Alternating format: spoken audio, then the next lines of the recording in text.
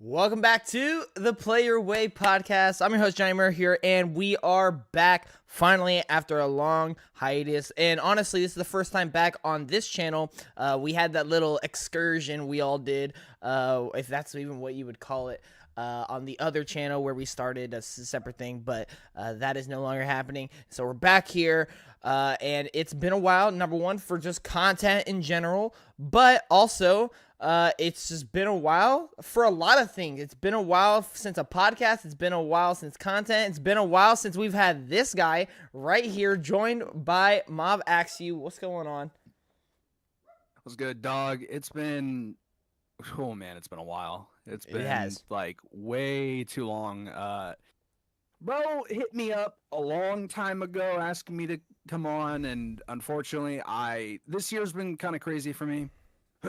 Got a girlfriend, so my time has been a lot harder to manage, which I've been trying to do a little bit better recently. So I wasn't able to do it then. I then went on a big hiatus again. I didn't get anything, so I was like, okay. And then I don't know, man. I don't know how this happens, but I feel like I'm always doing my thing, and then all of a sudden, like, I'm doing something. I think I was going through like Fantasy Critic or something. I was just looking at it, and I think I was kind of thinking how the rest of the days were going, and then like I was looking to see how many like drops I did and stuff, just to kind of see where I end up or whatever. And I remember looking at it, and like you had texted me, and I was like, "Uh-oh, did I do something wrong? Did he catch me in the act?" Yeah. I was like, "I was just looking, my guy. It's okay." And then you were like, "Podcast." I'm like, "Screw it, man. Like, I haven't done this in a long time. The only people I really like, I've been talking to my girlfriend a lot about games, and haven't talked to you about them in a long time, and there's just so much to talk about. There's so many things coming out, like it's genuinely insane, which makes me happy because like fall season is always so packed when it comes to games. But the one thing I am happy about, and this is going to be a surprise to most people, winter looks pretty slow, Dry. Yeah, it does. I'm really happy about that. For once in my life, I legitimately am happy that December only has Metroid Prime 4 and Octopath Traveler 0. Those are the only two like super really big games, And those are both in the first week on the same day. They're both on the same day. Exact day. Yeah, and I'm okay with that because that gives me all the time to like catch up. Dude, I don't think there's anything in November I'm gonna play. I'll be honest. I'm not for sure I'm gonna be playing Kirby or Call of Duty yet, so I don't. As of right now, I'll be playing Kirby, and I might try out Kirby, but I don't know. I don't think I'll play it that much. But you know what? I'm gonna try out that Lumina's Arise game. I'm gonna try out that. Yeah, I mean, why not, bro? I loved Tetris Effect, and so I was like. You know what? Maybe. Maybe I'll like it. Man, we need to get the squad in here to talk about Fantasy Critic because I'm gonna be real. John, some of your picks, man, phenomenal drafting. Like on some of these picks, like I didn't even know what some of these South were. of Midnight and Chronos, apparently. Well, hey man, which is so fortunate. I will say, hold on. I didn't say this during my review. That Chronos might take the spot for my new worst score ever I've seen. Bro, I can't even comprehend how that game has a 78. That game is at least an 80 minimum. I can't believe it, bro. I can't. I'll be 100% real. I've seen like people, like fans or like people that have just played it outside of critics. I've heard a lot of people really like it. Like I've heard the general consensus around that game is I've heard it's really good. Like most critical literally, like I watched him and I watched all of his videos, and he just posted one where he's like, "Man, I've been forgetting to like, say how much I like games or like review them." And he's like, He literally talked about how he's like, critics recently have been like really bothering me because I just don't think these scores are right. He's like, Chronos has like a 77 or something, and he's like, I just don't agree. And I'm like, literally. I'm right there with you. Like critics, dude, I don't even know the last time I've agreed with a score. Like, I mean, we'll go into. We've kind of already just jumped straight into conversation, which is great. But like, I don't know. Like like every game, like I feel like I'm different than what the score is. Yeah. Which is crazy. That's the thing when it comes to like that I've learned more and more. It's like I'll always look at Metacritic and stuff, and I'll always I don't even look at Metacritic anymore. Ever since starting Fantasy, bro, I'm like only use OpenCritic, which is weird. Yeah. My only problem with it is just I hate how it starts different, but then it's just gonna collide back into the other one. Like I hate how maybe OpenCritic's like 2 points higher, and then I'm like, oh, if Metacritic's down. Although by 2, then that Dying Light Dying Light the Beast is still an 82 on OpenCritic, and it's still a 78 on Metacritic. Really? Yeah, like it hasn't changed whatsoever. I hope it doesn't. Because I think what happened, Dying Light Beast is a multi-platform game, and OpenCritic just combines them all into one. So my guess is that some on one platform is higher than the other that has more reviews on Metacritic. Therefore, it shows up as 78, but when combined with the other ones, it goes up to 82 or something. I don't know. It's weird, but to put into perspective, because I want to make a big push for next year for just content and stuff. I really do, and I've thought of a plan. I've already started developing a long-term plan for next year already in September. I did want to make a video at some point or talk about it of the like why not to pay attention, like why you shouldn't make like Metacritic and OpenCritic scores like your main factor for buying something. Like it should be something that does like kind of help in some ways, because some games just, the general consensus, you may be like, okay, I'm hearing some of the things and like maybe I don't want to, but most of the time it's like if you see a 70, you should still try it. Like, oh yeah, it's not like it's the lowest thing in the world. For sure. But I don't know. But I brought up Fantasy Critic because I was like, I don't know. Some of y'all like had some crazy picks that I'm just very like. Your list still to me is the most like insane, because I remember looking recently and I was like, what is Absalom? I was like, what is this? I was like, I've never heard of this. I think it looks incredible. Yeah. I think it looks awesome. It does look interesting. I don't know how like it's. I will say, but I'm a little worried about it because I kind of like it was kind of like an impulsive decision thing. But I still have one drop left, but I'm saving it because I'm hoping to God Marvel Cosmic Invasion still comes out this year. Bro, I'm legitimately shocked there's no release date. I know. I don't understand what's going on. So I'm a little worried about that. So I'm holding on to the drop. Yeah. But if that does get a release date, I might drop Absalom. We'll see. I'm worried about mixtape, bro. I know that one too. That one too.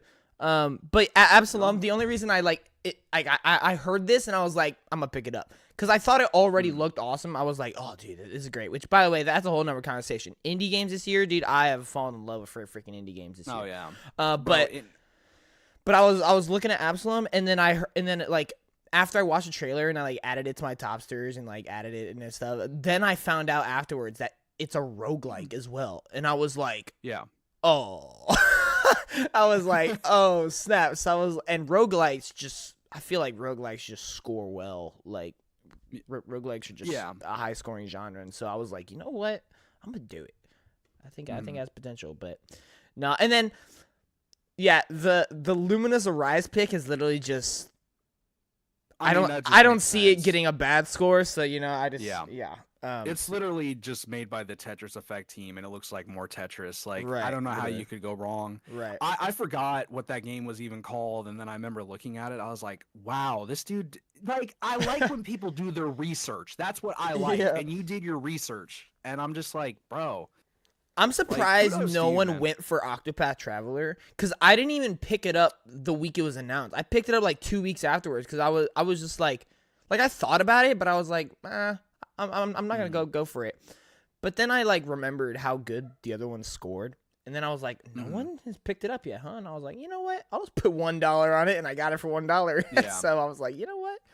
I'll tell you now, and I'll probably explain this if we ever talk to the other guys. If because I love to do this next year, depending on how things go. Yeah, for sure. My biggest regret, I mean, of course, is not dropping Lost Soul Aside the weekend I wanted to, because I was busy and I had to go out, and I remembered to do it that morning, and I took a shower, and then I had to go to the mall. I had stuff to do, and I was gonna get rid of it, and I just did it. And I knew when they were like, reviews aren't coming out day one, I'm like, it's cooked. Dude, I'll be honest. I kind of feared it for a while. Like, I was fearing it before Summer Games Fest. As soon as it was delayed to the same day as Metal Gear and Shinobi, I was like, oh no. Yeah. Oh. I tried having hope. I know. My biggest regret, though, my biggest regret, and I'm still proud of my drafting. I think this year taught me, you did good. Like, I know what good games look like. Yeah, you can look for sure. A lot of like my team. And I still think a lot of the games I'm drafting, I still think are great, and they've scored well. It's just, unfortunately, that one was kind of last second. I kept trying to give hope, and I kept trying to just, do as much. And then when I tried doing it last second, it just wouldn't. Me and you also... I should have picked up Sword of the Sea, man, but I didn't know they made Journey. I legitimately, because let me tell you why. Real quick. I don't think they made Journey. I think they just... I don't think they made Journey. Did they? Yeah, you might be right. That's what everybody's been saying. You might be right. But the reason I say that is because I'm going through all this stuff, and I wanted to draft it so bad, but I didn't, because I was like, all of their games have only scored like the low 80s, and I'm like, I don't agree with like their opinions on it. But I do remember people saying Journey, but me being stupid, I thought they meant their journey as a studio, like making video games.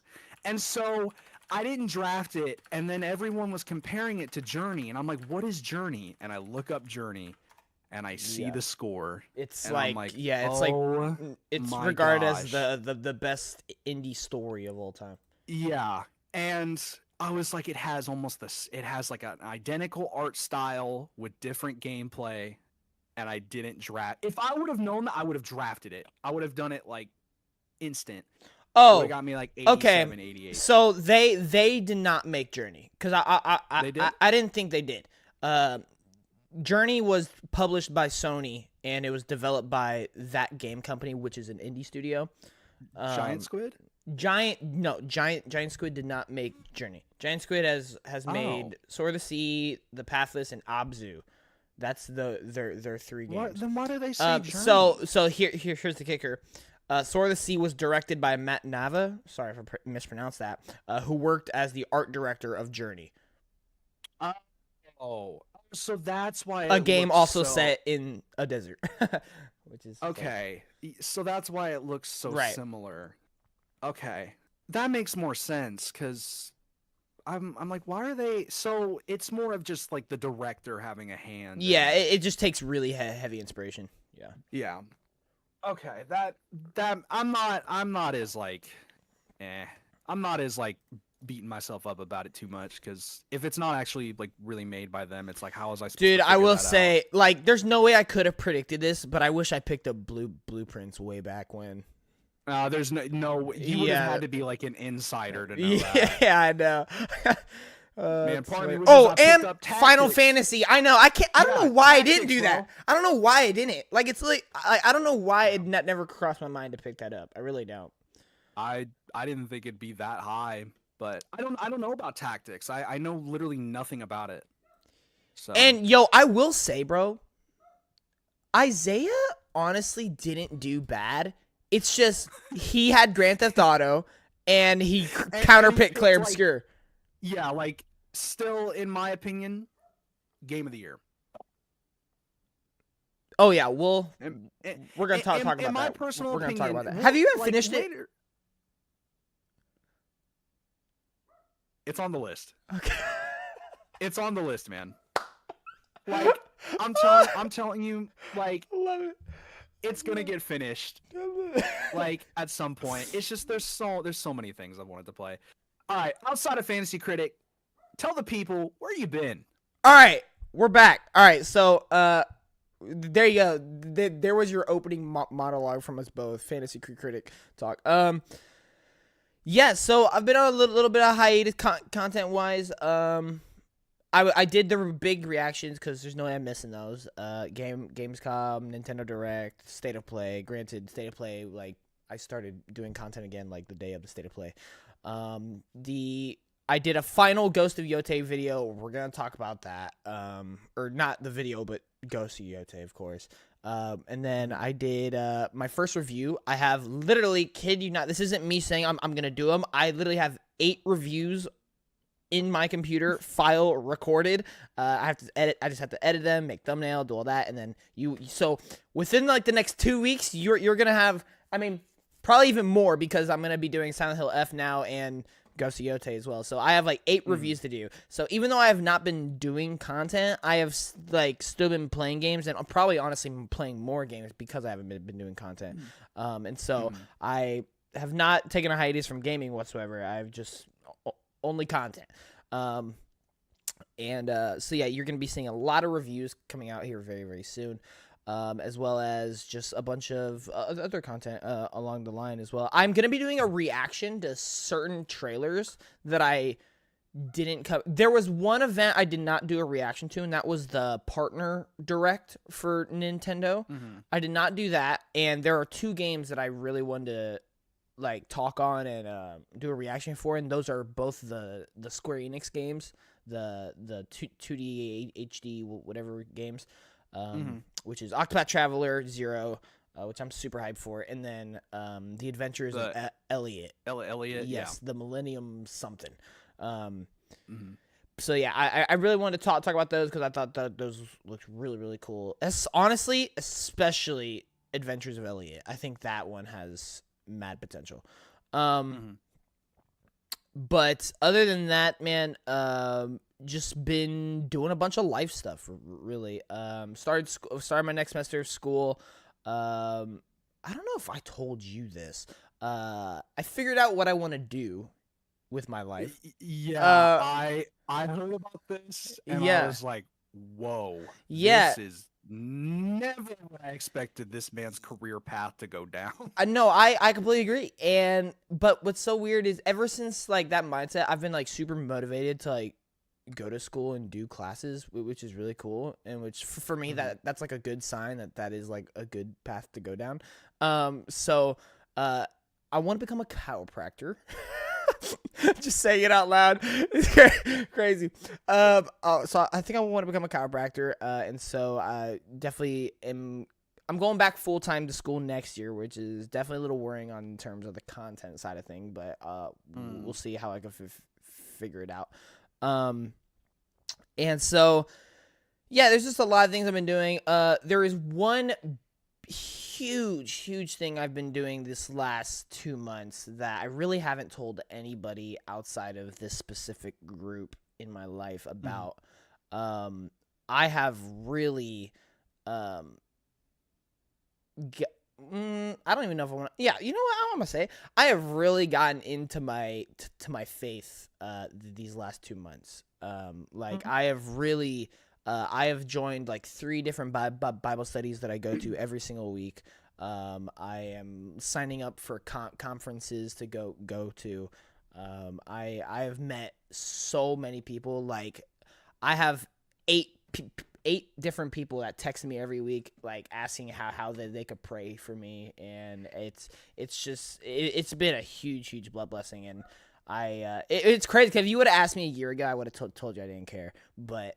Now it's just really it's just really blown up in my life, and so I've been super blessed and grateful for that, and it's honestly been like one of the best parts of my life the last 2 months. So I've been very, very grateful for all that. So yeah, that's really just where I've been. I've been just doing a lot. Football has taken up my whole Sundays. Every Sunday, so that doesn't help.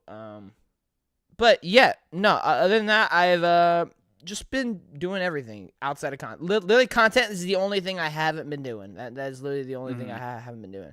I will say, I don't know why I didn't do a lot of content over summer. I really don't. Like, I did content over summer, but it was nowhere near the level of what I was doing it before summer, which is really weird. Like, summer hit, and I guess I kind of just like took a chill pill, I guess. So I don't know. But I think it's just as simple as like you just got lost in the sauce, man. Like you just there's just things you're gonna focus on more than others that because like in the moment, like you have like priorities in your mind, and like the things you're enjoying the most, like you'll focus on way more. Not to say like you don't care about content, but in that moment, 100%. like when you're finding all these things that you enjoy doing and you're loving in that moment, you're gonna focus a lot on that. Yeah, so for sure. Yep, 100%. And you know what? And that's such the beauty behind video games, because I am known in my family and some of my friends to be a very phase person. Like, I go through all these phases.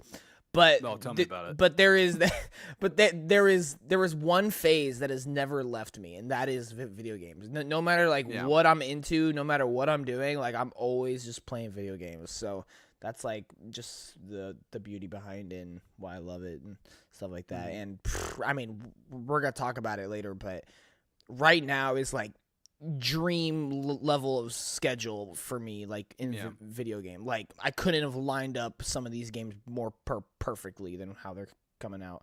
Like it's ridiculous to me. But yeah. What about you? All right, this is kind of like me and Austin's like 20-minute moment to just like catch up, kind of. Yeah, we outside of podcasts, we have not talked in months. We used Twitter to communicate for like a good 2 months now at this rate. Like, sometimes I'd be commenting on his posts. He'll sometimes do mine. I don't know, man. Like, I hate bringing it up all the time, but it's just a big part of my life now. I've just been working. I had a thought last month, and it's been kind of pulling at me a lot. I've been thinking about it a lot. That next year I just want to do a lot better. I've enjoyed this year so much more than 2024 treated me. 2024 was really hard and one of the toughest times for me. And I've enjoyed this year a lot. I've done a good chunk of things that I'd like to do, but I still want to do more. And I just have had this kind of midlife crisis at like 22, where I'm just kind of like, I just feel like I need to work harder whether I want to or not to do some of the things that I want to. Like, I need to start working harder than I already am. And I've started developing like a long-term plan. I want to save more money because that's just how I do. So what I've decided to do is over winter and fall, I'm going to like rake leaves and probably shovel driveways and stuff just to make some extra cash. Kind of save up a bit for next year, things that are coming out, just so I can save up a bit, because having a girlfriend now is just very difficult to save. Naturally, which is okay. It's my decision to save or not, but it's been a lot. It's been cool as well because I love my girlfriend. She's supportive. She wants to stream. She wants to support me in what I do. I think she's amazing. I wouldn't give up the world for her, or I wouldn't wish that, anything bad happened, and I don't think anything will. But it's been really eye-opening. Because it's taught me that there's a lot of things I want to work on and I want to change, and I have a lot of confidence that I can make all this stuff happen. And it's mostly just about like scheduling. Like, I want to make my schedule better. I want to work harder. I want to do whatever I can to make my next year better, but also hopefully like every other year after as well. But I've been kind of doing the same I usually do. I just work a little bit harder in some areas. Working at my job, just doing my thing. tending to her and also like trying to stay caught up with games and playing stuff. I'm behind on things, but it is what it is. I'm at least happy that we have some dead months coming up. So anything that I'm not potentially caught up on, I can if I want. But September, man, what a month for gaming. What a month. Holy. All-timer, for real. It's actually insane. Like, in terms of just events, games. I mean, like, straight up, I don't know if anybody can disprove this. It might have been the biggest indie month of all time. Like, I heard a joke from Funny Games Cast. Kind of funny games, yeah. Yeah. We need a best AAA games yes, award. Best AAA game award. Yeah. Like, low key, they kind of cooking. Like, they are. I love like some AAA games that have come out this year, but man, indie, I don't know, man, indie and just small team games, games, like not specifically categorizing in indie either. Like Expedition, like Expedition is part of that. So, yeah, it's wild, man. But no, bro, I get what you're saying. I get what you're saying for sure. It's definitely just, it's just a battle of discipline, really. That's all it comes down to, and like, cause your whole thing of like you feel like you missed a lot of opportunities. Yeah. Like, dude, that's something I struggle with a lot. Even though like I also feel like I work hard. I do all these things, and I'm very happy where I'm at, and I have been for a long time. There's always opportunities where I'm like, I wish I probably could have done more. Like when my parents go out of town for a week, and I don't get as much done as I wanted to because I took more naps or whatnot. I'm like, man, what a missed opportunity. You know what I mean? But like, at the end of the day, I definitely don't let that get to your head, because no matter what, there's always going to be opportunities that you miss. Like even if you start doing all of those opportunities, more opportunities will present itself. So it's just it's gonna be like a never ending battle. But it definitely is just discipline. Keep going. Like I say, put 110%. Even if you feel like you're doing really good, even if you feel like you're doing your best, like always just push for more. For sure. But yeah, that's what I mean, is like it's good that like I said, there's 2 dead months, because I want to use a lot of those like dead months to it's crazy because like I don't want to get a second job, but it's like for me, if it can help me out later down the line for next year as well, like I'll do what I can, man, because I definitely want to make next year really good. I want it, like the stuff I'm interested in, I definitely want to get. I just don't want to have to like spend so much all the time, and if I could cover it with something else, that's perfectly fine. Yep. I will say next year's starting to look pretty crazy. Dude, we might actually have back-to-back some goated years in gaming, like for once. Like, do you think this year is shaping up to be better than last year? Than last year? Oh, 100%. I looked at it. I think this year blows it out the water. Oh, 100%. I don't even think it's close. I don't think I wouldn't have put last year even like on. I would have said last year was like a B tier year. Mm-hmm. Which is fine. Like not every year has to be S tier. Like, but like, I don't think 2024 beat 2023 for me. So So for me, 2025 versus 2023. Now that is a conversation. But no, last year, dude, this year is so much better than last year. I think I think we had this conversation a lot last year at one point. I think like 2023 is better than 2024, but I think like the argument can be made like we've enjoyed 2024 more because there were some games that like there may have not been as many games or as big of hitting games, but like the games that were hitting like were just like really speaking to us kind of in a way. Looking back, I think I probably still do prefer 2023 over 2024 just because there was so much good stuff, but This year, I feel like is a mix of both. I feel like we're getting a lot, and we're getting stuff that is really, really speaking to me. Like I was just beginning. Like there are so many games I could put on my top 50 from this year already. So, but yeah, man. All right, enough talking about our lives. Let's go ahead. Yeah. Let's you get don't talking. care about that. You care about video games. Yeah. Let's get. Just lost all our subscribers. We which, by the way, road to 1,000, boys. We've officially crossed 900. It is time. We're on the road to 1,000.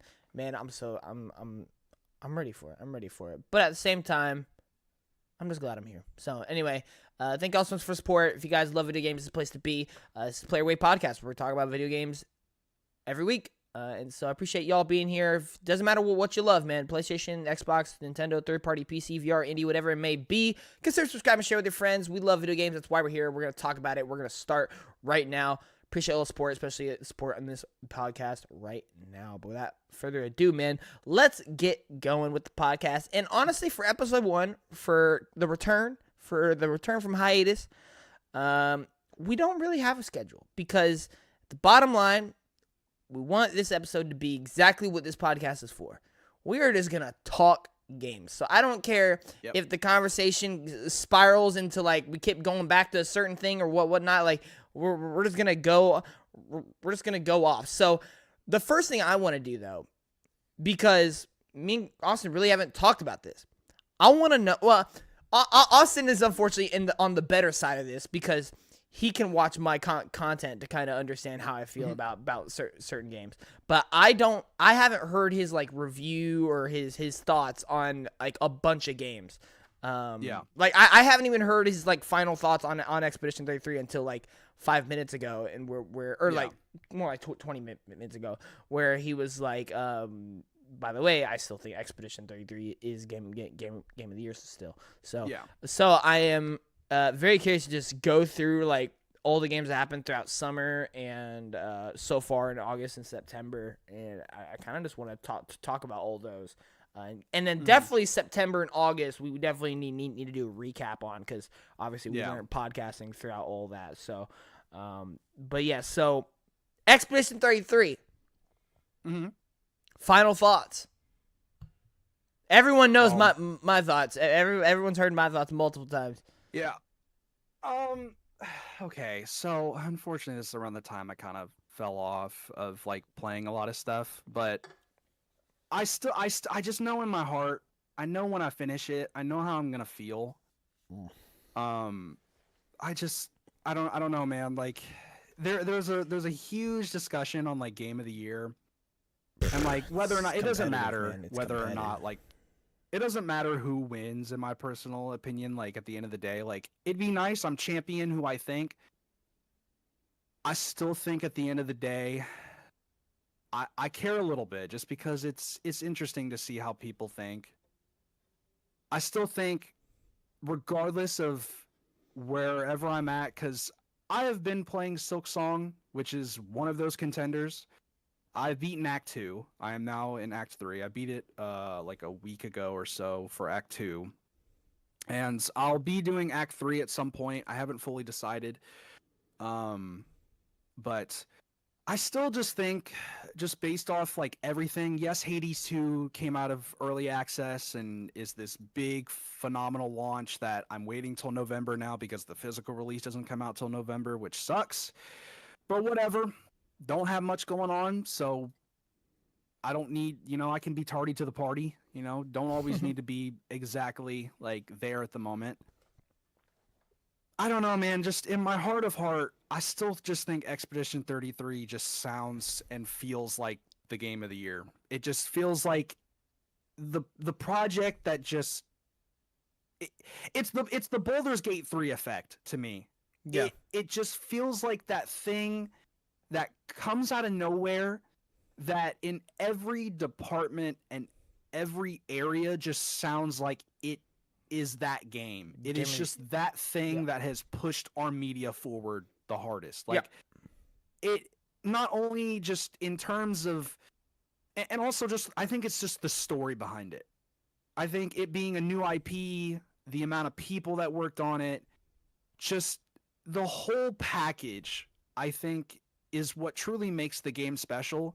And I love Silksong. I do. Like, I've really enjoyed it. Like, Silksong for me at the moment, from finishing Act 2 and rolling the first credits, I'm at a 9 out of 10 for that game. I don't think it's perfect. I do love the game, and I think it's fun. I do think it is phenomenal. There are things that hold it back for me a little bit from being that 10 out of 10. One of them just being I feel like I've played games that feel like on that 10 level where Silksong doesn't quite feel like a 10 to me for very slight reasons. But I still love it. But I still know at the end of the day from my experience of Expedition 33 whether I've ruined some of them by thinking stuff was going to happen and kind of wishing my reaction was a little bit more on certain parts of the story that I was a little confident weren't going to happen and I was a little confused about. That still bothers me because I hate my reaction to a very important like thing that happens in the game, which I don't want to spoil or anything. I still just think Expedition 33 is I can't see a world where that game doesn't win Game of the Year. It doesn't sit right with me. Like it doesn't. Wait. So are you saying your prediction is that Expedition 33 is gonna win, or are you saying it's just your game of the year still? I think it should win. Oh, okay. I see what you're saying. I think it should. I understand Hades 2 is probably phenomenal. I just think Expedition 33 has the story and there's so much behind it. There's like, I think it's the story, it's the product, it's the vision, it's everything. Yep. I think it's literally I don't know, man. Like I haven't even finished it, and this is how I feel about the game. I just think it is the best thing we will have this year, whether or not it doesn't have the highest critic score or whatever. I just think if you have to sit down and ask people and pick one game and what do you think that game is that truly changed like so much and is that game people are going to champion, I think it should be Expedition 33. Yeah. Well, I mean, here's the thing. I am right there with you. I predict Expedition 33 will win. That is my current prediction on what I think the front runner to win is. I think it also should, because I agree with you. And there was a quote by Tim from Kind of Funny Games when he was doing his review for Donkey Kong Bonanza. He was like, yes, I gave Donkey Kong Bonanza a higher score than Expedition 33. Yes, I think Donkey Kong Bonanza might be a better game than Expedition 33. But it doesn't mean it's my game of the year. And when he said that, I'm like, I feel that. But like, I feel like you need to explain it. And then he did. And this isn't him quoting it, but basically the way I look at it is, and it's something I've said for a long, long time, a game is not just the 20 hours you spend staring at the screen. Mm-hmm. A game is everything surrounding that product. Yeah. That thing. Whether it is like content people make, whether it is music that you can listen to on Spotify, whether it is merch that you can buy, whether it is the trailers leading up to it, whether it is the conversations you have with people on social media, right? Everything surrounding that game plays a role into what that game is. And for me, the game as a moment of the year, like a moment in time, to me so far is still Clair Obscur Expedition 33. There is no moment when that game came out, it just completely took over. And it's this game that came out of nowhere, literally came out of nowhere, and it took over. And it's still being talked about to a high level, like in a high amount today. Whereas my personal game of the year, I mean, that's no question. It's Death Stranding 2. But that game is not being talked about nearly as much as it was when it first came out anymore. And granted, that's how most games work. Like that's how 95% of games work. But when you get a game like Expedition 33 that is still in the conversation today, no matter what kind of conversation you're having, that tells you something. That tells you the fact that you announced at Gamescom that you're gonna have a live music performance of Expedition 33, and that's what people say is one of their most anticipated things going into the show. That's how you know that game is game of the year material. Now, I get Hollow Knight Silksong. I get it. It was like the most anticipated indie game ever. It was like the highest memed on game of all time. Like I get that, but. But the GTA 6 of indie. Yes, literally.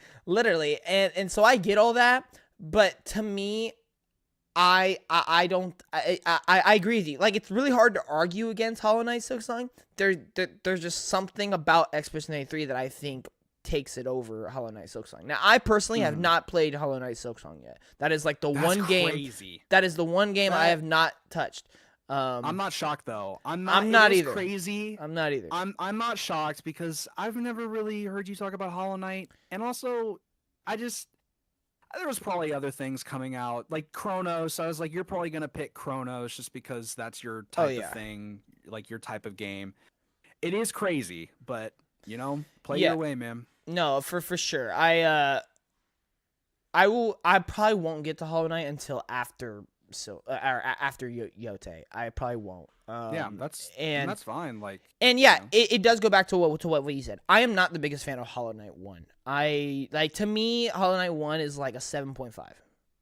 Dang. And that's not like me giving like a grade score. That's just like on my like enjoyment scale. Like I don't really find that much enjoyment in Hollow Knight, but I notice like all its amazing qualities. You know what I mean? Like I can't argue like I wouldn't go to argue that the game's a 7.5 to anybody.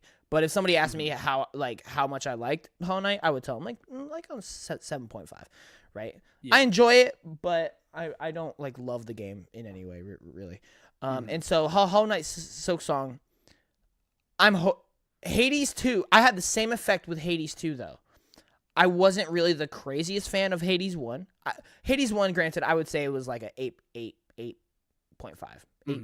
right around there.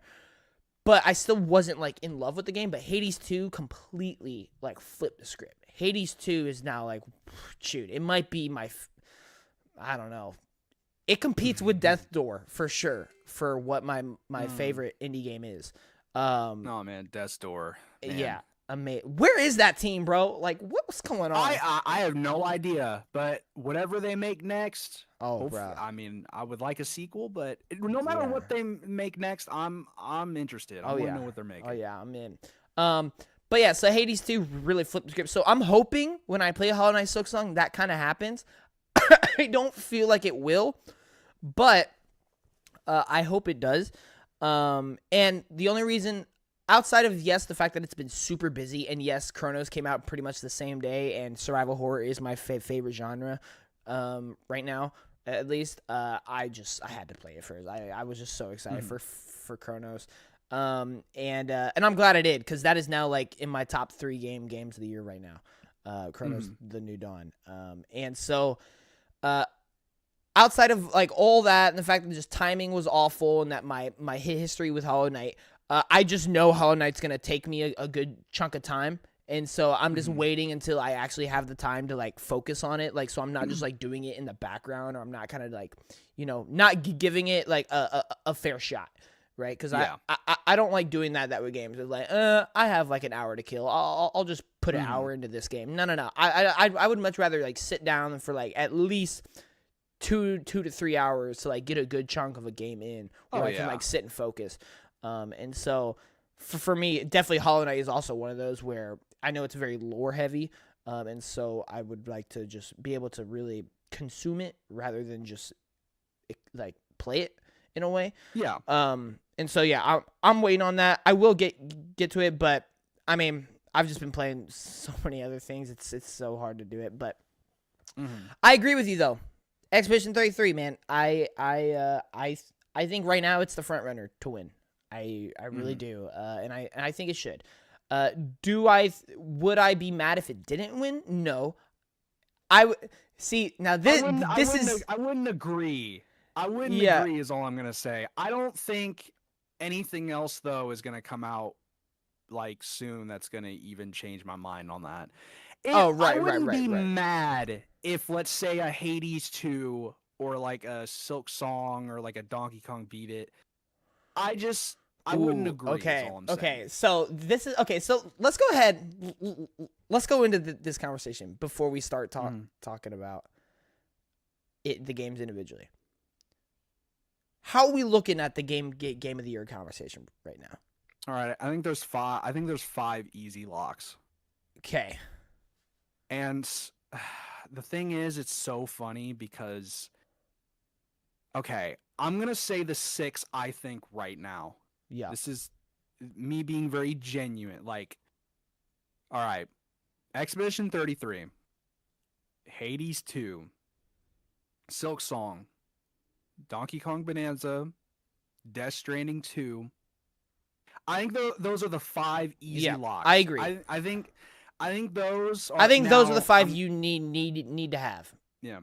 Now, I just feel like based off their scores, one of these have to be here. But I just think Blueprints isn't gonna make it. I have this feeling. I didn't think that was even in contention, to be honest. I have this feeling that even though it has a 92, I just don't think it's gonna hold up as what it is. A 92. So where the heck is it? Yeah, it has a Metacritic. It has a 90. Yeah, on Metacritic. Dang, it's an 89 on OpenCritic. Golly. Really? Yeah. Oh, dang. Wow, 92 on Metacritic though. Wow, that's actually really impressive. Yeah. Holy moly. And I still like Blueprints. What a freaking banger, bro. Oh, yeah. Love that game. In terms of, because part of me wants, it's a Jeff Keighley show. I'm gonna say it. I'm not. It's probably number 6 if it is. I'm gonna say Split Fiction. Yeah, I mean, it's gone off the radar, but like, it's still one of the highest rated. It was loved when it came out. It's Joseph Fares. It's EA's best game in a long, long time that hit a score that high. Like, it's hard because then after that, it's like, what else, is there that you could pick? I'm just going to say Split Fiction, though, because I just think Split Fiction can fit the mold for that. Yeah. And I could be wrong. It could be replaced by Yote. It could be replaced by... Well, and see, like, I mean, if I had to make a prediction, I think it will be Yote. I agree with the other 5, hands down. I think the other 5 are locks. Like, I think if you don't have any of those other 5, I think that's a huge rob for each of those 5. I think those are the clear 5 standouts throughout the year. I think all 5 of those had their moment of the year. And so the 6th place is where it could really get weird. Yeah. Because like you could fit a lot of different games there. You could fit Kingdom Come in there. You could fit Blueprints in there. You could fit Yote in there. You could fit Split Fiction in there. You could like, heck, who knows, bro? I doubt it, but like they may like throw a curveball and do like Doom or something like crap like that. There used to be, I remember a time when I was pretty certain, and that's the problem with games coming out in like the beginning of the year. I remember when people are like, yeah, Monster Hunter's a lock. Oh yeah. I don't, it's not, Monster Hunter will not be in there. Absolutely not. Absolutely not. Yeah. Which sucks, which like, I still think the game was really good. I still really enjoyed it. Now here's where things could really change. Yes, Hades 2 is like the highest rated game of the year now. But I could see a world where they don't nominate it because it was an early access game. Mm-hmm. Like, I don't know how they're going to treat it. And because there are people, because we've had this conversation, the way voting works, they literally just get a ballot and they fill in their vote. They just write down the 6 games they want to be nominated, like, or that they think should be nominated, right? Mm-hmm. They don't do like any professional research, any like criteria, nothing like that. I could see people being like, especially critics who played like 40 hours of early access and then like played like 30 more with the full release, feel like I got most of my experience last year. Therefore, I don't know if I would say it's also Yeah. the top one this year. You know what I mean? I think Hades 2 is a weird one just because it was early access. Do I think that should negate it? No. I still think it should be nominated this year because it wasn't allowed last year. Yeah. That's my thing. Like if it was allowed last year, I think it should have been nominated last year. I'm gonna say another reason why I think it's gonna get in. Who's to say more people would be okay with early access being nominated for Game of the Year over a DLC? Right, literally, exactly. You know? So I don't know. I could see a world where Hades 2 doesn't make it in because of that whole weird early access thing, but at the same time, I think it still will. I think it still will. I'm not mad if it does or doesn't, because then I think if it doesn't, it honestly makes it more interesting, because then it's like, all right, what are we filling in for 2 other spots? Well, so if Hades doesn't make it in, then I think it's Yote and Split Fiction as of right now. Mm-hmm. Now, I will say there is one game I would just wait. I'll wait to see, because I could see it coming in and kind of doing better than I think a lot of people expect. I think Outer Worlds 2 might be a little bit of a sleeper. Just because it's a really big RPG, and we know what happens when a big RPG comes out swinging. It makes waves. And it also is coming out like a week before voting happens. So recency bias is also very, very strong, which is also why I think Yote will take the spot rather than Split Fiction. And also it's just it's PlayStation, and it's like big narrative driven third AAA game. So to me, I think that just like, I don't know, just feels like it'll probably be nominated. I don't really care if it does get nominated. Like, even though it is my favorite, like, even though it's a sequel to my favorite game of all time, like, I won't really be mad if it doesn't. I will be mad if Death Stranding 2 does not. I will be furious if Death Stranding 2 does not be nominated. It's a lock, bro. It's Kojima. Yeah, I feel like see, and that's honestly the main reason I think it will, is because it's Kojima, which is awesome. Dude, what a year, though. Like, it really is competitive. Now, in terms of winning, dude, I could literally see it going to so many things. Like, I do think Expedition 93 is the front runner, but I could see it going to Hollow Knight. I could see it going to Hades. I could see Kojima finally getting his flowers. Like, I could see a really weird world where that happens. I unfortunately, and yes, I say unfortunately, and this is where we have the conversation, I could see Donkey Kong winning. Great game. I personally think it's overrated. But I think it's a great game, and I wouldn't say winning is wrong. Would I be necessarily happy it won? No, but and I see why people love it the way they do. But for me, I look at it as like Kirby and the Forgotten Land. Like, Kirby and the Forgotten Land and Donkey Kong are kind of on the same level for me. Obviously, Donkey Kong does way more technically and gameplay mechanically and stuff like that, and I can appreciate that. But just from a enjoyment level, I view it pretty similarly to Kirby and the Forgotten Land. So I personally think it should be nominated 100% because of what it is and just how mechanically unique it is. And I mean, the Odyssey team, just their level design, everything was fantastic. I do not want it to win, though. That is the one game I am going against winning, because I just don't want to. I personally just don't want to see it, but I don't think it will, though. Just like based off score, but also just like I don't think critics are gonna think it's good, because like I think even because like last year's winner was Astrobot, right? And I don't think Donkey Kong's better than Astrobot. No, yeah. And like I really, my experience with Donkey Kong, like I love the game. It's like a 9 for me. Yeah. It's so close to being there. Like, I love every idea that they have. I really do. It's just some little things that could have been polished. I think could have been a couple other ideas that would have worked well. I will say, the last 2 hours. Yeah. Yeah, Dude, it's peak.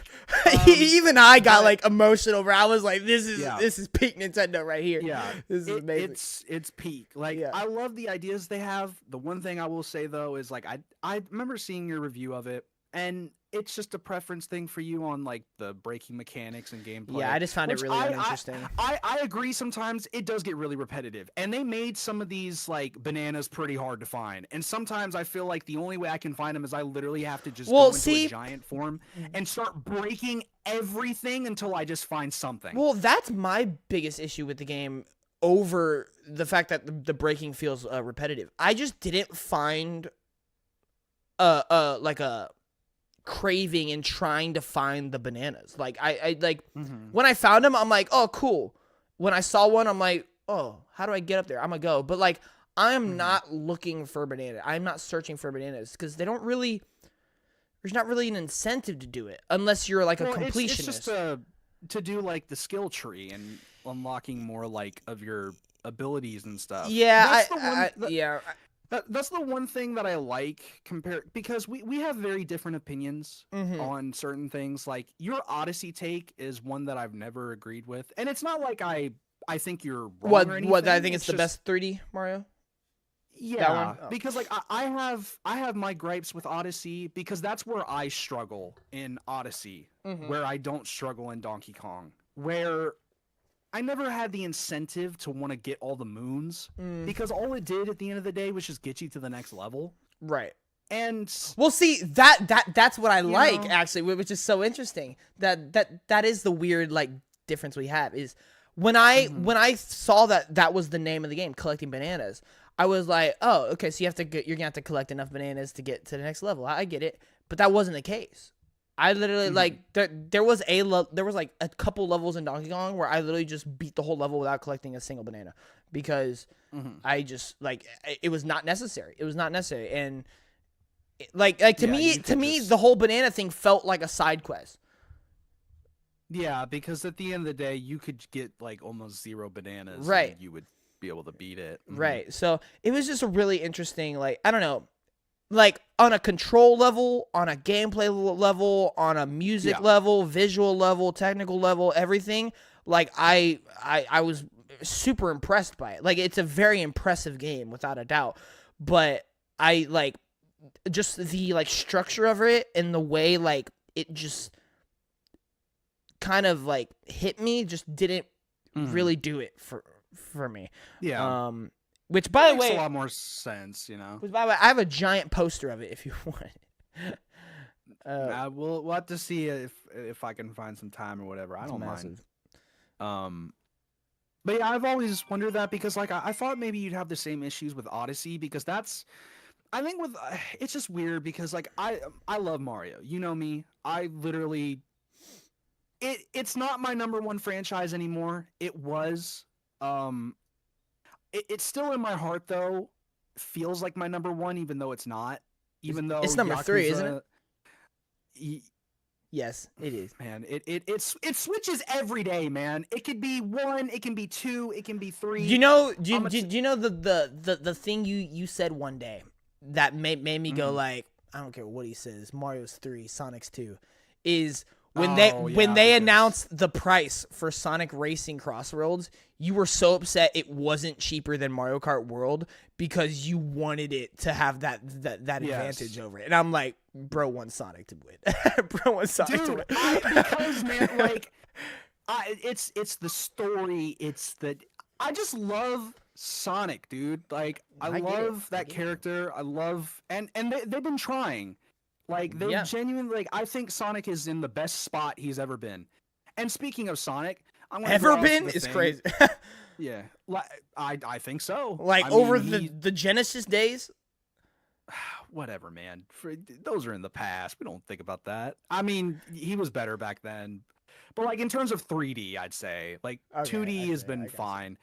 But speaking of Sonic, I wanted to... Just because I don't really have much else to say on Donkey Kong anymore besides like I still love that game. I think it's great. The only thing, man, I will say I don't fully agree with your take on the performance fully. I think the performance? The beginning and middle are fine, but the last like 5 hours is actually a joke. Like the performance. You talking about like frame horrible. rate? Yes. What was my take on frame rate? Like what was my take on? You were like, it has a lot of performance issues for most of the game, which I didn't fully agree. I said because that. like the last, I think you did. I don't know. I definitely remember frame drops. I wouldn't say I don't recall performance being an issue for me though. I just know you said it had a lot of performance and frame drops. Interesting. Like maybe not the whole game, but I will say the last 5 hours of the game is actually kind of a joke when it comes to frame rate. That one boss that literally shoots out toxic waves, like how did that slip through the cracks? Oh man. Like when dude, okay, that's another thing. Boss fights. Bro. Okay, yeah, no, that's how I go down to a 9 to a 10. Oh, I think man. these are some of the worst boss fights like yes. in Nintendo platformers. And it's not because and then you get to King K. Rool and you're like, this is what's up. Yeah. You know what I mean? They're not designed bad. It's just they have no health. Yeah. Really, they the first boss in the game took me, I kid you not, 7 seconds to beat. 7. Yeah. And like this is where we are. Like at least in Mario there's like 3 hits and 3 phases. In Donkey Kong it's like you smack them. Man, I just climb up and then I can just swing and they're just dead. Yeah. Like and that's my least, and that's another thing with Odyssey is like the boss fights were whatever. They're fine. Which is why like I like Galaxy, and Odyssey team made Galaxy, and I'm hoping we get a Mario Galaxy 3. This is the best chance we're Dude, hey, you know what? If there was ever time it was gonna happen, I'm gonna cry. That's all might, I'm gonna. I will cry. It might. But that was another thing with Donkey Kong is the boss. Man, just missed. I will say, the one thing that I genuinely came like one of my favorite things about Donkey Kong, which was the thing I was going in that I was like a little worried about, the whole Bonanza forms, the like zebra and ostrich and all the forms. When they showed them off, I'm like, why are we turning into zebras as Donkey Kong? Like, like, I feel like we've lost the plot here. Yeah, you know. But then you play it, and yes, and then I'm like, okay, from a gameplay level, these things cook. These things absolutely cook. And then the music hits whenever you do them, and it's just Oh yeah, great. The music. Oh man, the music. Yeah. What's your favorite form and song? I think my favorite form. Ooh.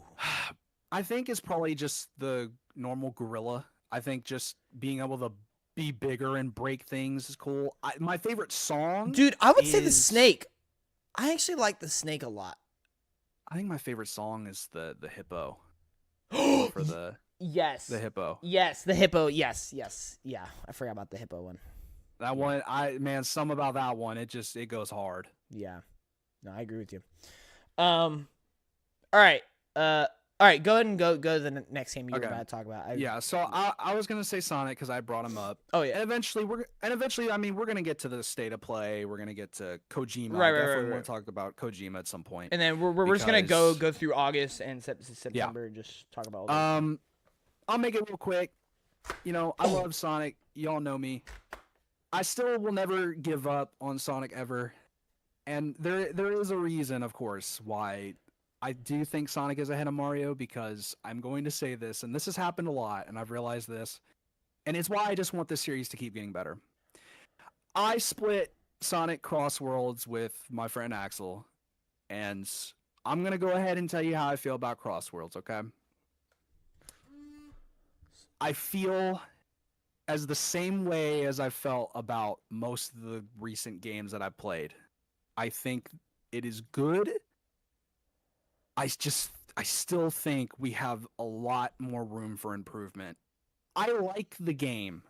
I think there is good things about it and I'm going to compare these two, and I hate doing this because I know these are two separate franchises, but there's a whole war going on, and Sega wants the war. They want that Mario Kart war. They signed up for this. I like Cross Worlds. I think it's fun. I still just I think I enjoyed my first impressions of Mario Kart more than Sonic Cross Worlds. Like, my only problem with Cross Worlds is I like the concept and idea of the game more, but I think in terms of like playing both of them, I had a better experience playing Mario Kart. I'd rather go back and play Mario Kart than Sonic Cross Worlds. Like, I don't get that excitement playing Cross Worlds. Like, I can realize that the game is good and it has good qualities, but it just doesn't feel like exciting. It doesn't get me like popping off or going crazy. It just kind of has me feeling like, it's good. Like, it's fine, like, and it sucks because I want my second favorite franchise to make me feel those emotions. I want to feel, the best I go do. Fast. Like, like, and I think kart racing games it's becoming weird to me. Like, I'm becoming very particular. Like, I think the most excited I've been for one is not the two that I think are the most popular. I think Kirby is the one that I've been the most excited for ever since it got shown. But it's because it's fast, it's crazy looking, it's just I don't know, and I'm hoping that game kind of,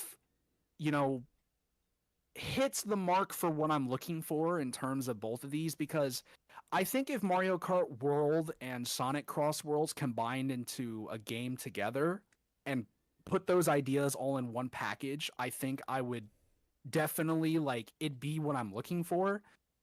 It's just Cross Worlds misses some marks for me in terms of like the DLC I've become more annoyed with. I didn't know I had to wait till November to play Ichiban. That sucks, but whatever, I guess.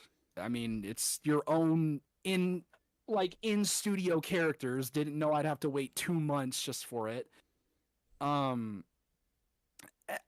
don't know. Like, I'd give it like a 7. It's good. It just, I don't really have the urge to want to go back and play it. Like, which sucks because, like I said, I love Sonic. I do. Yeah. And I want what's best for him. And I'm always, I'm always going to give his stuff a shot. I'm always going to support, Sega. Like, Sega has been just over the years now, has just been, they might become number one for me over Nintendo.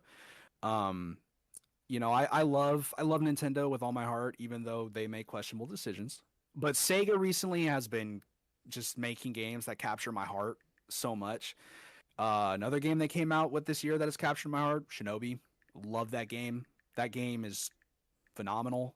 9 out of 10. I don't think it's 10.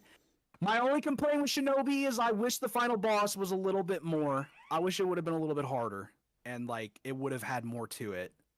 But outside of that, man, Shinobi's fantastic. If you have not played Shinobi, go play Shinobi Art of Vengeance. Play that game. It is so good. It may be in my top 3 for this year. It's so good. It is so good. I cannot recommend that. Do you like Hollow Knight or Shinobi better? No, Shinobi.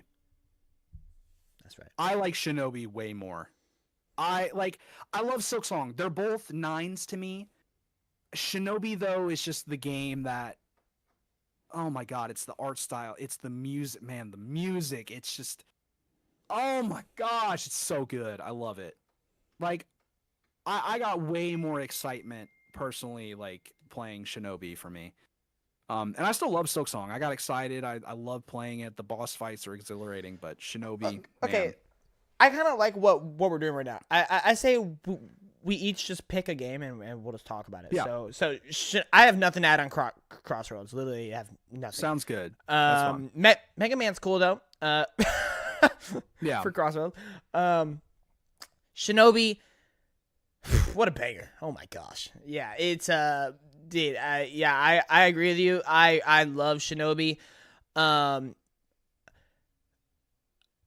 Yeah, I would give it a 9. Like, if I just changed my review scale in my return to where I'm doing 0 through 10 without 0.5s.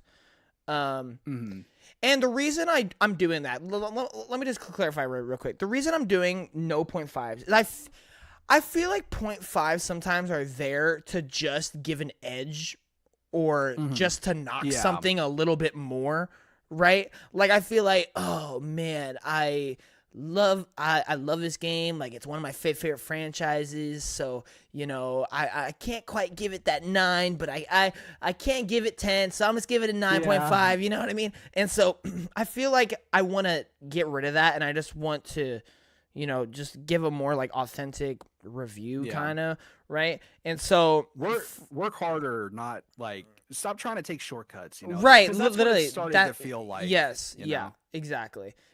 So for me, I'm getting rid of 0.5. So if I still had, and honestly, this is also something I've just learned this year, and this is not something I've just tried. Like, this is not something I've like actively tried to do. I've kind of just grown into it. The more I've like done content and done reviews, I have definitely gotten not like harsh, but I've gotten way more like it's harder for me to give like it's really hard for me to give a game a 10 now. Like, it really is hard for me to give it 10. I think, even though you have 2, but still, like, maybe I'll have 2. Maybe not Expedition and Death Stranding 2. I have to figure out about Expedition. I have to figure that out, because it was a 9.5 is the problem. And so now that I'm not doing 0.5s, I need to figure out if it's a 9 or 10. So I don't know. On a podcast though, you were like, with Jordan, you were like, I gotta say 10. I feel like I remember that. So yes. I did do that, and then 2 weeks later, we did a podcast where I told Jordan I want both of us to make our list of every game we think is a 10 out of 10. That was a specific podcast, and I ended up making my list, and I think it ended up being around like, hang on, let me see. Let me go to top series real quick. So I think my list ended up with 17 games. And I didn't put Expedition on there because to me it didn't feel there for me. But because I'm not doing 0.5s anymore, I need to figure out if I'm rounding up or rounding down. And for me, if it's not instantly clicking as a 10 out of 10, I don't know if I could put it 10 out of 10. And if I'm talking pure enjoyment, I would probably give it a 10. Yeah. But you're different though. I am. Your brain works so different. And I even said this in my own review when I did it. There are things fundamentally and structurally about that game and just design choices that don't make sense to a certain degree, and I think make it a little bit worse of a game, even though it doesn't detract from its enjoyment, though. Like the fact that there is no map, the fact that you can't just restart boss fights halfway through, you have to die in order to do it. Like the fact, I think there is one point in the game where I feel like the pacing kind of stretches itself out a little bit. And so there are things where I feel like everything is here for it to be a 10 out of 10. I just don't think this one specifically is. And so we'll see.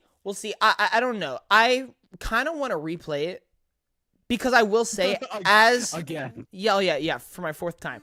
I want to replay it because I haven't played it since May. Or no, since June, I think. Yeah, since June with my sister for my 3rd time.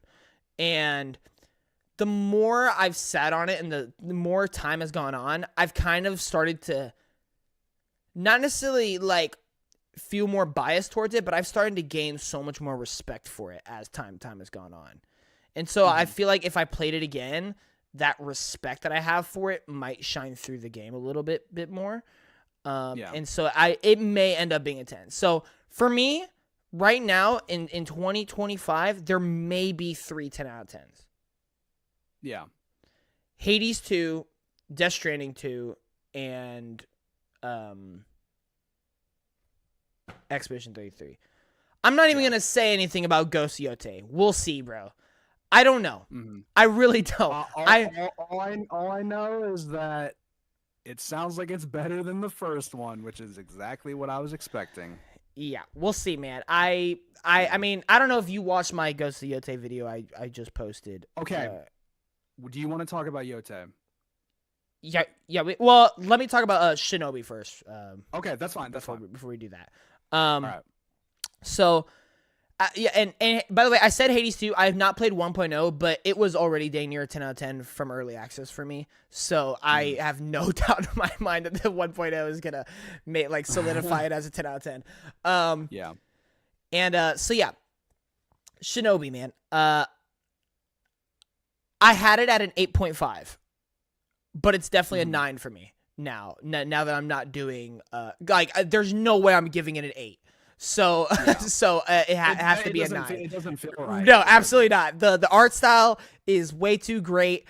The combat and all the different upgrades and just different things you can do is awesome. I think all the levels are paced really, really well. Like, I don't feel like any level overstays its welcome, and I don't think any level is too short. I think they did a great job at that. For me, it really just comes down to I did not care whatsoever about anything going on in the game, like from a world, character, story level. Like I could care less about any of that stuff. Yeah. And so it then transformed into what a lot of those games end up feeling like for me, and I just feel like I'm going from level to level to level. And that's really where it detracted from me, where I'm like, I'm having a blast doing it, but that's about it. Which is okay, you know? And so I can agree with you on that. Like, I do think I did like the story. It wasn't anything super crazy. Like, it was, just a passable, like, simple story that I did like. I did enjoy it, but I do think having the extra oomph in that department would have helped. But still, man, like, I can't recommend Shinobi Art of Vengeance 100% anymore. Like, 100%. Like, I think it's like only like $30 too. Like, yeah, dude, it's crazy so good. Deal, man. Crazy deal. I will say, not that it's bad, because it's definitely not. It's definitely it's good. I expected it to be a little bit better, but that I'm not like saying that is not me saying it's bad or I didn't like it. I thought the music would go a little crazier. Like, I think while playing it, I was like, oh man, this music's going in. But like after playing it, I can't recall any like moments where I'm like, yeah, man, that track. And it's just games like that have like some of the most like awesome soundtracks. So going into it, I thought it would kind of be similar, and it would kind of add like a nice ninja like flair to it. And I just didn't really get that. I feel like. Yeah, I get what you mean, because one of my, like I said, one of my favorite franchises, like my favorite is Like a Dragon and Yakuza, and they have a lot of like EDM electronic type music. And for me, going out of like those games and like Shinobi is like, in that moment I remember that music and I remember a little bit of it, but like for me, Yakuza and Like a Dragon, that series, I remember a lot of those songs. Like, I remember them, and I still think Shinobi has a great soundtrack. I just don't think it has a super memorable soundtrack is the problem. Right. But still, I think it's great. It's so good, man. Like, it is. It's amazing game. It's about where I expected it to be honest. Yep. I expected it to be in that 8 to 9 range, and it was in the 9. Yeah, and I was so happy. That's a great way to put it. It's exactly what I thought it was gonna be. Like, it's exactly what I thought, which is great. All right, let's just go ahead. Let's talk about Ghost of Yote. So I'll go ahead and let you say what you were about to say, because obviously, I mean, to be fair, I kind of said everything I need to say in my video. If y'all haven't watched it, make sure you go watch it. Yeah. If you want to just hear what I have to say about the game specifically, go to the second half. The first half, I'm reacting to some of the trailers I missed. Yeah. All right. So I'm doing. This is the first time I've ever done this. I'm doing something that I've never done my entire life. So the first time we saw Yote, I remember it like it was yesterday. you being super excited. Oh man, what a moment. It was a big moment for you seeing the release date and everything as well. I have not played Tsushima until today. I will be starting Tsushima, and I'm going to hopefully within a week have the time to finish, which I think I will, as long as I like stick to it. You can beat it in 15 hours if you just if you just straight and also like I do want to see what some of the side stuff is looking like. Now, here's the funny thing. Ever since that day we reacted to that trailer, I have not watched a single Yote trailer. I have purposely skipped every single one of them because I want to go in as blind as possible. Don't play Tsushima. And why? I think you should go into Yote then. Really? I know this is wild for me to say. This is crazy. This is crazy for me. Okay, well, see, this is tough. This is really tough right here. This is an interesting pickle you have yourself in. Okay, this is the biggest pickle I've ever seen. This is the first time I've ever done. So you're saying you have not watched the state of play? No, I didn't even. I skipped it. I literally didn't watch it at all. That long direct that it got, didn't watch any second. So you're telling me you watched the original trailer and that is it? That's all I've seen. I think you need to go into Yote then. Really? What makes you say that? Like, because that's exactly how I fell in love with Ghost of Tsushima. Mm-hmm. I went in with literally nothing. Literally nothing. I saw one trailer at the Game Awards, and I was like, this looks cool. I showed my dad. I'm like, this looks cool, doesn't it? And he was like, that does look cool. And I remember July came across, and I saw the game was coming out. I didn't follow the game at all. I didn't keep up with the game at all. I just remember seeing the trailer, and I saw the poster at the GameStop door, and I was like, you know what? I've never played a samurai game before, so you know what? I'm going to just pick it up.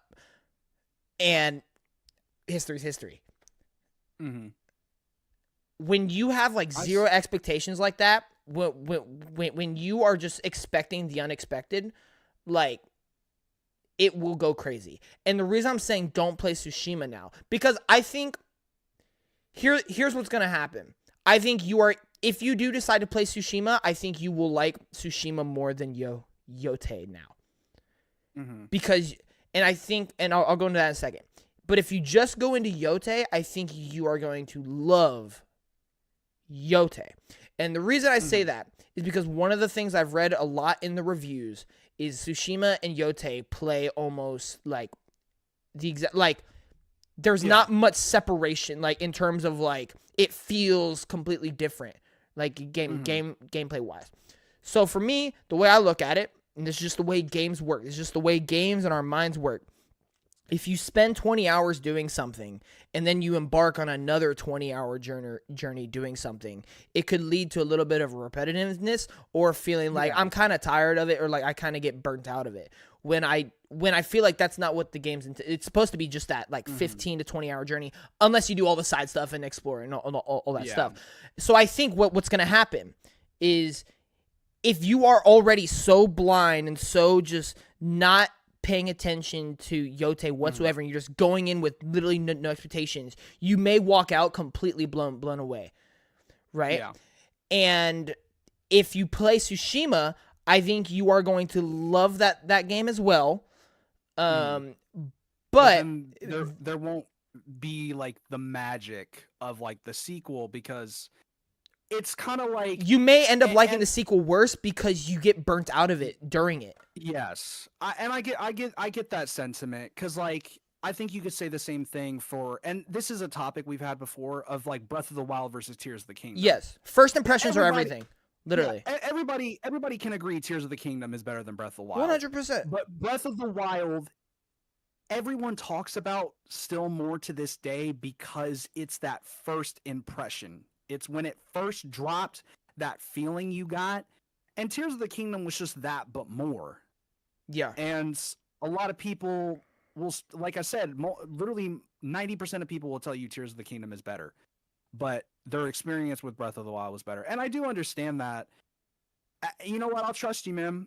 I don't know what it is. It's not like I wasn't interested in the game. I've always been interested, but for some reason in my mind, now I do think, because at this point, and this is what I talked about in my video, I am at a really happy position with the game. I have very average expectations. Not in the sense of I think it's going to be an average game. I would be shocked if it's anything less than a 9.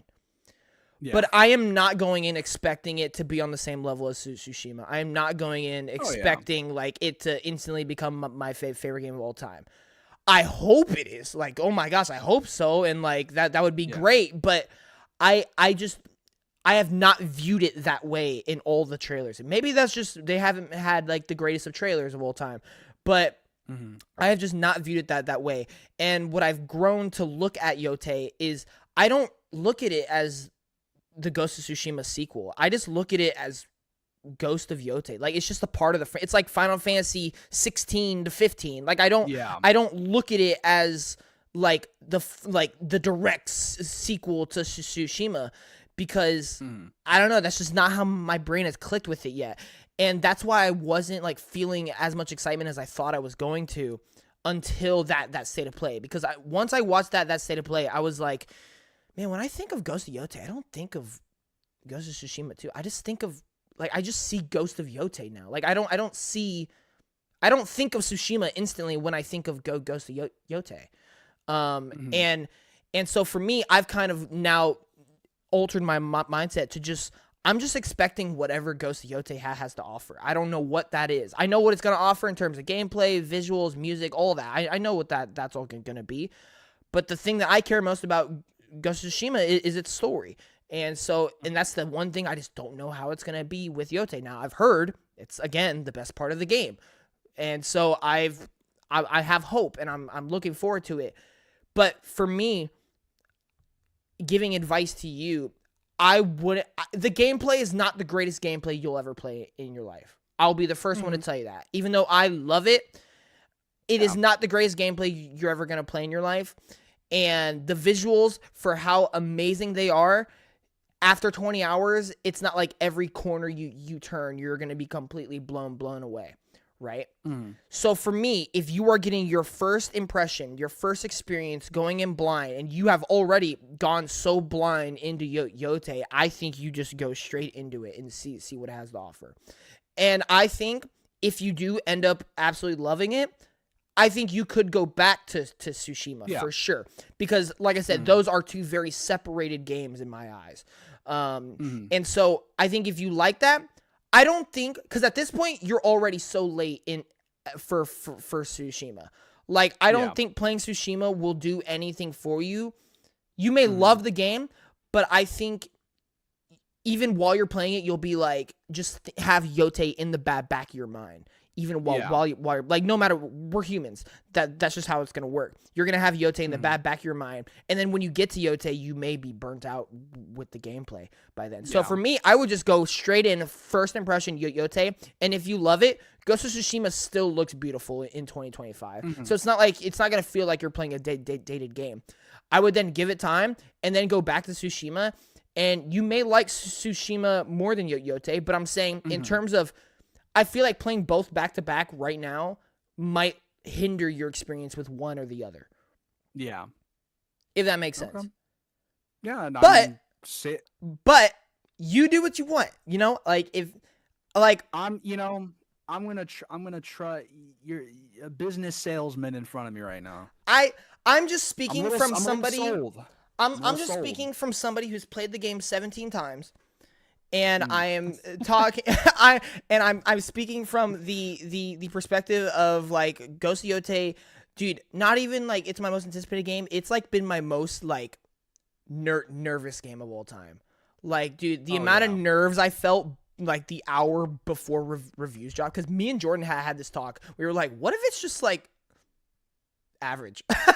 What if it like just doesn't innovate on anything? What if it like the story's not as good as the first one? Like, what if it's just average? Obviously, the reviews have come out, not the case, which is awesome. But like, I was so like nervous for it, but also so excited for it at the same time. Like for me, just knowing all that, like, I just feel like you may enjoy just going into something fresh, completely fresh. Granted, you would be going into Tsushima completely fresh, but it is still, we are human. In the back of our head will be Yotei, and in the front of our head will be like, this is like a 5-year-old game, and it's like, I'm already late to the party. And so it's like, I would rather the new fresh thing like completely sweep you by storm. And this is me assuming you're even gonna like it, right? And I would rather that sweep you by storm, and you like that so much that you actually feel the urge to go back and play Tsushima, because then it may hit better, you know, rather than just playing it because you want to try and catch up. You know what I mean? So that's my viewpoint for it. Yeah, I mean, I've been wanting to get to it. It's just unfortunate. Like I said, a lot of games. I've been busy, and it's like I'm picking stuff over it. And it's not like Yotei, like I said, I don't know why. It's the first time I've ever done it. And it's not like I didn't want to see it. I just think in my head, I think I was telling myself, it's like, I don't know, like I saw it, and I just avoided all trailers, because I was like, I don't know why in my head I just thought maybe I'd enjoy it more if I just experience, because it's one of those games that has so many trailers. And I feel like when I see so many trailers of a game, it starts to actually bother me. It's how I felt about Monster Hunter Wilds, is when that game got a trailer like every event. Dude, Onimusha is starting to become that. Yeah, like Onimusha, like I've seen everything that I need to see. Right. Like, literally. If I feel like if I see any more, like they might as well like just show me the entire game. Like, and I don't know what it is, man, about Yotei. Metroid Prime 4 is at that point now. Like, stop. Just let the game come out now. Yeah. You know what? I'm gonna trust you, business salesman. I'm gonna. Trust you. I say just do it. I don't know. I don't see. I get where you're coming from. I don't, unless there is a huge Easter egg or cameo of some sort of thing from the first game, which I don't know. I just don't know. Like, I don't think playing Tsushima beforehand would necessarily do much for you in terms of Yotei. You know, I don't think playing whereas playing 2018 God of War would be super beneficial before playing Ragnarok, I don't think playing Tsushima would be super beneficial before playing Yotei.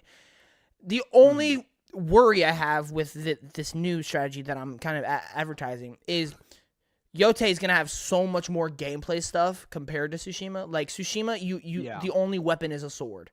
That is it. Whereas in this one, you're getting, like, multiple weapons and firearms now and stuff like that. So Ghost of Tsushima might feel a little bit bland in the gameplay department when you go back. But like I've always said, the story is the best part.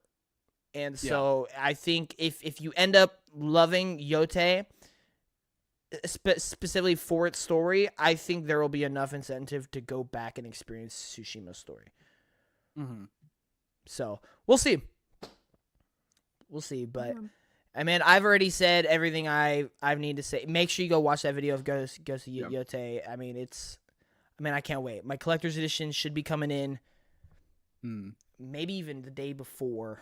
Super excited. We're gonna be doing unboxing here on the channel. Super excited to talk about that, or just do open that and everything. And then obviously I'm gonna be playing it. Man, I'm so ready. I'm so ready. And I will say all the reviews I've seen, man, like, have definitely given me such a high burst of hope and like confidence in it, because everything I'm hearing is like exactly like what I wanted to hear in a way. I still am not like super confident it'll like be a top 3 or 5 or 10 game for me of all time, just because Tsushima is what it is right? Like I just don't. Tsushima just made such a insane first impression. Like I just don't know how you follow it up. But therefore, like I've already like told you, like I'm not looking at Yote as the sequel to it. I just look at it as Ghost of Yote. And that's what I'm really excited about. I'm hoping I like Yote for different reasons, and that's maybe what will make me maybe feel stronger than I think I may. So we'll see, man. I really do have kind of average expectations going into it, and that's rare for me. I tend to overhype and get a little bit too excited for Doom. So it kind of leads to games not hitting as hard as they maybe should. So which, by the way, what do you think of Doom? Because I know you finally played it. I finished it. Yeah. Finally. Man, it's Doom. It's like, it was everything I wanted, and I just feel like there's still something missing. Yeah. Like, I really like that they tried adding a story. I really do. I don't think it's bad. Like, I can't explain why I just couldn't get that interested in it. Like, I think it was good. It didn't. I don't know, man. Like, I think Doom is just becoming one of those things where it's like, it's just fun. That's it. That's all it needs. I love the gameplay. I love, like, the music was great. I think it's the worst of all three, but it's okay. It's not like the music, like, I definitely feel like, because they didn't have Mick Gordon on it, right? Yeah. Which, I mean, it's okay. The music was still great. I don't know, like, I feel almost around the same where all the rest are. Like, like it's kind of closer to maybe like 2016's an 8, and then Eternal and Dark Ages are both 9 for me. Yeah, like they're both around there for me. But like I don't know, man, because part of me feels like it was like an 8 for me, like my experience. Yeah. Which, like, then that would mean I could see that 2016 is like a 7, which, I mean, I could see that. Like, it's great, but I'd give like Dark Ages like an 8. I still really enjoy it. I like the shield. I like a lot of that stuff. I just, once again, I just don't feel the incentive. Yeah. I understand the game is rip and tear. I do, and I understand that. I really do, but it's not something that I guess just gets me the most excited. Like, it's not like, like I said, I guess it's the incentive of it. Like I said, I understand it's rip and tear. I will say, I'm not against it. It just, I want to have a reason to feel like I'm ripping and tearing beside, and I'm a hypocrite too, because there are other games where it's literally just do this. But I don't know what it is about Doom. I want to have this reason to be like, instead of running through these levels and ripping everything apart, why am I actually doing this besides the fact that, you know, yes, I've been tortured in this game. They're basically holding me captive and forcing me to do all these crazy, like, battles I have to do until I break free, and then I'm like, all right, it's time to get them this time. I think I know what that thing is, and I think I've slowly realized it. In my top, let's see. Hang on, give me 1 second. Just need to double check before I say something factually incorrect.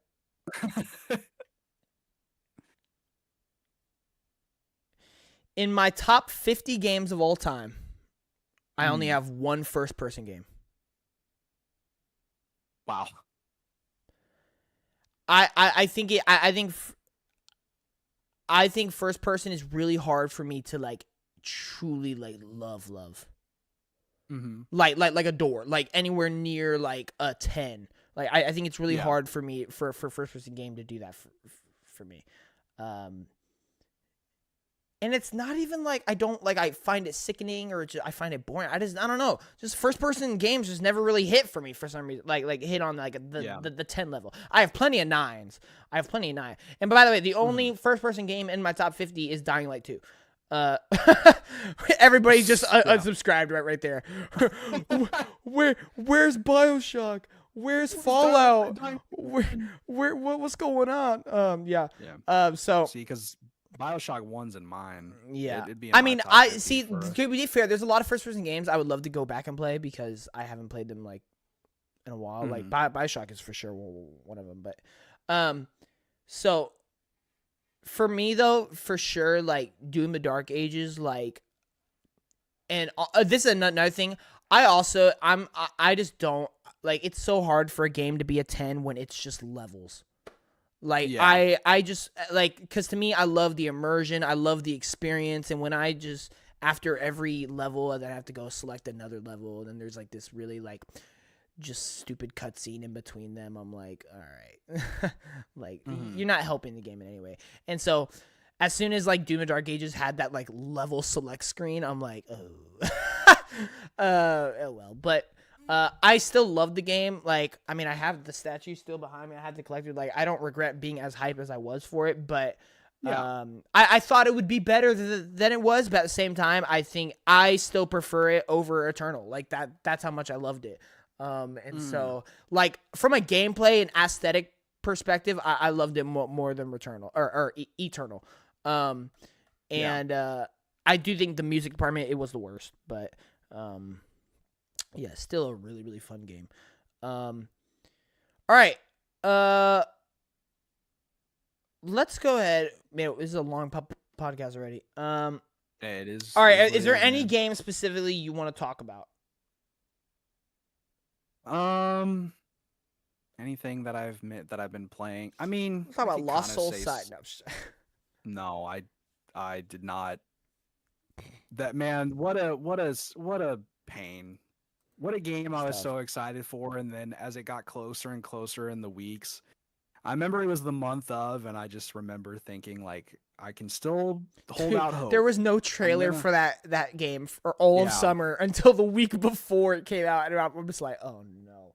Yeah.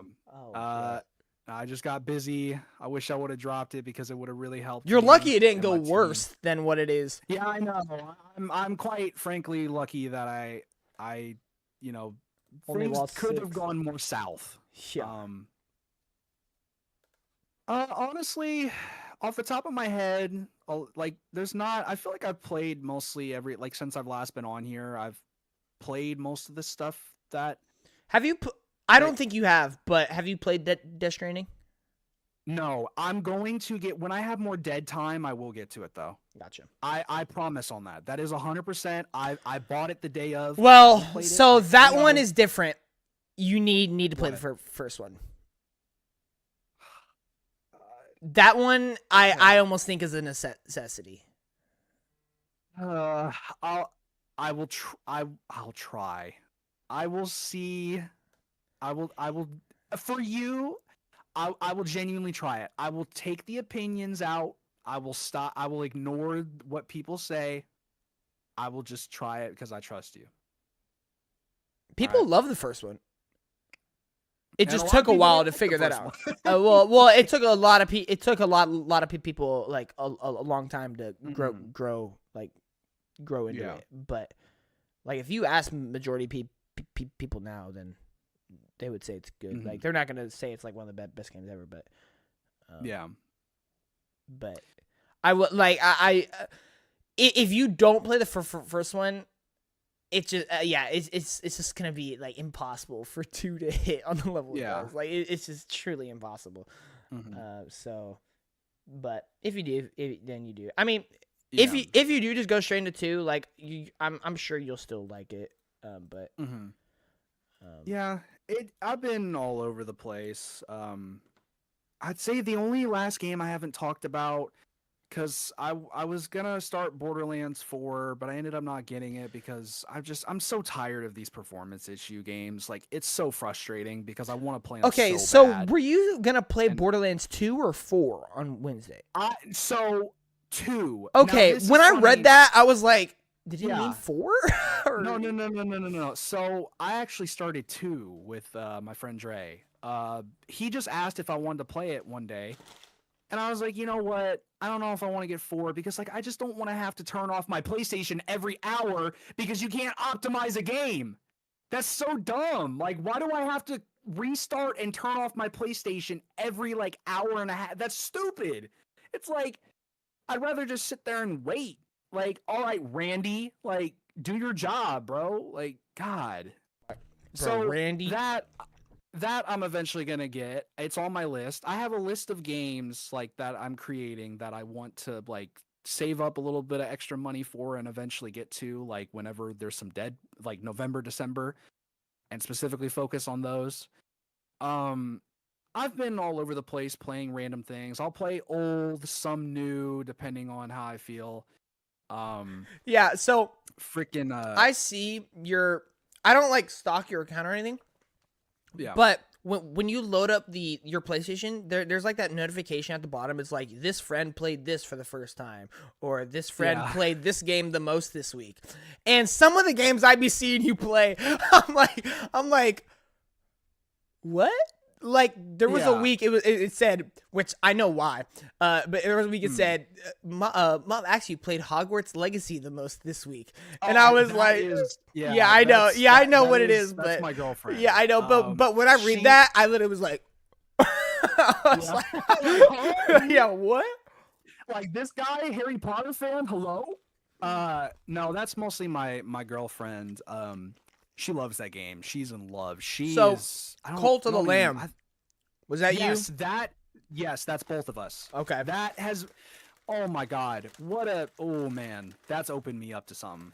Cult of the Lamb is, man, this is gonna get my indie love shot up when playing this. She started it without me first, and then I eventually hopped in after she had asked me to join, and oh, it's so fun. It's not perfect, but it's so cozy. It's such a fun and like cozy kind of game. It's just you go out, you do kind of your like kind of Zelda dungeons kind of, except like no puzzles, but like it's your type of like dungeon crawler. Like you'll fight your enemies and then it's like your little sim like place. Like you build your town, you take care of your people. It's really, really fun. I've enjoyed playing it with my girlfriend with the local co-op that they added. And I think it was a good time to get into it because DLC has been announced, which is super exciting. I really like Cult of the Lamb. Cult of the Lamb is super fun. And I think a super underrated like indie game, in my personal opinion. Yeah, for sure. Even though I think it gets a good chunk of love, I still think it's pretty darn underrated. Sword of the Sea was another one I was going to talk about. I finished that. Man, I just wish the game was longer. Yeah, God, literally. That's literally it. Was longer. That's literally it for me. Yep. That's just literally it. Like that team has something special. I wish it was a little longer. Bro, I was vibing. I literally I kid you not. It's a vibe. It's best vibe of the year. So like, can't what? This is gonna sound crazy. I had lunch and beat this game. I remember I started the game and then an hour later my mom brought home lunch. Yeah. And I like one of the only dude, I was vibing with the game so hard. I was loving it that I just played through eating. Like I ate and played the game. Like, and I never do that with any game. Like I don't know if I've ever done that. I have to watch YouTube while I eat.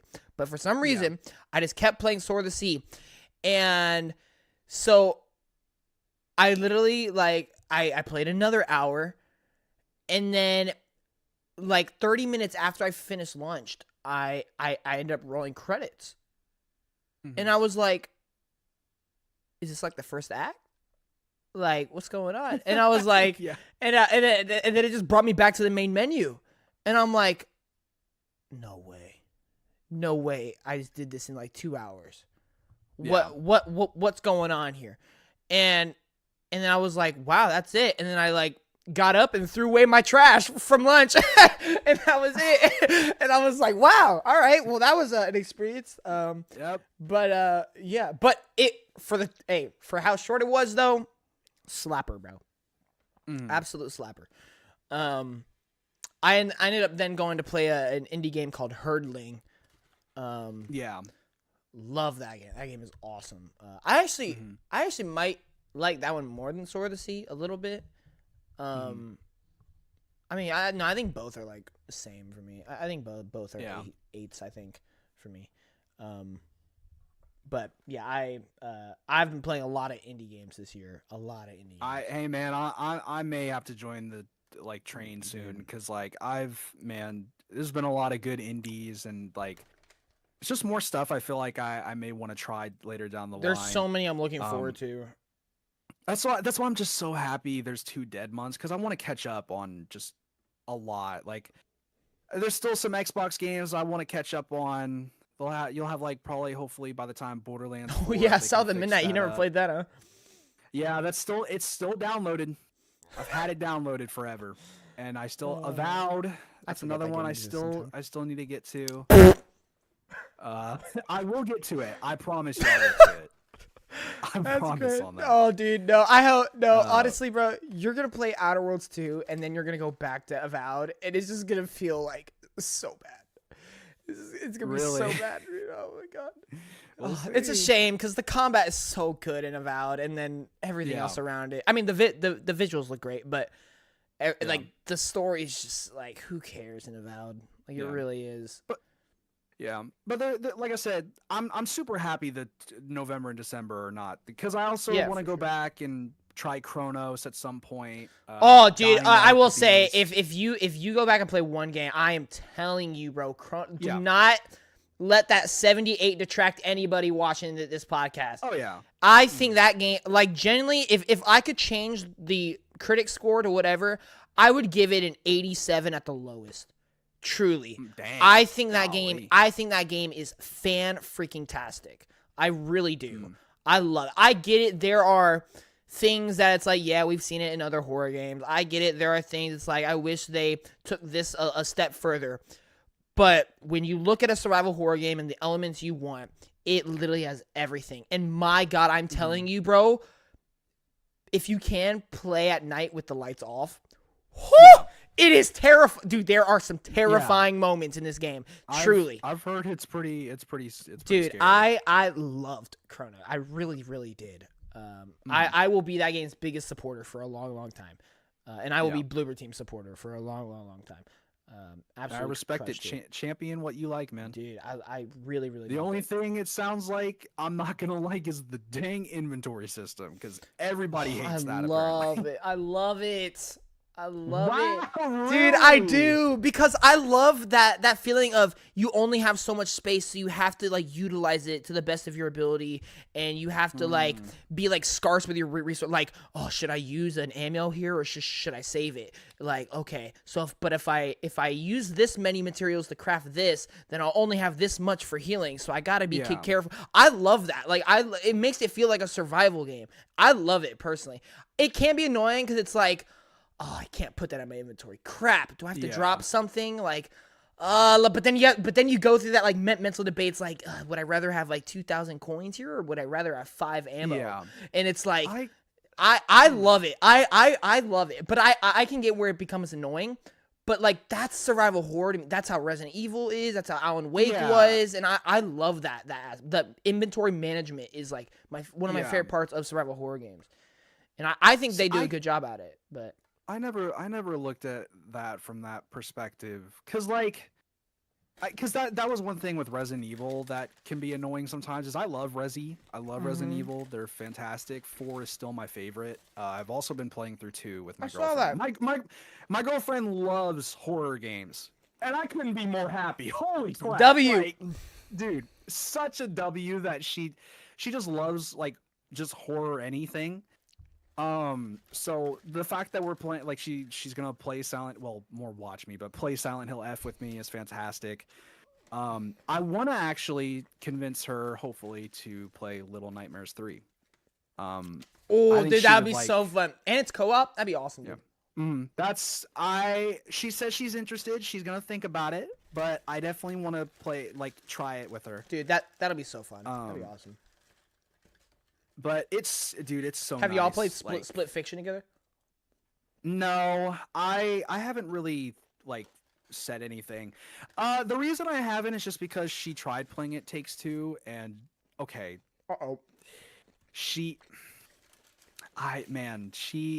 You really need to throw some of the easiest games at her. Crystal, I love you, honey. I love you.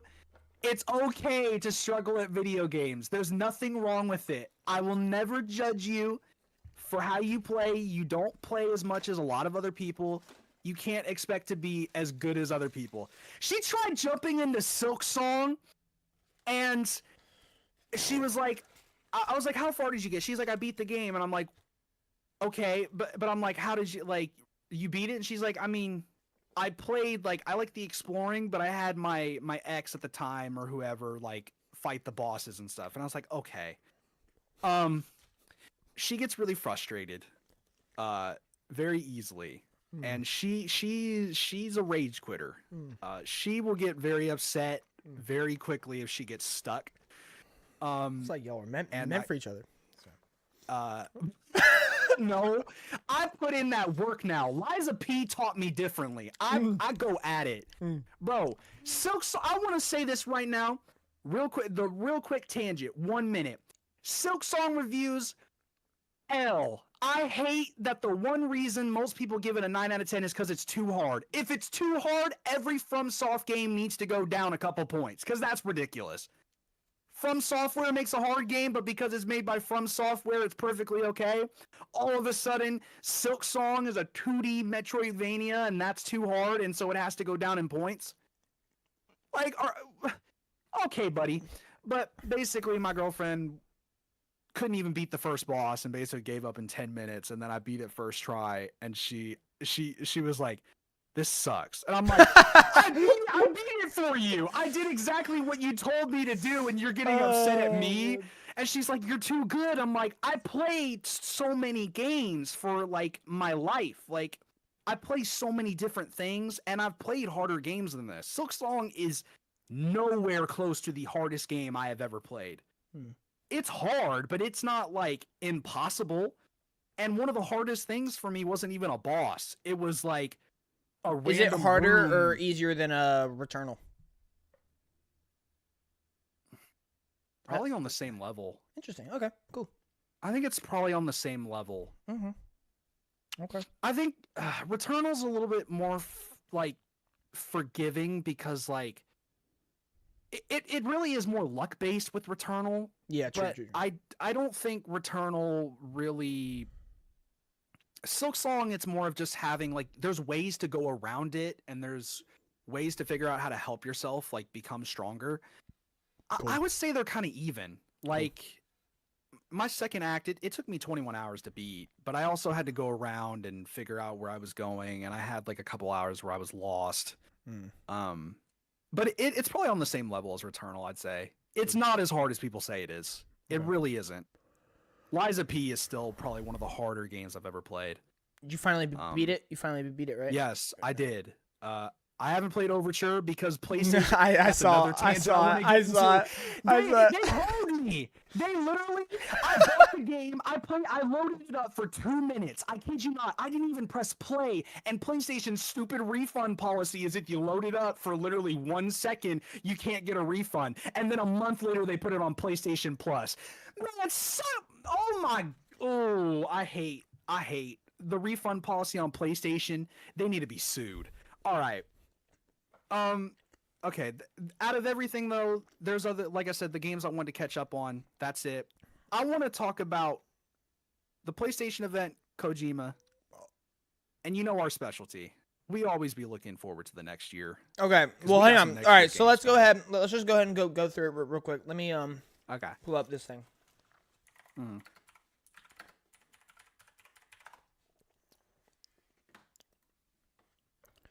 So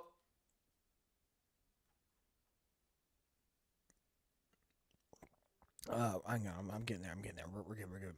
Grounded 2, I have not played yet, so I'm kind of like this is my recap session to. I forgot about that game. Yeah, this is my recap session to tell everybody who I've not had content with for a while to just let y'all know what I have played, what I haven't. Same thing can be for you. You can say if you played it, you can give your thoughts, whatever.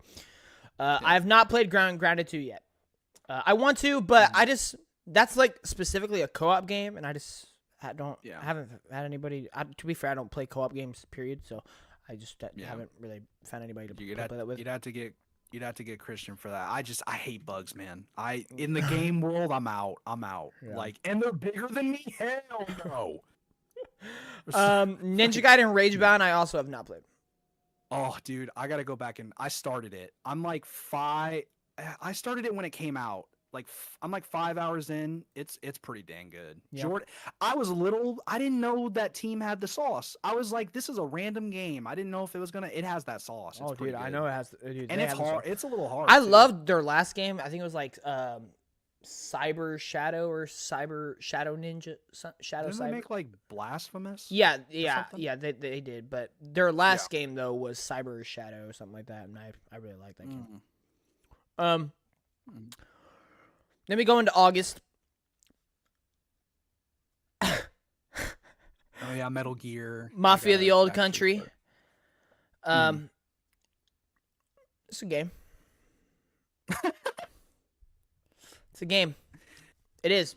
Y'all will see my review like within a few days of Mafia: The Old Country. I mean, I'll just go ahead and say the part we thought would be good in the game is great. Everything else sucks. Everything else is sucks. And golly. So if you want a good story, give it a shot. Play it because it does. Yeah. It has one. But unfortunately, everything else sucks so bad I never finished it. So, and not because I didn't have time, I just gave up. Yeah. I was like, I don't want to play anymore. So. Yeah, you're like, I'd rather put my time into anything else. I was never really interested in it, but I think also my issue is I have my Yakuza game. I have my Mafia kind of like story. You have the Japanese Mafia. Yeah. Like I'm sorry, man. Like the far superior one. The far superior one. Actually, it's not even in the conversation. It's not even in the same. Saying those two in the same sentence is the disgrace. But like, don't get me wrong. I love Mafia 1, and I enjoyed Mafia: The Old Country for what it was. But Yakuza's. Not even in the same conversation. Oh man, speaking of Yakuza, I'm not gonna go there, but yeah. By the way, I was gonna say this a little earlier. Your what is your girlfriend's name? Crystal. Crystal's take. I heard her take about Dynasty Warriors. on your reaction. Oh yeah. You were like, how do you know what Dynasty Warriors is? She's like, I played it. I didn't like it. And it was like, oh, okay. I don't know which one she was referring to though. Dynasty. Which one she's played? I never asked her. I don't think she said. I just know she said she played it. I'm like, it's a whole franchise. Yeah. So. But yeah, Mafia: The Old Country. Without spoiling my review, I enjoyed a decent part of it. There are things I like about it. It's just not 2025. It's just not really a game I can recommend to a lot of people unless all they care about is story. I would recommend it to my sister because that's literally all she cares about. She would rather a game with no gameplay than a game with gameplay. So I would highly recommend it to that. If you're like on that level, you literally just want story, go for it. Other than that, it is not really worth your time. Yeah. Drag X Drive? No. John. We're moving on. No, I didn't play that. Oh I didn't my play God, it. I didn't play it. Okay. Did your family buy it? No. I was just saying it because I know it's a Nintendo game. So okay. I was like, saying if you played it. I was like, my guy. Oh, dude, you should tell your sister to play Metal Gear 4, bro. If she loves like a game with no gameplay, like there's a hour-long cutscene she can literally watch. So. Oh, I just realized we're gonna have a conversation here in a second. Sword of the Sea, banger. We already talked about that. Yep. The Rogue Prince of Persia, one that I want to play at some point. I haven't played it yet. But I haven't played it yet. Yeah. Herdling, already talked about that. Love that.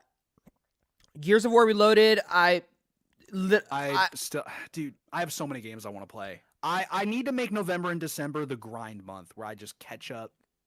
And that's what I'm gonna do. I'm gonna genuinely put in a lot of effort to do that because I need to experience Gears of War. You do. I need to. It's a must. Yes, you do.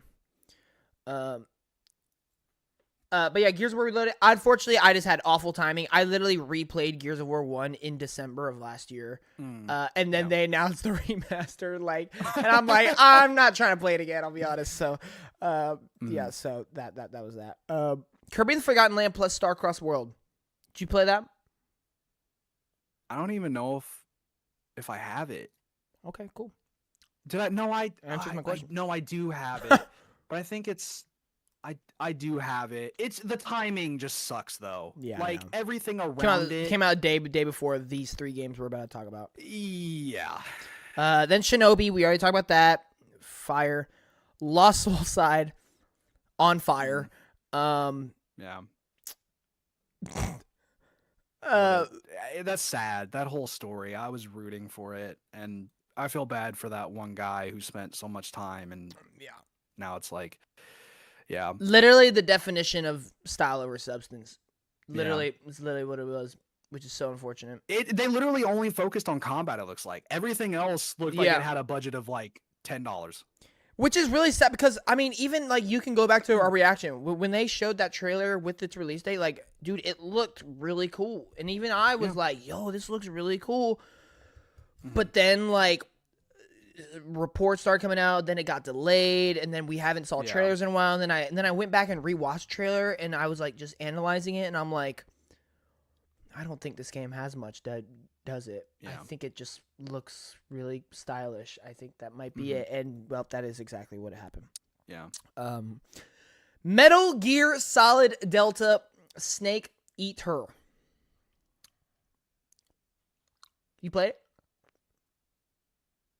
I think I'm just gonna no, not yet, because Silksong basically came out the week after. But also, I was playing Shinobi at the time. Right. I was playing Shinobi, and then Silksong got the release date, and I said, "Oh crap!" I was like, "Oh no," and I was still playing Shinobi. And once again, there was that thing of the performance, which I may just ignore on Metal Gear because I think I'm gonna enjoy it no matter what. It is probably one of the next games I pick up, though. Because I know after playing Silent Hill F, I'm going to be like, man, I'm itching for another Konami experience. You know what I mean? Are you playing Yote when it comes out, or are you waiting on it? No. Oh, there's too many things, bro. It will be soon. It'll be... Wait, what's the week after? What's the week after? Battlefield. See, I'm a little iffy on Battlefield. I don't know if I'm going to play it. I'm gonna play it at some. I don't know if I'm buying it day one. I'll be honest, but that's what I mean. I don't it's. It'll go on sale in November. It's EA and it's a multiplayer game. Yeah. So it'll go on sale in November. I'm very neutral on it. It's nothing has really excited me about it. I think it's cool. I just don't. I'm neutral. Probably the week after Yote is when I would like to start Metal Gear. Or maybe before. Maybe I don't know. We'll see. So it is one of my next ones to get to. I have started Metal Gear Solid Delta Snake Eater a few days ago. It was, what day was it? It was Tuesday. I'm about 2 hours into it. Mm-hmm.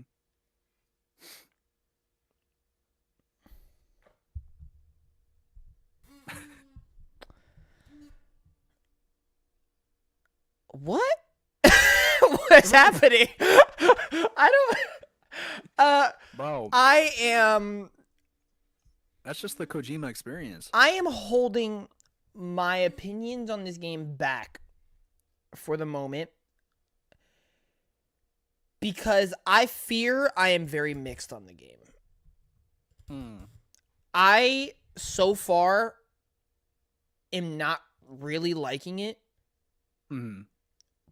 But the weird thing about it is there are moments that I was like, oh, this is cool. oh, I like this. Yeah. And then, like, dude, my emotion while playing it kept going like this. It was like, ooh, ooh, ooh, ooh, like, just kept going up and down, up and down, up and down. And then I stopped playing because I had to go to a Bible study and all that. But there has kind of been an itch to go back to it, though, which is interesting. You know, like, so I'll go ahead and say right now, if I had to review the game off of what those first 2 hours, I'll be honest, I'm at a 6. Dang. I really just was not.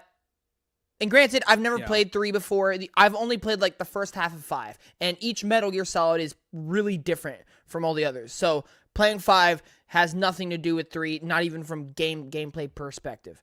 All right, so going to 3, I don't know. Nothing's really working for me right now. But I have gotten the itch to go back. Because I understand what it's trying to do. I understand what they're going for. I'm hoping I can warm up to it. But as of right now, I would not say I've enjoyed my time with it. But I've gotten the itch to go back, so that's a good sign. That's a good sign that if I just keep going, I may finally warm up to it. And yes, on the level of like Kojima, I don't know what he was smoking while making this game. In this day and age, I still don't know what he's smoking. Yes. Dude. Yeah. I will say there is one thing about this game. I can't even. I just can't even because I might get canceled for saying something like it. There is one character in this game that you meet in the first 2 hours that is there for literally only one purpose. And straight males will love it. Oh. Yes. Oh. Yes, and I'm not gonna lie. I enjoy it I enjoy things like that sometimes. They are shoving it down your throat in this game. Oh, It got really annoying really quickly. Is like a male or female, like girl? Like it's a female. Okay. The character I'm talking about. And the character is cool from what I've met so far. But the way, oh my god. Like, is it Boss Lady? No. Okay. No. All right. It's some side character that helps out Snake. Like, she like saves you at a certain moment or whatnot. I don't think you'll get canceled for that. Like, come on, like, I know what you're referring. I can get the idea. Like, every frame and camera angle she's in, they are zooming in. Every single camera frame. And don't get me wrong, like, you know, it is attractive, but like we like, but like they're doing it way too much to the point where it's getting on my nerve. Like it's kind of annoying. It's like, bro, like I'm here for like substance, and granted, there's substance there, but like you know, they're like I'm like, come on, John. I think you're like me, and I've realized this with fan service very quickly. This is with anime specifically, but also video games. I like fan service. It's cool. Yeah. If I want to play a Gunner game, I'll go play a Gunner game. But when it comes to fan service, I like fan service that brings the plot forward. Yes. It actually, like, okay, we're in a scene where, let's say we're Solid Snake. Okay, let's say this is a scenario. We're Solid Snake. We're sneaking around. And we have to find this very important person. Let's say it's like, you know, a girl, okay? There's a scene where she's taking a shower, okay? And they're trying to play into a little bit of fan service. They're trying to show a little bit of skin action, you know, trying to, like, you know, be a little fan servicey. But make that go somewhere. Make it be like, oh, okay, he accidentally ends up in there, and then she hears him. Let's say she has a knife, tries and stabs him, you know, or tries to do that, and he stops it. And then it goes to a conversation. And then it has this whole, like, outlook, like it progresses the story. It goes more beyond just that.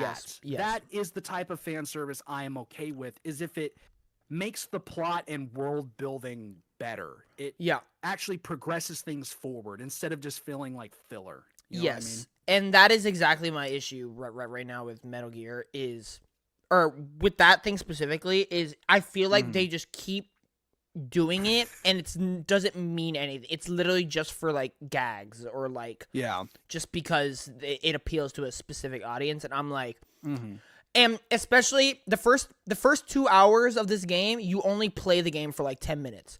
And so I was just sitting there watching these, honestly, to me, boring cutscenes. Like, there's a lot of segments in this game where it's literally just like a 1980s slideshow, like doing all this backstory that I don't understand. And then it goes into a cool cutscene with like Snake doing Snake things. I'm like, all right, here we go. And then you get like 2 minutes of gameplay of just tutorials and just walking through bushes. And then you reach another stupid cutscene, and then you reach this point where this character comes in, and they are just shoving her, like they're just shoving it, like that's the only thing you can see, like it. And I'm just like, bro, I like, can we get good? Like I just, there's nothing about the game that's made me like really like it so far. I'll be honest. John's like playing the game. He's like, dude, I'm here for Snake. Like, the girl shows up. He's like, brothers, we must stay focused. Get back to the task. Literally, like, because that's why I'm so mixed on it, because the things with Snake and like when I'm playing the gameplay, I see what they're going for and I see where this is going, and I'm really enjoying Snake, but then everything else I'm just not feeling. Yeah, just not feeling. I definitely think the more you play, though, it's I'm hoping it warms up on me for sure, for sure. Because some of the characters, like a lot of the villains, are really cool looking, and I'm really curious to learn about them. So, I'm hoping. Boss lady's hot. Yeah, that's all I'm gonna say. Yeah. So I'm hoping it warms up to me, but as of right now, man, I'll be honest. My hot take is, as of right now, I don't think it's as good as everyone says it is. But whatever. But we'll see. 2 hours. We'll see. Only 2 hours in. All right, moving on into September. This will be a longer podcast, fellas. Oh yeah, it is what it is. It is what it is, bro. He hasn't done a podcast in so long. I'm about to say we have a lot to do. Give the people what they want. Yeah, bro. This game is interesting because this is what I do want to play at some point. I'm gonna get it when it's on sale, probably for like Black Friday. I know what you're gonna say. It's also on my radar. Go for it. Because Hell Is Us. Yes. Yep. Yeah. When I saw a trailer, I thought it looked interesting, but I wasn't like, I'm gonna play this game. I've heard really good things about it, and it's one of those things where I'm just like, who knows? You know, like I don't really have an expectation. What? Your face. I forgot this came out, but it came out at such a bad day. The Indiana Jones DLC. Oh yeah, I know. I still have to play that too. I still have to play like that well. September 4th. September 4th was like Hell Is Us, Indiana Jones, Hollow Knight Silksong, and basically Chronos the New Dawn. Like everything just had to move. But how do you? I mean, like I said, what the Hell Is Us team said, it sucks because like you don't want to cancel pre-orders. You don't want to have to. You know, it's hard. Like it does suck, and I think that's another reason because I've heard like the people that champion Hell Is Us really champion it, and I don't know. I just feel like it's a game that may feel like a Chronos. You know, I may hear more people champion, and it's just not getting as good as reviews as maybe it people think it should have gotten. I would like to point out back to this whole like critic score thing. If I go to my top 50 games of all time, I think I only have 2 games in my top 10 that have a 90 or more. One of them is Death Stranding 2, which is literally a 90. Yeah. And then the other one's God of War Ragnarok. Let me read you the scores for all the other games. Ghost of Tsushima, which is like an 83. Yeah. Alan Wake 2, which is like, I think, an 87. Returnal, I think, is like an 86 86, 85, around there, maybe. Metroid Dread, 88, maybe, around there. Black Myth Wukong, 81. Yeah. Mario plus Rabbids Sparks of Hope, like I think 88, maybe. Ratchet and Clank Rift Apart, maybe like 87. Planet Coaster, who knows? I think it's like a 70. Death Stranding one, which is I think like an 82 or 83, around there. Literally, critic scores do not matter. They matter in certain conversations when talking what's going to win Game of the Year and talking about, like, you know, what, how successful is the game going to be. It matters in those conversations. And it matters on if you're curious about a game. If you're like, I don't know if I want to play this or not. Maybe I'll just wait until reviews. It matters in that. But in terms of how much you are going to enjoy a game and how good the game is, it does not matter. It absolutely does not matter. We were literally just talking about Chronos New Dawn. It has a 78, and I think that game is better than 95% of every other game that has come out this year. Like, I freaking adore that game. And so, literally, do not look so heavy into review scores. Literally. I agree. Just do not. But yeah.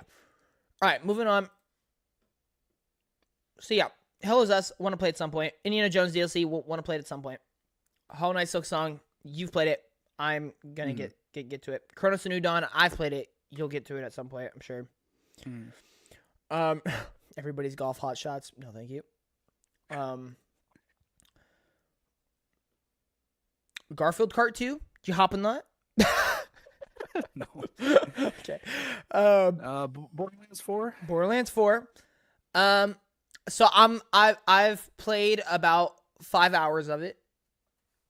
I really enjoy it. I think it'll end up being a game I really enjoyed, that I would recommend, that I think it was a step in the right direction for the franchise, but I don't think it's one of the best games of the year. I don't think it's going to end up being one of my favorites.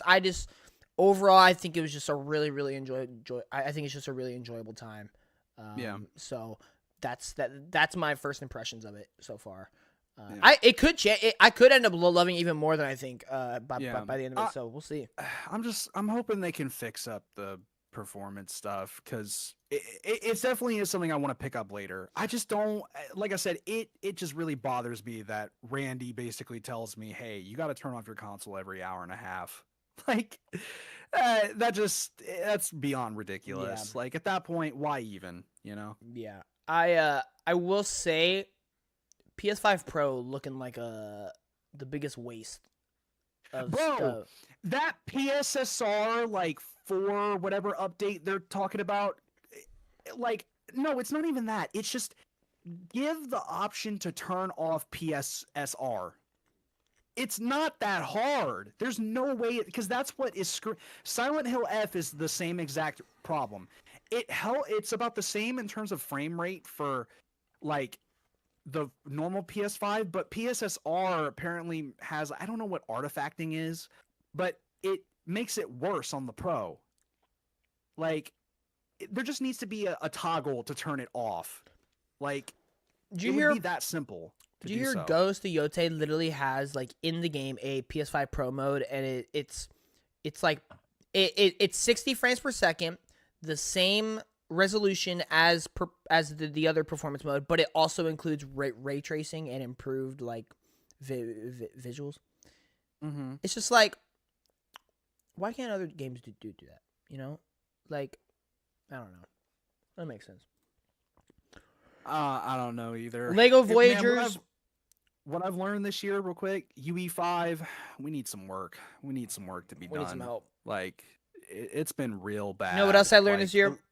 Decima Engine. Man, I'm just so golly.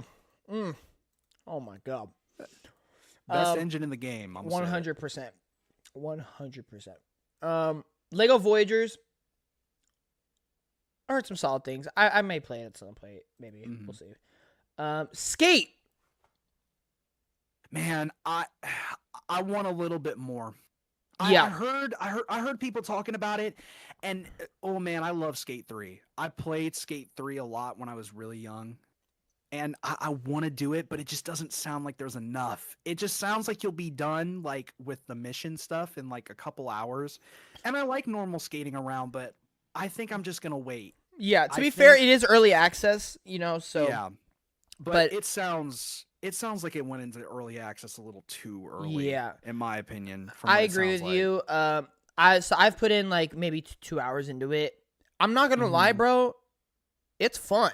Like they knocked it out the park when it comes to just giving you the feeling of playing Skate again. Like it really does feel like Skate. Like it doesn't feel like they missed any time at all. Like we're just right back to being Skate.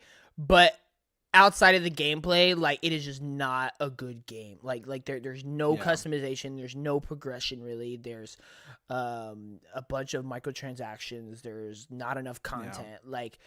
But when it comes to the actual skating, they killed it. Like I'm not gonna lie, it is fun. So we'll see. I hope that that's a game that develops into something truly awesome over time.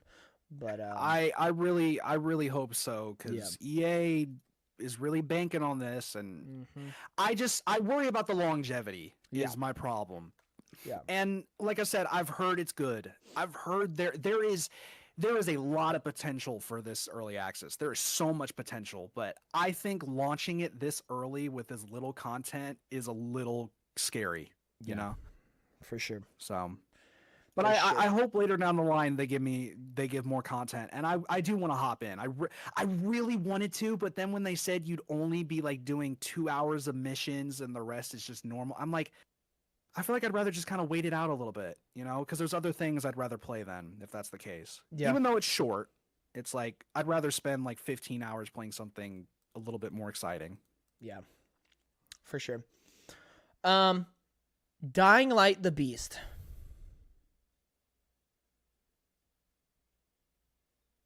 It's a game I'll get to at some point. I gotta start locking in. I'm ready to lock in. I'm over halfway done with this game as of right now. I'm really enjoying it. I don't know if I'm liking it more than 2 yet, though. Ooh, okay. I don't know. And I don't know. Maybe I've reached Unk status, maybe. But it's like, you're 21 years old, bro, my guy. But I'll be honest. I think the reason I'm not, I wouldn't say, I don't think the parkour is as good. Whoa. Okay, that's different from why. Because Moist Critical, I like the dude. I mean, he's got his own opinion. Yeah. He said that he thinks it's the best game out of all three, and the parkour is the best out of all three games. See, now here's what I'll say. I think in terms of combat, gameplay, and like story, I think it is for sure. Maybe even in terms of visuals. Like I would say easily it is the best game, 100%. That I'm not gonna contest whatsoever. I just think for me there's something about it. I think it's the setting. I think where it takes place. And like, because Dying Light 2 was like the two big cities. There was the more like street life city, and then there was like the like big skyscraper city, right? In Dying Light the Beast, I feel like I'm just running through a park a lot. Yeah. And it's there's not a lot of like as many buildings. Yes, and then when you reach the town area, I just feel like the flow of parkouring through there is not as like fluent as like the cities in Dying Light 2. And to be fair, this is completely biased because the reason I love Dying Light is the parkour. Like that is my favorite part of Dying Light, 100%. Oh, that's the seller. Right. Like, it's a zombie game that focuses on parkour. Yes. Like, and while I do think mechanically the parkour is better in this game, I'm not enjoying it as much, mainly because I just think of where it takes place. I just think the setting is not my favorite. That being said, everything else is better. Everything else is better, like hands down. So for me, like right now, I would say over halfway through, I would say I'm at a solid. I would say like a solid 8. Truly, like if you like Dying Light, you are gonna like this game. Like that. That's just how it is. So yeah, overall, I could definitely see that. Yeah, that makes a lot of sense. I honestly think you will feel the same way as me. I think you will feel the same way. Yeah, because my Dying Light experience is like, at the time I loved to. Looking back at it, I loved my experience. I don't think it's like, it's definitely a game I enjoyed my experience with more than like looking back at the quality of it, because I do think that game has a lot of issues, but I still loved it just because of the parkour. Right. I quit one. Yeah. I could not get. I got like 7 hours into Dying Light 1, and I just didn't like it. I think there are things that 1 did better, but I think it came down to that parkour. It felt like you go to this tower and then you go out of the tower, and it's like half the time you're just running on a fence usually. And then it's like, okay, then you do this mission where I don't know why the enemies feel so incredibly hard in 1. Like, I feel like some enemies are just like, not Dying even Light 2 is tough. People. Dying Light 2 is tough. Yeah. I will say, it's a little bit tough. I kind of want to go back to 2 just to see, because as I'm playing the Beast, I'm like, man, why do I not feel like this parkour is just hitting like 2? So I want to go back. I want to go back to 2 and see like if I still feel the same way about 2. Because I will say 2 has definitely fallen on my top 50 list. It's still in my top 50 list, but it's definitely fallen along with, like, I put it below Chronos now, because Chronos has entered my top 50. Yeah. And I've put it below Chronos now, and because looking back at it, really the main reason I liked it is just because it's zombies and parkour. Like that's really the biggest selling point. And so as I'm playing Dying Light the Beast, I'm like, man, maybe do I still feel the same way about Dying Light 2? Because Dying Light the Beast, like, nothing's really screaming at me that like this is like one of my favorite franchises / whatever. But it's still super duper fun, and it is super super cool. So I still really enjoy it. Like I said, I'm still at an 8, but I don't know. It's interesting. Baby steps. No. I don't. I'm not gonna pay money to play. Like, I don't want to play a game like that personally. I understand the audience it attracts. I'm not a part of that audience. So this game came out September 24th and was. I'm curious if you played it. Mage Food Truck. I'm just joking. I just said a random game. I don't know what this is. I'm just joking. All right. Hades 2. Obviously, we've already said our 2 pieces on that. Sonic Racing Crossroads. We already talked about that. I'd be playing Hades 2 if the physical came out day 1. See, so I technically have it because I bought early access. Yeah. I bought it on Steam, so like a while back. So I probably have it. So I may play. I'm kind of don't want to, because as soon as I start playing, I'm hooked. Like, it's it. Like, that's it. That's like 50 hours minimum, and I just don't know if I have the time for that right now. Yeah. So I just want the physical as well. Yeah, I pre-ordered the but physical. That also gives me time to go back and play Hades 1, because I wanted to go back and play Hades 1. I will say you don't have to for 2. I will say. There's nothing really connecting I'm going to anyways. I think cool. I'm gonna just do it, because that one I feel like I will like 2 more. Like, doing it that way is like playing 1 and then going to 2. Silent Hill F came out today, pretty much. I can't wait to play it today after this podcast. Or yesterday. I'm gonna be starting. Yeah, true. I gotta wait on my girlfriend to get home, but it's right here. We're ready. I had to buy a audio splitter so we could both hear audio, because only one person would have been able to hear audio. So. Yep. So we will both be starting that today, hopefully. You know what? If that means I'm not playing Tsushima, I'm just gonna start Metal Gear today. Well, there you go. Why not? I have time before she gets home. Let's see. It's Konami Day, baby. All right, so that's it for that. So now let's look forward a little bit to what's coming out here soon. I'm pretty much just gonna stick in October. I'm probably not gonna go into November, December. I mean, there's really not much even there, but your baby Metroid. Which, there is, man, it missed the. I wish it was sooner, but it was becoming more obvious. It was December. Yeah. It's like, ugh. Yeah, it's all right. Still super excited. Oh man, her on that bike goes so hard though. It does. The actual gameplay segment of it was whatever, but yeah, I'm hoping it's not a super big portion. Like if it's a very small portion, then that's fine. But I feel like that's gonna actually. I feel like people are gonna like dunk on that and like. I don't really think it. Dude, I will say what it's mostly for. I will say, Metroid Prime 4's review score is going to be one of the biggest question marks I don't know. I mean, it's not going to be. I mean, it's high 80s or 90s, right? Like there's no way it's going to be like low 80s. But final prediction, I would love for it to be in 90s. I've been banking on it. I think it's going to be like an 89. Yeah, that's right. I'm at like 88, 89. That's where I'm at. I want it to be a 90 so bad. I agree. It's on my team. I drafted it. Yeah. I took one of your children from you. I know. That was one of the ones you wanted. It was. But I had. And I picked friggin' Doom over it. Well, okay. At the time, like, man, that game. Oh, I was expecting it to be 90s though. I don't blame you. And you like Doom, man. I do like Doom. Like Doom. Like I'm not gonna lie. I do. Your heart was speaking to you. I do, dude. Next year's draft, that's gonna be brutal. Dude, I'm ready. Next year's draft is gonna. I have a plan. Dude.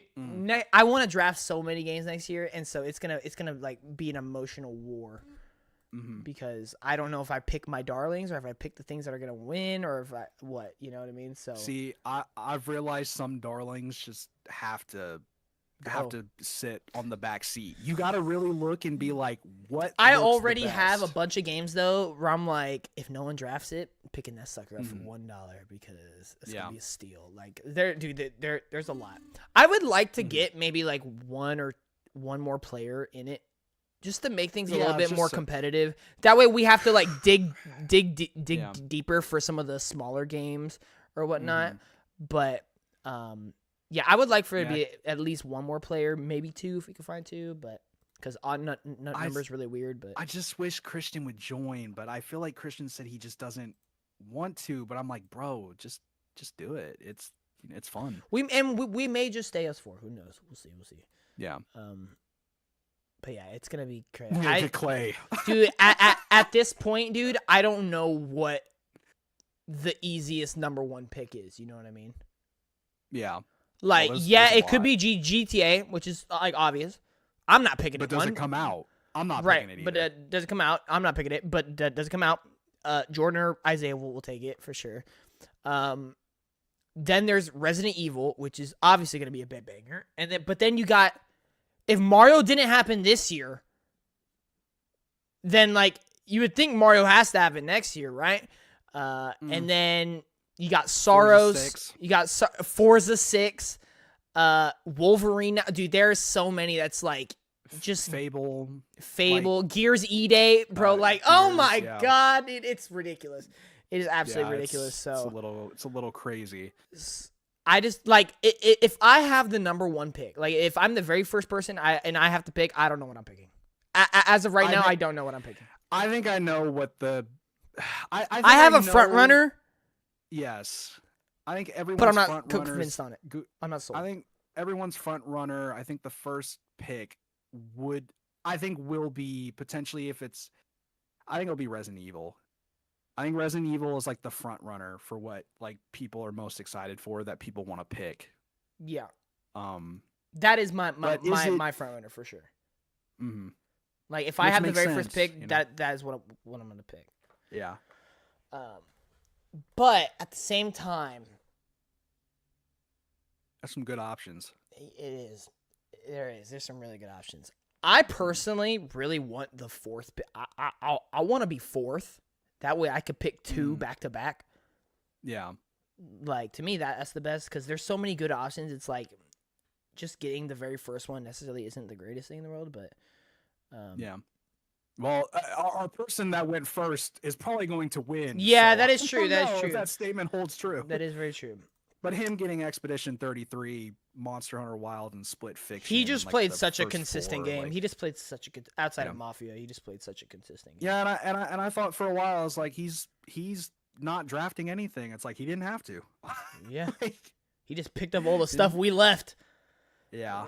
Yeah. But anyway, going back, let's see here. So yeah, Ghost of Yotei comes out in October. Mhm. Obviously looking forward to that. Mario Galaxy and Mario Galaxy 2. You picking that up? For $70? Buddy, my heart really wants to, but I know I shouldn't. I really know I shouldn't support this company and paying $70 for two games that came out in 2001 and 2003. Like, It's wild. I want to, because then I have it on my I don't know, man. I shouldn't. I don't think I will. Yeah, I don't think I am. I don't either. no. That's Maybe just later down too the much. line. Maybe if I no. I still don't think I will. We'll see. Honestly, Maybe if I do, I may just buy 2 by itself. Because I've never played 2, and so that's the only reason I'd want to get it, is so I could play 2. But yeah, it's my favorite game. Like, yeah, I get 1 that. is my favorite game of all time. It's just so hard not to. But then it's like, really, like, man, just the whole Nintendo thing sucks. But that's the world we live in. They're a little greedy because of their 100 mil sold on consoles, and like, tariffs don't help. It's just the world we're going. That's why I want to make a little bit of extra money, because I want to try and be able to afford a lot of the stuff coming up like next year and try to stay ahead of the game. So, yeah. But next year's looking nice. October 9th, Absolum. It's this indie game. I think, did we talk about that during the podcast, or was it before we started the podcast? I don't remember. I think it was during the podcast. Yeah. Anyway, I think it's an indie game. I would keep an eye on. I think it looks pretty cool for all of y'all that are interested in. It's a 2D beat 'em up roguelite with like a Hades art style kind of, but with 4 separate characters, which is really interesting. So I'm really curious how it's gonna turn out. Battlefield 6, October 10th. Sounding good. If you're into Battlefield, which I am, so I am looking forward to it. I just gonna be way too busy with Yotei and other things to even care, because I am playing Yotei twice within the week. Like, there's no way I'm not doing that. So, Little Nightmares 3. Looking forward to this one. Hoping this one turns out to be just a really enjoyable time. Not expecting anything crazy, but I'm just expecting a solid game. My guess is like anywhere from 80 to 85. Truly, I think that's where we're looking. Yeah, and that's perfectly fine with me. Yep, like I will take those games any day of the week. Just Dance 2026. What you know about that, huh? Bro, I stopped buying Just Dance a long time ago. All right, this one. I know we've always had a difference of opinion on this one. Pokemon Legends Z through A, October 16th. October 16th. You still feel the same way? It's a game. Yeah. I'm just still not interested in it. It's just not something like. That's all right. I don't know. I just don't have any interest, and that's literally about it. It's Fair just enough. not something I feel like I want to pick up. You know. Yep. It's all right. Now the day after, Keeper. Well, hold on. For me, bro, for sorry. me, I am actually like over the moon for Legends Z3A. I am hoping they have a midnight release of that game, because I want to go pick it up. Like, I really do. I am very, very excited. I hope it's really, really, really good. Right. I hope it gets up there. Like, it's. I am mainly excited for the battling. For the battle, like that's like the whole, like, once it turned night, it turns into like a ranked competitive mode where you have to try and rise up the ranks and get to the highest tier. I'm like, dude, that sounds freaking awesome to me. So I'm really excited for that. But yes, go ahead. The next one. Keeper. This is gonna be a silent sleeper. Yeah. A silent sleeper. I don't know. It's weird and wacky, but yeah, I'm excited to try it because, I mean, Double Fine is just. Do you know what this game's gonna be? Do you know what Keeper's gonna be? It's gonna be that really low profile game that gets nominated for best art direction and best puzzle game. At the Game Award. It's gonna be like one. It's gonna be that like Scorn game where like it wasn't like the biggest thing, but like it got a lot of like recognition for a lot of things. So I feel like Keeper's gonna be like that, but I can see that. Yeah, I think it looks cool though. I am not like really confident or like sold that like I'm gonna like super love it, but I'm really excited to try it out. That's pretty much how I feel. Yeah, I feel that. Now this next game, Jurassic World Evolution 3, baby. Oh, I might wait to play it. I honestly, I would love to, dude. If there was no other games, I would be sinking 100 hours into it, easy. But sounds like a December game for you. But it comes out the same day as Ninja Gaiden 4. Oh yeah, it's cooked. Yeah, I'm like, well, dinosaurs, I love you, but I gotta go to my boy Ryu.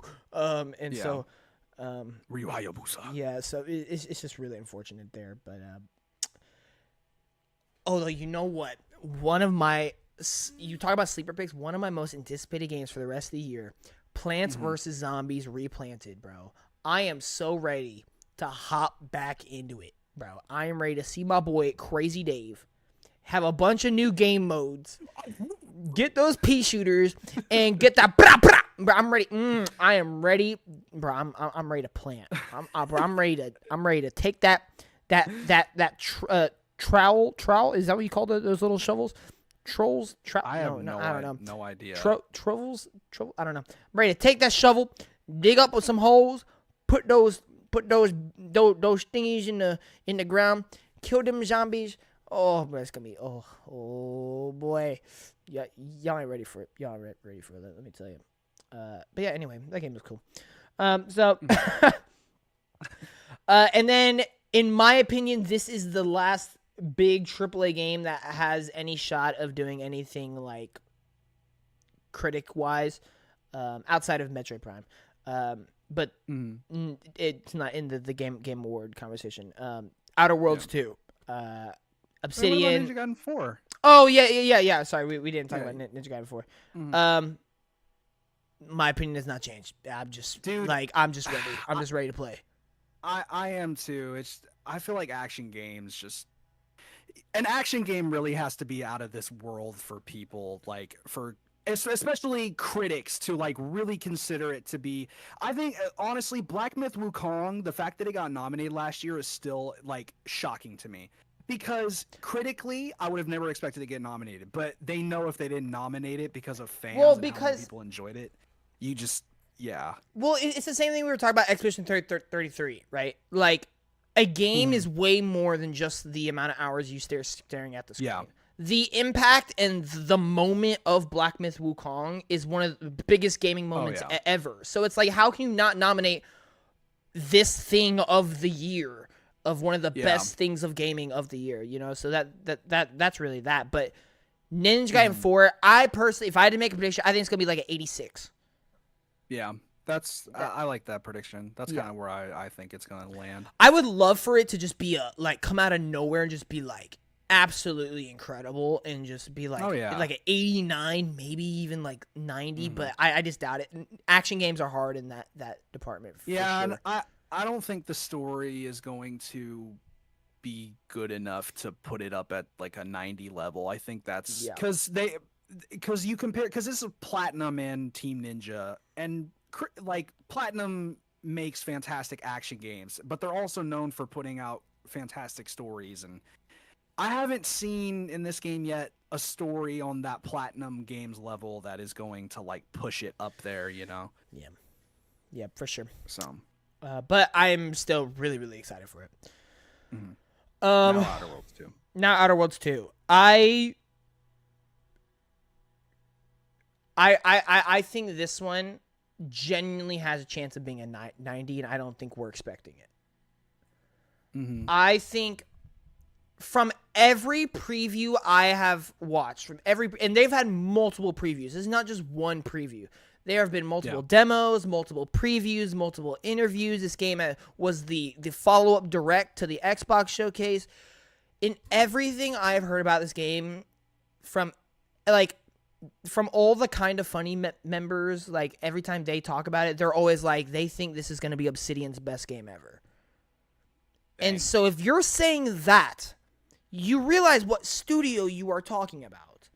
Yeah. Like, and so Outer Worlds 1 was nominated for Game of the Year. I don't think we realize this. People kind of forget Outer Worlds 1 was nominated for Game of the Year. And so if we're hearing this amount of praise for Outer Worlds 2, I get it. This year is very, very competitive. But we're also talking about an RPG. And we know how much people glaze RPGs. I think there is a shot Outer Worlds 2 comes out and it kind of it may just slip into that kind of conversation a little bit. I'm not gonna say because I haven't played a preview or nothing. I'm not gonna say it's gonna be Obsidian's best game. I'm not gonna say it is gonna be Game of the Year. But in terms of ones that have a possibility, I would not count Outer Worlds 2 out yet. I would not be looking at Ghost of Yote as like that's the last one that's gonna have any sort of competition with Game of the Year. I think Outer Worlds 2, I think you need to pay attention to it. Plus, we all know recency bias is really stupid when it comes to the Game Awards. And this comes out like a week before voting happens. So I would not put that out of the picture. But on the other side, I do think the game looks really, really good. I do think the game looks really, really good. I'm really, really excited to play it. It's one of definitely my more anticipated RPGs I've had in a long time. So, definitely looking forward to that. But do you have anything to say about that? Nah, man. You basically everything you said kind of just like I can definitely see, and I'm super excited for it. We'll see how it ends up. It could be, they always make like, a lot of Obsidian games like they're all over the place. Like you have great ones, you have some considered the greatest of all time. It really depends. We will see on this. I do expect this game to be really good though. I don't know how good is the thing, but if I had to make a prediction, I think it's gonna be 88. I think that's gonna be the number. That's my prediction. I can see it. Dragon Quest 1 and 2 HD 2D remake. I mean, we know they're gonna be good. I mean, how do you mess them up? That type of thing. I feel like I drafted this game. I feel like I gotta play it. Mina the Hollower. Dude, that is something. I feel like, dude, in this Fantasy Critic, when we draft the game, it then like feels like we have to play the game. Well, yeah, because we're putting hope on it. Yeah, I know. This is Yacht Club, the team that literally made like Shovel Knight. Yeah. So like, I feel like I kind of have to. Like, I drafted it. I thought it looked really good. I hope it's good. Like an indie game. I hope it's good. People like, yeah, and it's like a Zelda-like. You know, I think it's gonna be pretty good. I personally don't have any interest in it, me personally, so I probably won't be playing it. But I hope it lives up to that because I do know it has a lot of hype for sure. So I have another game. So we're coming towards the end of the year, and I don't think we're gonna get many more release dates for this year. No, I have a slot open, and I still have one drop.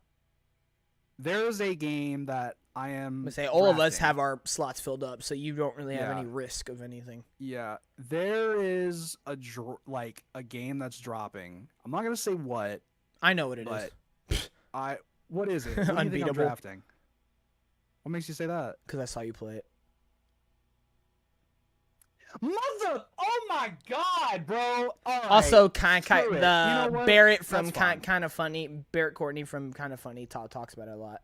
Mm-hmm. So, well, I didn't even know he drafted it like that. Okay. I just saw the game, and I was like, let me really think about this. And I was like, you know what? This looks cool. I really like this idea. I'm not a huge rhythm guy, but I was like, you know what? Let me, and then I was like, they have a demo. Let me just try the demo. Yeah. This could be good. This can be really, really good. And I like the demo a lot. It's super fun. There's not a whoa. Sorry, I was just thinking of indie games. There's an indie game coming out that's not in October, and it is coming out in October. It was not in this list. It's not on the site. Are you done with Unbeatable? I don't want to cut you off with Unbeatable. Yeah, that's fine. Okay. Was it gonna be? Moonlighter 2. Oh yeah. I I've not played Moonlighter 1. I'll be honest. Because I didn't think I'd be interested in it. But I was listening to Kind of Funny, and they were doing a podcast where they were like, games you should have on your wish list or something. And it was just a bunch of indie. This is around the time when I was like just playing like a bunch of indie games. And they were talking about a bunch of indie games, and they reached Moonlighter 2, and I was like, man, I forgot this game's getting a sequel. I never played the first one. And Greg, he explained what Moonlighter 2 is. Like, he explained what Moonlighter was, because I didn't know what, I just heard of the game, and I've seen it. I didn't know what the game was. And he explained to me what Moonlighter is. And when I heard it, I was like, this could be one of my favorite games ever. He said, if you take the gameplay of Death's Door, you make it a Hades roguelike,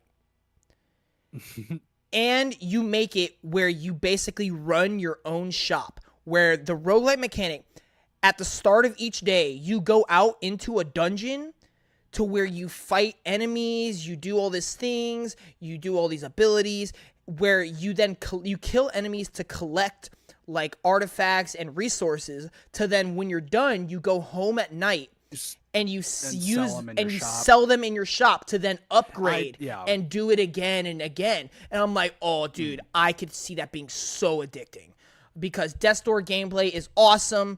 Hades roguelike stuff is awesome. I love like shop management and like stuff like that, and like being able to sell and try and like upgrade yourself a lot. And so I think this game truly, like, I am so excited. Like, this is my most anticipated indie game for sure. I am really looking forward to this one. Like, if y'all do not have it on your wish list, at least just keep it on your radar, because I think that this game could be good. And I do think this is going to be a huge step up from the first one, even though I never played the first one. The first one was pixelated. This one is getting like a 3D art style, and I'm really excited for that leap that they're taking. I think that'll be more like generally appealing to like a bigger audience. So I'm really hopeful for this one. Unfortunately, it's launching into early access. I wish it was just a full game, but I really do have high hopes for Moonlighter 2. That is my sleeper pick of the year right there for the rest of the year. I feel that. But anyway, November, Hyrule Warriors. I probably won't play it, to be honest. I've never been a Hyrule Warriors person. I want to get it because I played the other two, but I don't know if I will. We'll have to see. Right. Black Ops 7, as of right now, literally zero interest. Yeah, same. Black Ops 6, like the fact that we're going to Black Ops 7 just makes me mad. Yeah, really, don't get me wrong. I still think Black Ops 6 was good. It wasn't like amazing. I still think it was good. But I just have yet to see anything about Black Ops 7 that has made me want to play it. I'll try it because it's on Game Pass. Thank God for Game Pass. But I doubt I'll stick with it more than like a few days, if even. I miss the days where it took like 5 years to get another installment in COD. Like COD or Black Ops? And well, just any like COD, like Modern Warfare. What was it? Call of Duty's always been a yearly release since its first game. But what I mean is like getting like a direct sequel, like right. Like 2 to 3 of Modern Warfare, and then now 6 to 7. That just makes me angry. Yeah, no, I get what you mean. Like, it annoys me so much on that. Gosh. Deadpool VR. Kirby Air Riders. Yeah, I'm picking that up. I have yet decided if I am picking it up or not. We'll just see. If I'm not playing anything else at that time, if I feel like doing it, I will. I think it looks cool. I will say. I think it looks cool. I just don't know if there's. Yeah. To me, I think I learned my lesson with Mario Kart World, and I knew it. I'm just not a big kart racer person. Like, it's just not. It's just not my thing. I feel that. So I like kart racers.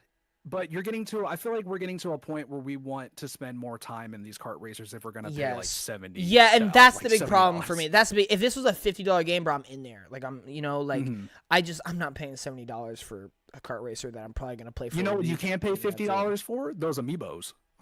Oh my god. I will say the Samus amiibo with her on the bike. Oh my gosh. It goes hard. Peak. I'm getting the Galaxy amiibos, whether I like them or not. Those also looked good. I thought they looked really good. Yeah. And then December, 2 games I am very much looking forward to: Metroid Prime 4 and Octopath Traveler 0. I'll go ahead and talk about Octopath Traveler 0 real quick. Big Octopath Traveler fan. That is like the only 2D HD game I've ever played. Is the Octopath Traveler games. I've always been a huge fan of them, and to get a prequel where they're doing a lot more with it, I'm very excited about. I'm not looking forward to the fact that it's 100 hours long.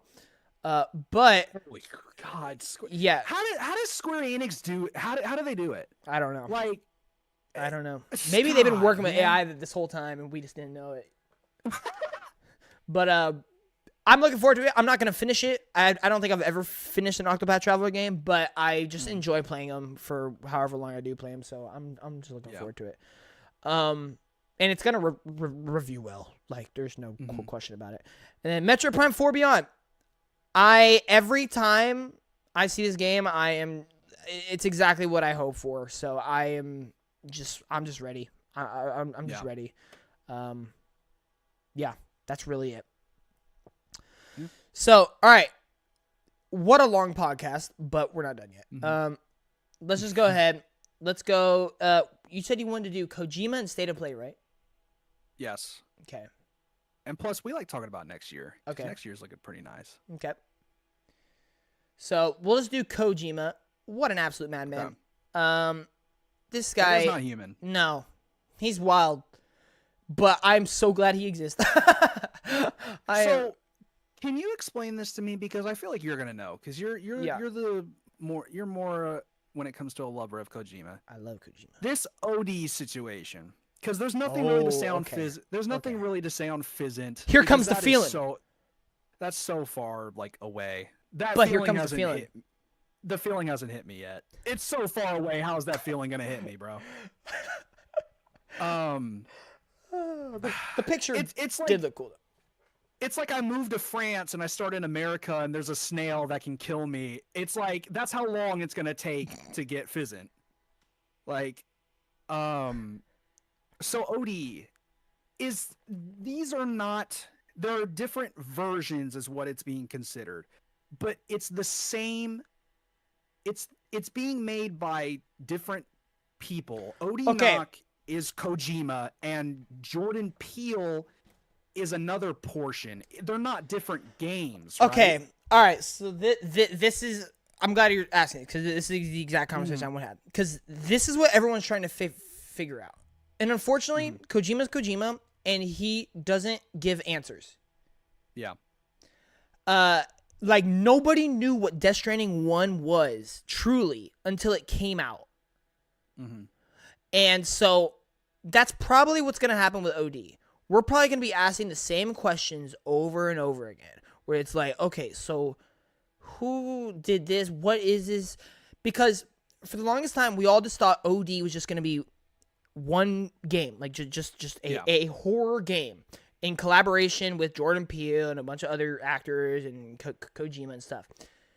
But now there's speculation. The theory right now is that OD is not going to be a one and done thing. It is going to be kind of like an episodic thing. Yeah. Where each episode, kind of like a TV show where each episode is directed by a different director to give it like their own little flair to the episode. The theory is that OD is going to be that, where each episode is directed by a different director, and each episode focuses on a different fear. And I will say, just that concept alone sounds freaking awesome, I will say. But I'm very curious how is it just gonna play out? Like, how often are the episodes gonna come out? Like, who are all the directors? Is Kojima only a part of the one? Like, we unfortunately was just given that teaser, OD Knock, which was a crazy trailer, by the way. It looked really cool. But we just don't have answers, and we just are stuck theorizing right now. Yeah. But what I will say, I'm not against the whole episodic thing. I think that could actually be pretty cool.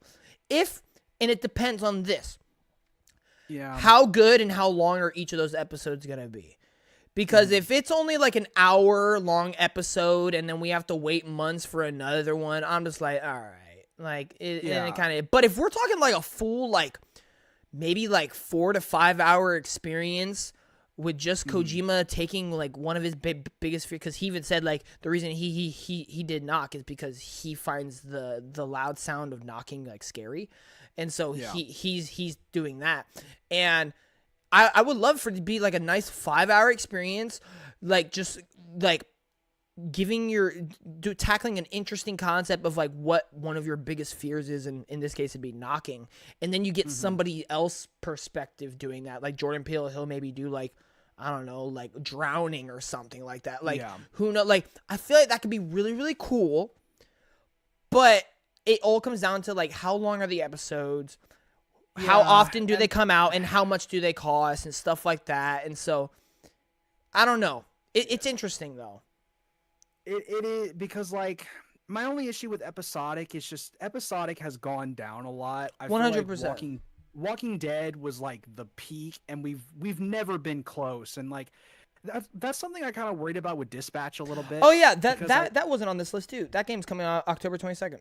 Dispatch. Yeah, Dispatch. Yeah. And Luminous Arise is in November. Sorry, I keep cutting you off, but I keep thinking of games that are coming out that aren't on this list. Yeah, that's fine. Game. What are you on, GameSpot? Yeah. Yeah, they trash.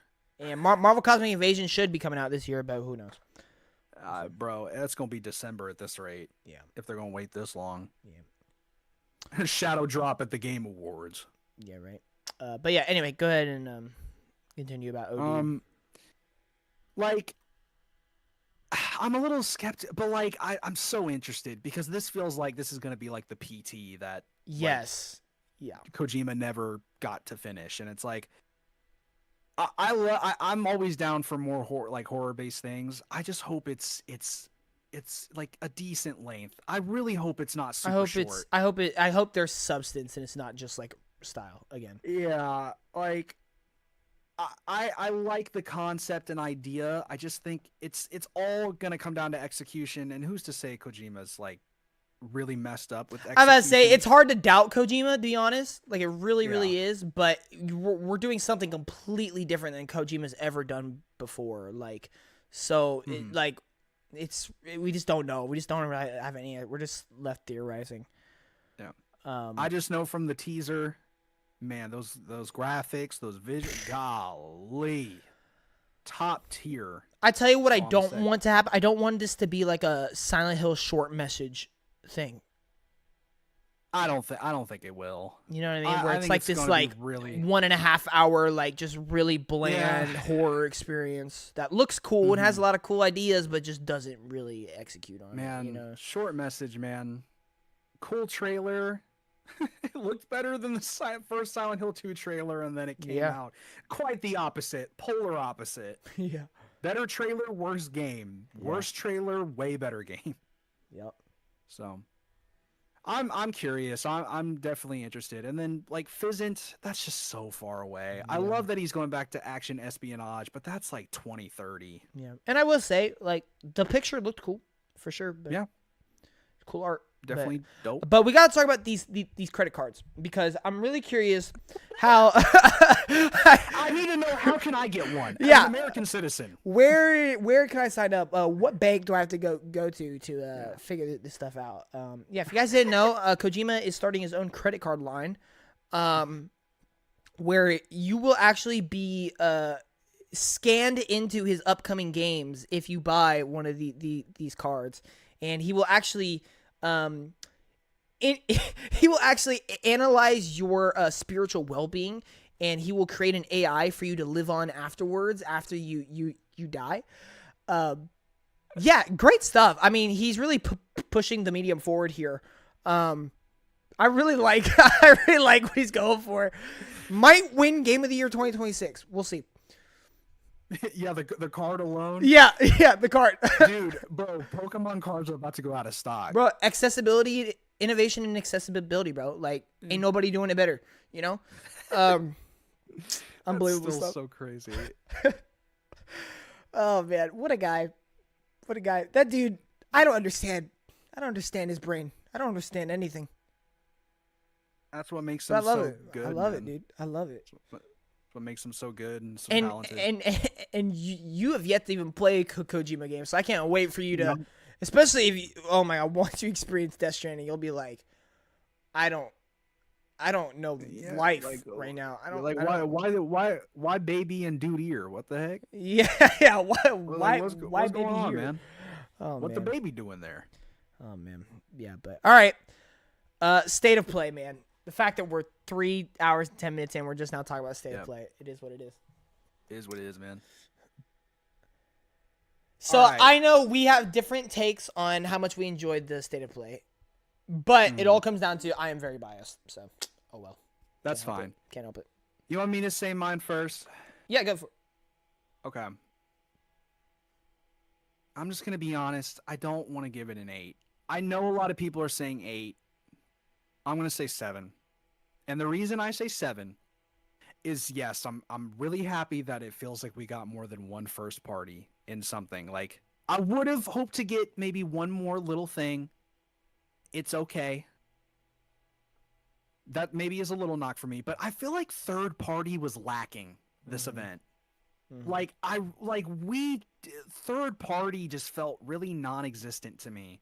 Yeah. And I like a lot of third party stuff, and like there just didn't feel like there was really much of, I mean, no Sega, no Capcom, no like, there wasn't really like much third party. It was kind of just like indie and like the you know, the two first party. It's like, I don't know, I wasn't blown away. Like, I definitely think I'm more fond of it now. I think in the moment I was just kind of like, man, but I also don't think a lot of the games spoke to me is the thing. I think it's a better event than what I think it is. I just don't think a lot of the games spoke to me.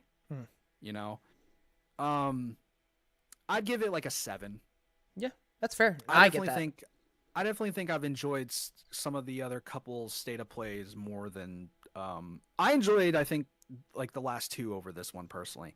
There are some highlights in there that I look back at now and I'm like, yeah, you know what? That freaking 2D page book looks actually pretty Oh dope. my god, that game looks awesome. Actually awesome. Yeah. But I'd say like a 7 is where I stand. Yeah, that's really fair. I mean, honestly, if I took my bias out, I would probably be the same. I'd probably be at the same. I would probably be at a 7. I loved the state of play. Very biased. I did look at it from the perspective of, like, because state of plays are so hard to rate because it's just like, yeah, they never go crazy. Like, no matter what, they never go crazy. So when you get a little bit like more, it kind of feels a little bit good. But then at the same time, I feel like we got a little bit less in the third party department this time. So, because like, yeah, if we look at every state of play for like the last year or two, it's always just been one big third party or one big first party AAA thing, right? Yeah. And it's usually always the last thing. Sometimes we got 0. This time we got 2. It started and it ended it, and then you got a bunch of stuff in the middle. There were only 2 things in the middle that I was interested in. One of them I think is incredibly looking. One of them I'm again, it's just a bias. Like, I'm probably gonna have fun playing it. But overall, I loved it because of the games that were shown. But as a show, it was definitely lacking for sure. So I would agree. Like, personally, I feel 9. I think you're right where I would probably give it a 7 if I took the bias out. So like overall, I would just say like, if I just had to tell anybody, if I had to tell anybody just to their face, I'd be like, it was like an 8 out of 10 show. Yeah. But I agree with your point of view as well, and but obviously I was biased for specific reasons. But so what game do you want to talk about specifically? Well, let's just go ahead and talk about Chronoscript: The Endless End. is what that 2D paint game looked like. Yeah. For me, I'm not gonna lie, that was the most impressive game of the whole show. Not in terms of like the one I'm most excited for, or the one I think looks the best, but like when I watched that game, like on a technical art, like just what that game was going for, I was insanely impressed.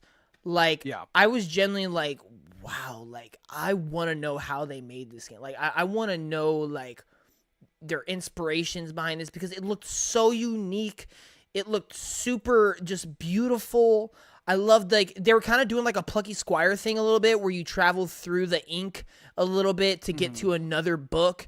And it's just like, and then there's like cutscenes where books are falling and your little screen is falling with it. And it's just like, man, I love what this game is going for. I do worry about it kind of being like Plucky Squire and it being style over substance. That is the one worry I have, which is why it's not like super high on my excitement level. But I would be lying if I said when I saw it, I wasn't like, wow, this looks really, really cool. Yeah. Because it really does. But yeah, it definitely has that like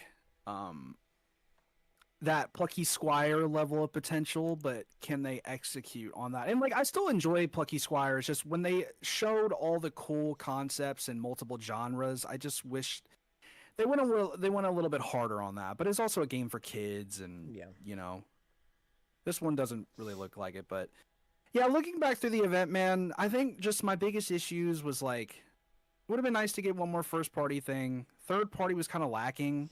And it is honestly a lot of just updates on things like we already knew about. You know what? Or like what? There is one thing about the State of Play that has done better than any other State of Play ever before. Almost every, I think every single game got a release date except Wolverine. And even that got a window. Yeah. Yeah, there's only one thing I wish didn't get a release date, and that's a Halloween game. It's a year Oh away, my bro. God. Yeah, well, that is the other game. That is the other middle game that I really am looking forward to. It's being made by the Friday the 13th team, which I mean, Friday 13th, Halloween, pretty similar franchises. So I mean, if they can just do as good as they did on Friday 13th, dude, that game's gonna be really, really fun, no doubt. So I'm glad that they're going back. Yeah, for sure, and not some stupid Killer Clowns from Outer Space crap. Like, yeah, just go back to a nice slasher film, bro. Like, yeah, y'all know what to do. Y'all know what to do. But yeah, really cool. But now, I'm gonna bring this up. Go for it. Because it's one of the other highlight. Because like, there's that game, but I already know how you feel about Neo 3. Where are you at on Crimson Desert? I could care less. Okay, but you know, I'm like, I don't know. I'm like okay on it. I like the concepts and everything, but I don't know. Also, it comes out, I think, a day before Soros. Day before Soros, and it's like, ooh, I don't know about that one. I was like, also, I'm goated with the sauce, baby. I predicted February or March. I said one of those two. I didn't pick one, but it's okay. I had a feeling in my bones it was going to be February or March, and it was March. I felt so good. Yeah, I knew it was going to be early 2026 because like there's no. I didn't know how early, but right. I was trying to figure out. If I had to guess, I probably would have said it was February or April, but they kind of like went like right in between where I thought it was going to be, so I'm fine with that. But because I was like, it's either gonna be really early or it's just gonna be like a first half game, so maybe like April. But yeah, then they did March, so I'm happy with it. I love March. I think March is like one of the best months. I'll be honest. Yeah, Crimson Desert. I think it's I don't think it's gonna be good personally. I think it's gonna be one of those like maybe not to the level, but I think it's just gonna be like. It's gonna be like Forspoken. That's the best way I could put it. I think there's gonna be really cool concepts. I think they're gonna really go for some crazy things. I just don't think it's gonna land. I think them having to delay it is like scares me that there's going to be like a lot of bugs, or it's going to be like because there's so much going on, or performance issues. Yeah, I would be shocked if that game comes out and it's like, Mhm. dude, there are people saying it's gonna be like one of the games of the year. I'm like, bro. Yeah, I mean, when it looks as crazy as it is, and sometimes doesn't look like an actual game, I get that. But then you also got to think. Sometimes games that don't look like games, like I think Cyberpunk was an example. Look at how that turned out at the beginning. Yeah. Like that happens, and like that's the risk you take whenever you like are anticipating stuff like this, and you know. Like I wouldn't be surprised if Crimson Desert ends up being like a Lost Soul side, personally. I don't know if it'll be that bad, but yeah, I just don't see it being like anywhere above like an 80, honestly. We'll see, man.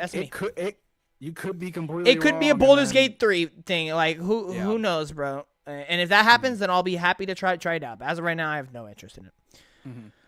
All right. Do you want to talk about probably your number one, your most anticipated game of next year? More than likely, I don't think anything else takes the cake. Oh yeah, no, for sure. Unless, yeah, for sure. They should have just called it Returnal 2. That's my only criticism. They should have just called it Returnal 2. Okay. But I want you to hear me out here. Go for it. We're gonna have differing opinions. That's fine. Because I'm very excited for this game. This is a day one buy for me. Yeah. I'm a little disappointed on this presentation though. Mm-hmm. And the reason I say that is I love the aesthetic. I love the look. It's just going to be Returnal again. But in the 5 minutes I got, I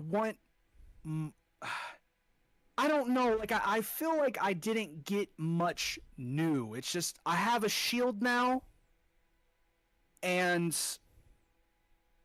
you always have another life if you go down once. No. Like, it's no... That's a permanent upgrade you can get. Okay, thank the Lord. I was about to say that hurts my experience because I like the fact if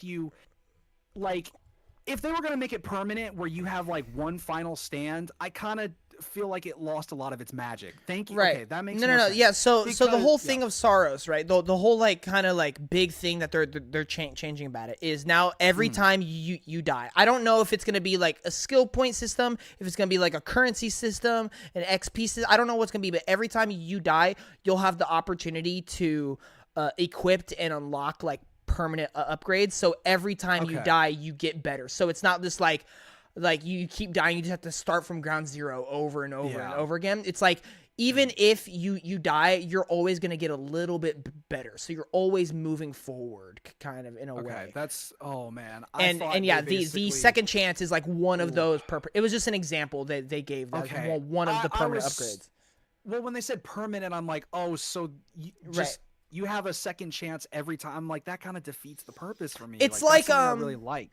It's like so in Returnal, once you unlock the grapple hook, you have it for the rest of the game. It's kind of like that, where like there will be things in Saros that once you unlock it, you'll have it for the rest. But it's things you choose this time. Like it's like abilities and things that you choose that will stay permanent. And so they gave an example as the second chance is one of those abilities that you can permanently unlock. Yeah. Okay, so now with that out of the way, my only complaint I have is just that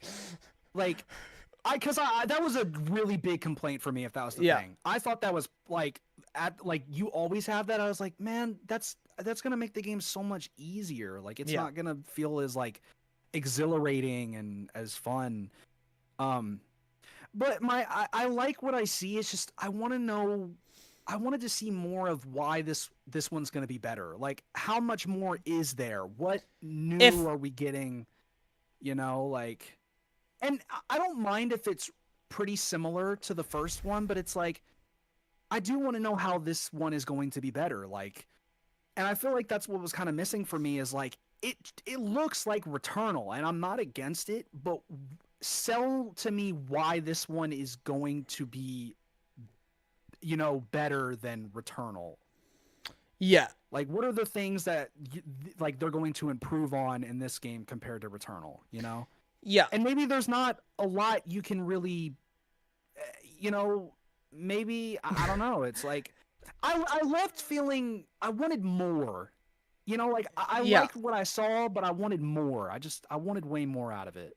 Yeah, no, I mean, yeah, you have it on the nose. This is my most anticipated game of next year now, for sure. And once Ghost of Yotei comes out, it'll just be my most anticipated game, period. But, I actually agree with you. I like, if I was to put like a score on like its trailer it got, I would say maybe like a 7.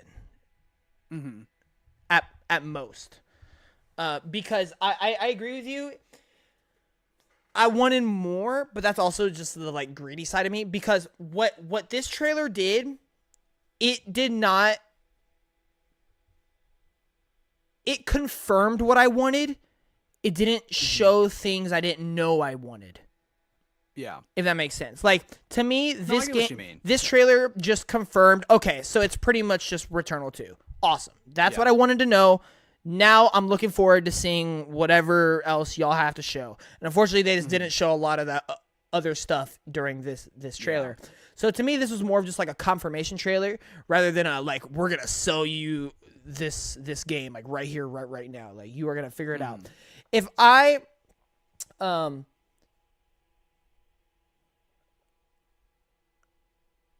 to me, I think if this game, literally, if this game was just titled Returnal 2, I feel like everyone would be way more high on it. Because that's literally what it is. That's literally what it is. Because like you were just saying, you wanted to see like what makes this different than Returnal 2. What makes this, like, why is this game unique? Like, what is this game's selling point? When if it was just Returnal 2, that is the selling point. Like, the fact that we're just doing it again with adding more abilities and adding new things and different environments. And that's literally what Saros is. It is literally just Returnal 2, and that's where my bias comes in. To me, that's 10 out of 10. You know what I mean? Like I wanted nothing more than Returnal to get a sequel. And when they said they weren't working on a Returnal sequel, I was so broken. And I was like, well, I guess I'll just look forward to whatever else they're doing. And then Saros comes here, and it's literally just Returnal 2. So now I am super, super excited because that's literally my dream game from Housemarque was Returnal 2. So I'm pretty much getting that. And this trailer confirmed that for me. It didn't blow my socks away. It didn't like exceed my expectations. It literally just confirmed what my excitement is for. And so that's why like I'm definitely super duper high on it. But I agree with you. The trailer didn't really show much. I actually think the last like 15 seconds of the trailer was the best, where it showed all those different environments. It showed some of those crazy bosses. Like they went ham in that last 15 seconds where I was like, okay. Now I see, like, with the upgrades and visuals, I see, like, with more time to cook, like, this is what they're going to do. If I had to guess what the biggest difference and improvement in Saros is going to be over Returnal, to me, I think it's probably going to be the story. You don't get a big voice actor, and you don't promote him the way they've been promoting him for him just to be a nothing main character, right? I think they're definitely going to do something more with the story this time around. And so, yeah, I don't know. I absolutely loved everything I saw, but it wasn't like the greatest trailer of all time. For me, it was genuinely, like, as I said multiple times, it was just a confirmation trailer for what I'm already excited for. And it gave me a release date, which is really, really awesome. But they didn't show any other weapons outside of the one he was using. They didn't show like any other of the permanent upgrades other than the second chance thing. What's going on with this new like hub area kind of thing? Like, right. Like I have a lot of questions, and I personally wish they would have done the thing where it was like, I think it'll get its own state of play. I think it'll get its own state of play. Show up to individual state of play for Saros, you know. Yeah. Because it's in March. That's not that far away. Like, Yeah. you know, it's away, but it's not that far away. I will say, PlayStation, if you're watching, please just for me, can you do a collector's edition or something, please? Like, please. That's all I gotta say. I think even the fact that this game is even happening, I still think is shocking. I can't believe it. But I'm glad they see the quality. But I think this game has to do well, though. I think this game. Buy the game, people. I will be one of them. I will say, I wouldn't be surprised if this game is a little bit easier than Returnal, just to try and appeal to more. Because, and especially when Returnal first launched, it was getting a lot of criticism because you couldn't like save the game or put your PlayStation into sleep mode because it would just wipe your progress for that run. And the only checkpoint is halfway through the game. And so it's like, and so, well, I mean, they could easily just like have a solution of save states. Right. Like, I agree with you, but I wouldn't be shocked. But with the permanent upgrades, it's hard to like add permanent upgrades after every run and it not feel like easier. Like at some point, you're going to have a lot of upgrades. You know what I mean? So it's like, I wonder how they're going to balance it. But Housemarque literally, like, the way they balanced everything, the way they implemented every different item and ability into Returnal, like, it just fits so perfectly. And they made that game, like, super balanced, in my opinion. And, like, to me, like, I don't even know how you can perfect any more the Returnal gameplay than it already is. So I don't really have doubt in it, but yeah, I am also curious, like, what makes this Saros and not Returnal 2? Because otherwise, in my opinion, you should have just called it Returnal 2. It's the same colors, it's the same gameplay, it's the same visuals. It's literally everything Returnal. It's just called Saros. And so we'll see. I think it's just to tell a different story because I think that is. Like I said, where do you go after Celine's story? Right. Like, where is there to go? Right. You know. That's right. So, and I would love it if maybe they're not saying it yet, but maybe Saros takes place in the same universe, and we'll figure that out through like lore or something, or maybe this main character will start having like visions of like Celine or something. Can you imagine that? Like that would be really really cool or something. And then at some point, their next game is like a co-op game where one person plays as Celine, one person plays this guy. Like, can you imagine that, bro? I'm thinking way crazy, but like, man, that'd be so awesome though. Like, it'd be really really cool. But but either way, I was really happy with the way it looked. I thought it looked awesome though. Be cool DLC idea. Get Celine as another character. She joins and just we'll see, man. They got a lot. It's gonna cook. The game's gonna be good. The cover art goes hard. Oh yeah, cover art's very good. PlayStation, they got some. They know how to make some cover arts over there. Oh yeah. I can't really think of one that's like disappointed me in a while. All right, the big one at the end. So we talked about how Saros confirmed our expectations, and it didn't really like exceed or blow us away or anything. Wolverine was kind of the opposite. Holy crap! I was not expecting this game to look as incredible as it does. Yeah, I agree. I knew it would look good, bro. Bro, this looks visually. I think it's visually better than Spider-Man. Like 100%. Like and Spider-Man looks good, really good. This looks like a tier above it. Yeah, like I 100% agree. I don't know what it is, but like, some of these shots and these like cinematics are just so detailed, and like, wow. I mean, this game, like, you go on YouTube. I remember seeing it. I think it has like 6 million views in a day. Oh yeah, 5.8 in one day. This game is oh boy, it's gonna be a game. I honestly, they didn't show much of it here. I think this story is going to cook. Because that little documentary at the end and them explaining, like, them picking the main actor and like explaining why they love Wolverine as a character and talk about how he doesn't like violence but he's forced into it, and how he doesn't like remember a lot of his past and stuff like that. And then Yeah. I saw this tweet on Twitter. I'm about to read it out. Somebody pulled out every dialogue line in that trailer. Mm-hmm. Let me just read it to you. This is some amazing superhero comic book writing right here. It says, "Been fighting longer than I can remember. I'd like to say I'm not a violent man. That trouble just has a way of finding me. But I'd be lying. Doesn't matter where I go, how far I run, death's always waiting. Just not for me. 'Cause I ain't no hero. I'm Wolverine." Like, that is some hard stuff, bro. Are you kidding me? Like, yeah, that's pretty crazy. That's like, that's amazing. That's pretty good. That's some good motivation right there. It is. And I'm like, yo, you're telling me you just showed this gameplay, which looks off the chain awesome. And then you show these visuals, which look off the chain awesome.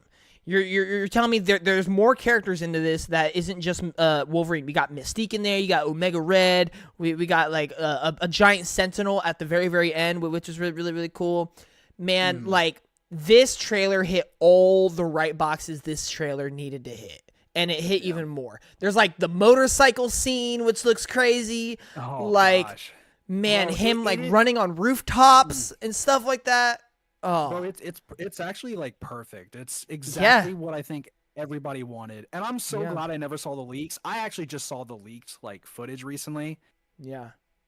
And how long did it take for them to make it look that much better? Like, it's night and day. The Maybe difference in like 2 the years, leaks. maybe. That's crazy. Dude, Like, I know. it is genuinely like they're not real, bro. Insomniac is just not a real. And man, it sucks too, because now that I look at it, like, I was just looking through all the PlayStation stuff and the videos, like 5.8 mil, and Saros only has 564,000, man. Gosh. I mean, well, that game deserves so much love. Yeah, that's not really. That game deserves more love, man. It does. But we're also talking about Wolverine here. Like, I know. Yeah. I mean, that's Marvel, and regardless if it was PlayStation or a big AAA game, like, or Insomniac, like, it's just Wolverine. Like, everybody freaking loves Wolverine. So. You're right. But dude, but it's the perfect blend. Like, it is. Blood, man, get ready to get demonetized. It literally is the perfect blend of Insomniac, Spider-Man, and what Wolverine is in the comics and stuff like that. Like, it's you're right. It literally is kind of perfect. Like, but you ready for this? I'm about to say something that blows your mind. Mm-hmm. I got a text from Jordan after the state of play. Mm-hmm. He does not like it.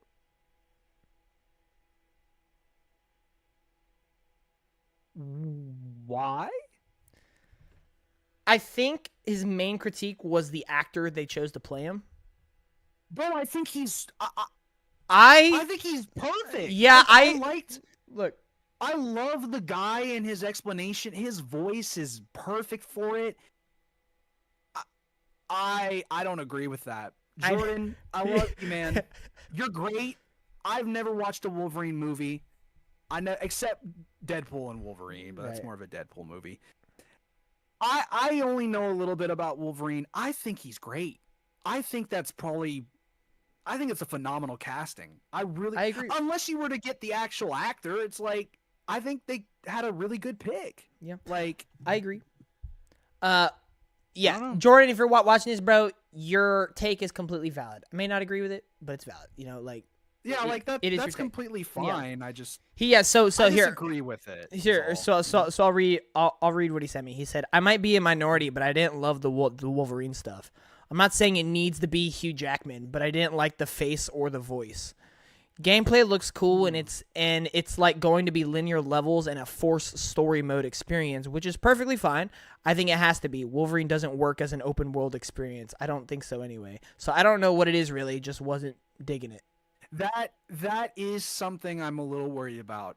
Well, you will have the motorcycle, but how is traversal going to be in an open world game for Wolverine? Wolverine's not open world. It's not. That's what he's saying. He's saying, like, Jordan's basically saying, like, I get it's going to be linear, but... Oh, okay, then W. Okay. Yeah. No, it's linear. And the motorcycle thing, I'm pretty sure is just going to be, like, set piece like chase scenes type thing. Oh, I'm way more excited now. I thought it was gonna be like Spider-Man. You have this open area to run. I'm like, that doesn't make sense. It's gonna be linear with like maybe some open zone to go like collect like collectibles, find like costumes and stuff like that. Yeah. But no, it's not open world. Okay. Oh, dude, it looks so good though. I agree with you. Holy crap! Like visually, it's just off the cinematics. Like I can't fully tell. Like there's sprinkled gameplay in there. It's not like a whole lot, but even like the little bits, like God, man, like without like all the what would you call it? Like finishers, game like. Well, without all like, because you'll probably in-game have cinematics, like your HUD or what is it? Like you'll have all like your health bar on the screen and everything. Oh, HUD? And HUD? Yeah, like I didn't know if it was HUD or not. Yeah, but HUD. like your in-game HUD, like UI. without it, like because I would assume like the part where, of course, you're in the like little alley street. Yes, and like seeing that like without probably the HUD is where that would be is like God, it looks so good. Yes, it's like man, it just looks so. It looks beautiful. Like I legitimately like visually the game is stunning, and it's the perfect blend of like everything I feel like this game needed to be. It's like the blood needed to be just enough. I think it's just perfect. I think it's right there. I can't say much, man. Like the game just. I was blown away. I truly was. I was blown away. Yeah. I I as of right now, it is right behind Black Myth Jonqui for on my anticipated list. Man, it looks so good. Insomniac's just they're probably a top 5 studio of all time. Like, oh yeah. I know there's not much of an argument to make. We said at one point, it's like, man, we kind of wish that they would, stop not make as many Marvel games because Ratchet and Clank kind of gets like left in the mud, unfortunately. Which I still agree. I wish Ratchet and Clank was not left in the mud, but like I'm never gonna wish for them to stop making Marvel games because they look so good and they are so good. And it's like even if Spider-Man 2 was worse than the other two, it's still a great game. And so like. It's just like I'm never gonna wish for them to stop making great games, which they do, and they make the best superhero games. So, it is unfortunate Ratchet and Clank gets left behind, unfortunately. But I just wish Ratchet and Clank was next. I do. I wish that was next instead of the supposed Spider-Man 3, and I get it. I just wish it would be Ratchet and Clank, and then Spider-Man 3. Yeah, or Venom, whatever's next, I guess. Yeah, that man, they're just. They don't. But I don't understand them and RGG. Their quantity output is ridiculous. Absolutely ridiculous. Yeah, but they just know what they're doing. They efficient times, like timing, just good production, just good probably directing on scheduling, and just not doing anything that's out of the zone that is gonna like affect them or hurt them real bad. You know what? I just thought of a caveat. You said you've never watched another Ghost of Yote trailer outside the first one. You saw the one where she was staring out onto the town, and then they showed the wolf mouth, and then they were like, tune in to State of Play. Bro, what a trailer. What a trailer, man. Are you ready? Yeah, I'm ready to look at another trailer again. Yeah. I will say, so you haven't seen gameplay at all? The tiniest little snippet before I like scrolled past it. Interesting. But I don't know. I don't know what it is. I just thought if I go in blind. Interesting. I like it. I like it. I would feel more because it was like here's the new weapons. I'm like, don't show me the new weapons. I'll find out myself. Oh, that's cool. I like that. Yeah. Like I'll figure it out. I need to do this for like another game next year, or like maybe a couple. See if it. I want to Clockwork Revolution. Don't look into it. Just go in there. maybe. Oh, dude, that game. Oh, Pragmata. For that could do it for that. Be interesting. I could. There's some options. I want to test out the theory. I want to test out the theory. What if I like games more if I just see less of them? What if I just get off social media completely? What if I just? Anyway, It's hard, man. The reason I brought that up is because I was thinking, this is now like the second time in a state of play this year that they have done a big like full on trailer for an upcoming AAA game where I was like way more excited after seeing it than I was beforehand. Yeah. Now with Wolverine, and then before, which we're probably gonna have to go into a discussion about that now. 007 First Light. Like when I was not excited for it, and then I saw the like trailer at the state of play, and I was like, "Whoa, this actually looks incredible!" Actually, yeah, like, that was one of the other things I wanted to talk about was 007. Dude, I hope that game's really good. I really liked it. I hope it's as good as it looks. It has a lot of potential. Yeah, like even if it's not perfect, just a high 8. Like just a really good experience. They definitely need to work on the performance. I will say. Oh yeah, 100%. But dude, everything I was seeing, I'm like, that's kind of exactly what I was thinking. Like this game was going for. I think they're gonna pull it off, man. So we'll see. But speaking of that, Wolverine, Sorrows, 007, First Light, all of those are coming in 2026. Oh yeah, 2026, man. Yeah, it's looking nasty. Hopefully replaced. Yeah, hopefully. Oh yeah, they said early 2026. So now if it gets delayed, it'll be like late 2026. So, you know, so at least we have two tries there. Dude, 2026 is looking crazy. We do this every year, bro. I will say I'm not saying it's gonna be best year. I'm done with that. I'm done like saying it's gonna be the best year. I will say though, we've got a stacked like beginning like first few months. Yeah. Like there's some really big heavy hitters. Like like Halloween in September. No, I'm just Hi, buddy. Yeah, no, you're right. I mean, the first 3 months is already looking really, really good. Yeah. I would like a big game in January though. January, you know what we didn't talk about? What? The Nintendo Direct. Yeah, we didn't talk about that. Mario Tennis Fever, Yoshi, Mysterious Book. I know you're definitely super excited about that. I'm Yoshi. I'm happy, dude. The art style is gorgeous. I'm more excited that it exists rather than like excited to play it kind of thing. I wish they didn't dumb them down so much. Yeah, because I like the older Yoshi games more. That like the Yoshi's Island ones because they felt a little bit harder. I get they're trying to dumb it down a bit, but I can't deny that art style. Oh, wow, dude, beautiful. No, I will say I wasn't as impressed with like the Yoshi game as like itself. I was just super happy it exists. Like Crafted World, I think is one of the most underrated Switch games. But even that, when I compare that to what I've seen from Mysterious Book doesn't seem to have as much gameplay as like Crafted World. Like there's not as much platforming or solving like cool like or defeating like enemies with like cool Yoshi abilities. It's kind of you just like solving like puzzles kind of, which I don't know how I feel about that. So we'll see. But I'm super happy it exists 100%. But we'll just have to see. Man, and then Mario Tennis. I mean, it's another tennis game. Cool. It shouldn't be $70. We'll see. But whatever. We'll see. You know, hopefully it's good, but. Don't really have faith. It's got to be. It's got to be better than Silk Song. It's $50 more, right? Oh my God, that is insane. That is. Yeah, I know. Oh my God, that just made me. That one just struck a nerve. Oh man, that one. Dude, that's the time zone that's the time we live in where.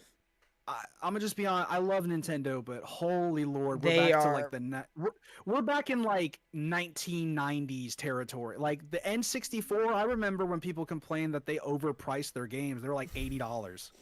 Bro, all the big three truly all have their positives and negatives. Like it's crazy how just neither of them are like the best companies. Like none of them, I would say, are the best companies in gaming. Like. They may be the most important and the biggest for sure, but like it sucks because it's like I can't believe Nintendo, the one that is the most like family friendly and like consumer like in terms of like being affordable has now become like the premium product. It's like like, but it is what it is. It's like they're gonna get away with it. The only way they won't is if people stop buying stuff. But it's just it's just gonna make me more hesitant to buy certain things. There are still things I will buy no matter what the price. I'm about to say that's the thing. I would love to like play like everything Nintendo drops, but there's just some things I know I'm not gonna play longer than like a couple days. Yeah, and it's just like I'm not spending $70 on it. Yeah, like why would I pay $70 for Mario Tennis if I'm only gonna play it for like a little less than a week? Especially when it comes out near all these other games coming out, I'm just like, I don't know. It's really hard. It's really hard. Like it just doesn't. Not even Metroid Prime is is Metroid Prime 70? No, it's 70. Okay, it's $70. But Mario the fact that that's on the same level. Yeah, like what? You know, it's ridiculous. It's ridiculous. You got to make it make sense, man. But yeah, so anyway, 2026, man, looking forward. There's so much to be excited for, but I mean, I don't know. I've kind of lost my excitement because I already know what's going to be game of the year in 2026. Lego Batman, Legacy of the Dark Knight, truly is looking like a generational game. You know, that's honestly the only game I want. That's it. How about you? Enough said. Yes, I completely agree. Lego Batman, the Legacy of Dark Knight is absolutely amazing. I would say like a Nemo, you know, probably game of the year. Yeah, for sure. Or Animo.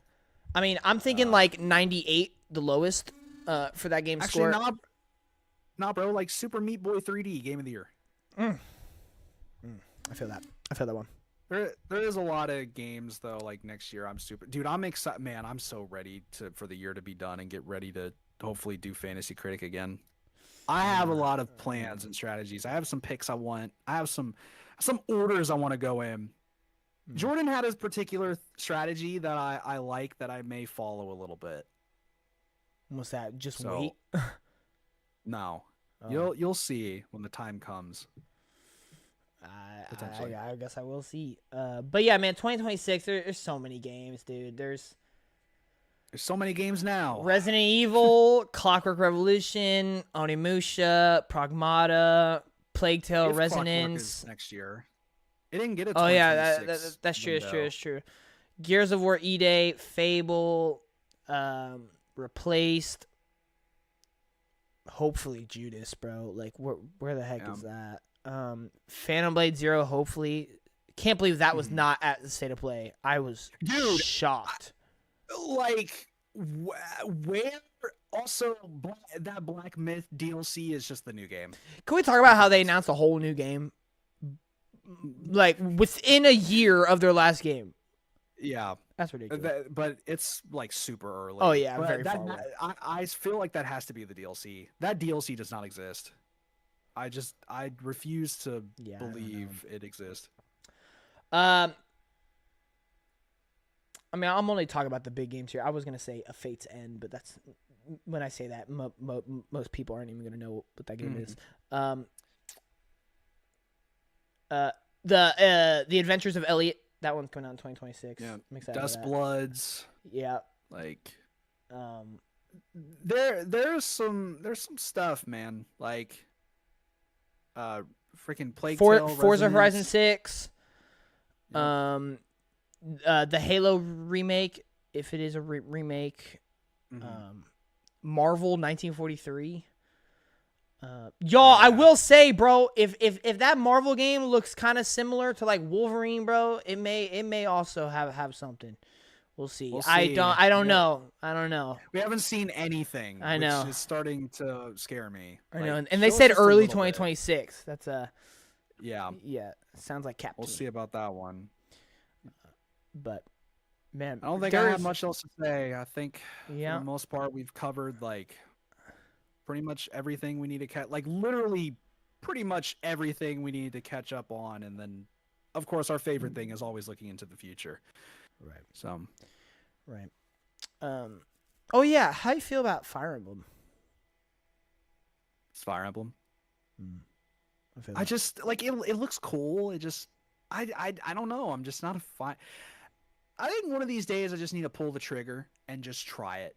and just see if I like it, and maybe I I'll thought try the other Engage ones, was gonna be it, and I just never did. I never pulled the trigger. Mm-hmm. Yeah, I don't know. Maybe like I feel like one of these days I'll just have to try one and just see, because you never know. Because that's how I found my favorite franchise ever, and like my third favorite game of all time is you just suggested it and I tried it, and I ended up loving it. Yep. So. Yep. Oh yeah, and then Kiwami 3, W. Oh yeah. Yeah. Plus freaking Dark Tides, which is also very nice. Have you played 3? Right? You've played 3. No, I haven't played 3. Ooh, okay, it's cool. So you're just gonna get the whole new version of it. Cool. Yeah. And then my last thing, I hate that new God of War controller. I think it's worse than the Last of Us. I hate it. I hate it. Why am I paying $5 extra for the thing? It says God of War on the back and a red stripe on the right side. Okay. Here's the thing.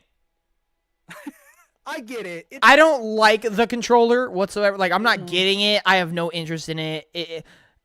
I do think like it's literally just a red stripe, but like, but I get it. Like, I get what they were going for. I just don't think it's as good of an idea as they thought of in their head. Like, I don't think there was any way to make that controller look good, because I don't know how else you can do it. Like, because otherwise it doesn't make sense. Like, you can't put two red stripes, because then it's not Kratos. Then it's just, you know. They should have gave it a beard. They should. They should have put an eyeball on the other side. They should have, you know. Yeah, bro, give it a scar kind of, and like a beard. I like, as much as I like just find no interest in it. I don't hate it, because I get what they were going for, but I agree with you. It's just like it looks so boring. Like, we literally just put a red stripe on it.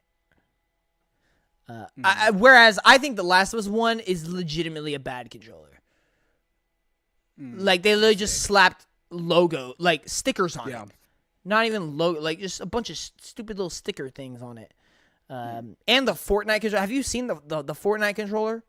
No, I know. No, because I put it on Twitter, and I was like, this is the worst. And some guy that competes in tournaments that I used to compete for Smash, he like posted the Fortnite ones, and I was like, and LeBron, and I'm like, okay, first party studio wise, I was like, this might be my least favorite. Speaking of controllers, though, the Ninja Gaiden one, I wish was just, it was black instead of white or whatever. There's a Ninja Gaiden? Yeah, there's a Ninja Gaiden 4 limited edition. Can you just buy it? Yeah. Or is it like sweepstakes? No, it's a controller lab or Xbox Lab or whatever. Hold on. No, it's an actual like controller that you can get multiple of. Hold on, let me see. I think they're starting to listen and actually producing more. It's fine. It's not one I would get. You know, one that I'm really excited for that I hope they do. I don't think it is. No, I think it is like you have to enter to do it, I think. Really? I thought you could go on Xbox Lab though, and you could like make it. Oh wait, yeah, you're right. Yeah, you can. Yeah. It looks like it's. It might only be the Elite controller though. Oh my god. So that thing's gonna be like $300. No, design standard. Okay, cool. I'm still mad about that Doom one. I would have bought that red and black one if it wasn't the Elite controller. I'm still angry. It's everything I want. That is a cool controller. And it's just stuck on. The Ghost of Yote soundtrack is on Spotify now. Let's go. I'm not listening to it. W. I want to play and listen to it first, but yeah. Well, cool. A lot of stuff to be excited for still to come. I will say, hold on. I will say this. Not that I care, but I find this wild to me. I find it really hard to believe that two different critic outlets think Ghost of Yote is a 6 out of 10. I find that really hard to believe. I Like, I really don't know. Like that's insane to me. That just doesn't make sense. A Eurogamer, that sounds about right. Wild. Yeah, Eurogamer, that sounds about right. And their reasoning is so stupid. Sucker Punch sequel offers more great swordplay and heartfelt storytelling, but would better be served as a linear action game. 3 out of 5. What are we talking about? That's insane to me. That's insane. At least yeah, IGN like gave it an 8 with like fair enough reasons, you know, but bro, they think Wheel World is better, man. but then there's like so many 10s and then there's so many 9s and then there's just like there's a few 8s and then there's like 2 6s and it's like what the heck, dude? Like you just gotta accept that like Yote's just a 6 out of 10 game, bro. Their opinion's right, and FBC Firebreak is on the same level. That's insane. They gave it the same exact score. It's a 60 as well. Unbelievable. I know. I find, dude, reviewing is crazy because when you realize like they put certain games on the same level as you, like, even though I love this game, they put Chronos and Ghost of Yote. They gave it the same exact. IGN gave it the same score, and their Open Critic / Metacritic is completely different. And so it's like, it's just it doesn't make sense. I'm gonna be so honest, bro. I think the easy answer is some people just shouldn't have the right to review. Like, if you know the game is good and you don't like it, I don't think you should be allowed to review it. Yeah. If you know this game is quality and it's just not for you, I just don't think you should be able to review it. Yeah. Yeah. Oh, yeah. Like, was it Eurogamer? The one of their tweets talking about their review is like, Ghost of Yote feels like it doesn't understand what it wants to be. Therefore, I don't know how to look at Ghost of Yote. Same way I looked at Ghost of Tsushima. And it's like, if you look that way towards Ghost of Tsushima, why are you even playing Ghost of Yote? Yeah, your Eurogamer hurts. They gave Marvel Rivals a 40. Oh my god. Oh, Eurogamer. Oh my god. Oh. Holy crap. I know reviewing is hard. Like, it is something that's probably very difficult because no matter what, you're always going to get hate because you're not going to agree. But, like, oh my gosh. Nah, bro, Avowed is better than Yote, man. Avowed got an 80. Kingdom Come Deliverance 2, they gave a 60. Civ 7. Eurogamer? We talk about Eurogamer? Yeah. Bro, they are harsh. Civ 7 a 40, that's ridiculous. That a 40 is crazy. Like these are crazy. Yo, Indiana Jones and the Great Circle, they gave 100. W. Wow. I agree, but I'm you know. Oh, they lost you. Oh boy. Planet Coaster 2 review 40. Thank you all for watching the podcast. I appreciate everybody coming back here. Eurogamer is the worst gaming outlet. They don't know what they're talking about. They need to fire everybody because jobs don't matter. It was a joke. It was a joke. I love them. Not Eurogamer, but I love jobs and people. Anyway, not Eurogamer. Whoa, John, this is a Mario Luigi Brothership. They think is better than Yote. It's got an 80. I know they're different games. Yo, the Veilguard, they gave 100. Eurogamer is the best gaming outlet out there. They need to hire everybody. What they gave Alan Wake? Oh, that's the DLC. 60. Okay, that's the DLC. But man, this is interesting. So it looks like they like JRPGs, but they hate RPGs. Well, no. Veilguard, you said they gave 100, right? That's RPG. Oh yeah, you're right. You're right. Veilguard 100 is insane, even for somebody who loved that game. Dude, 100 is. Concord was a 60, same level as Yote. Oh my gosh, dude. Okay, like seriously, seriously, you gotta ask yourself, bro. Like, there's no way like, how do you take that seriously? That's insane. That is actually insane, bro. Oh wow. Wrap it up, fellas. That is Wrap it wild. up. By the way, I will say we completely skipped when we were talking about like possible games that could fill that sixth spot in the game of the year conversation. Mm-hmm. I don't think it will, but like, you never know, bro. Silent Hill F has made a really sneaky loving from a lot of people.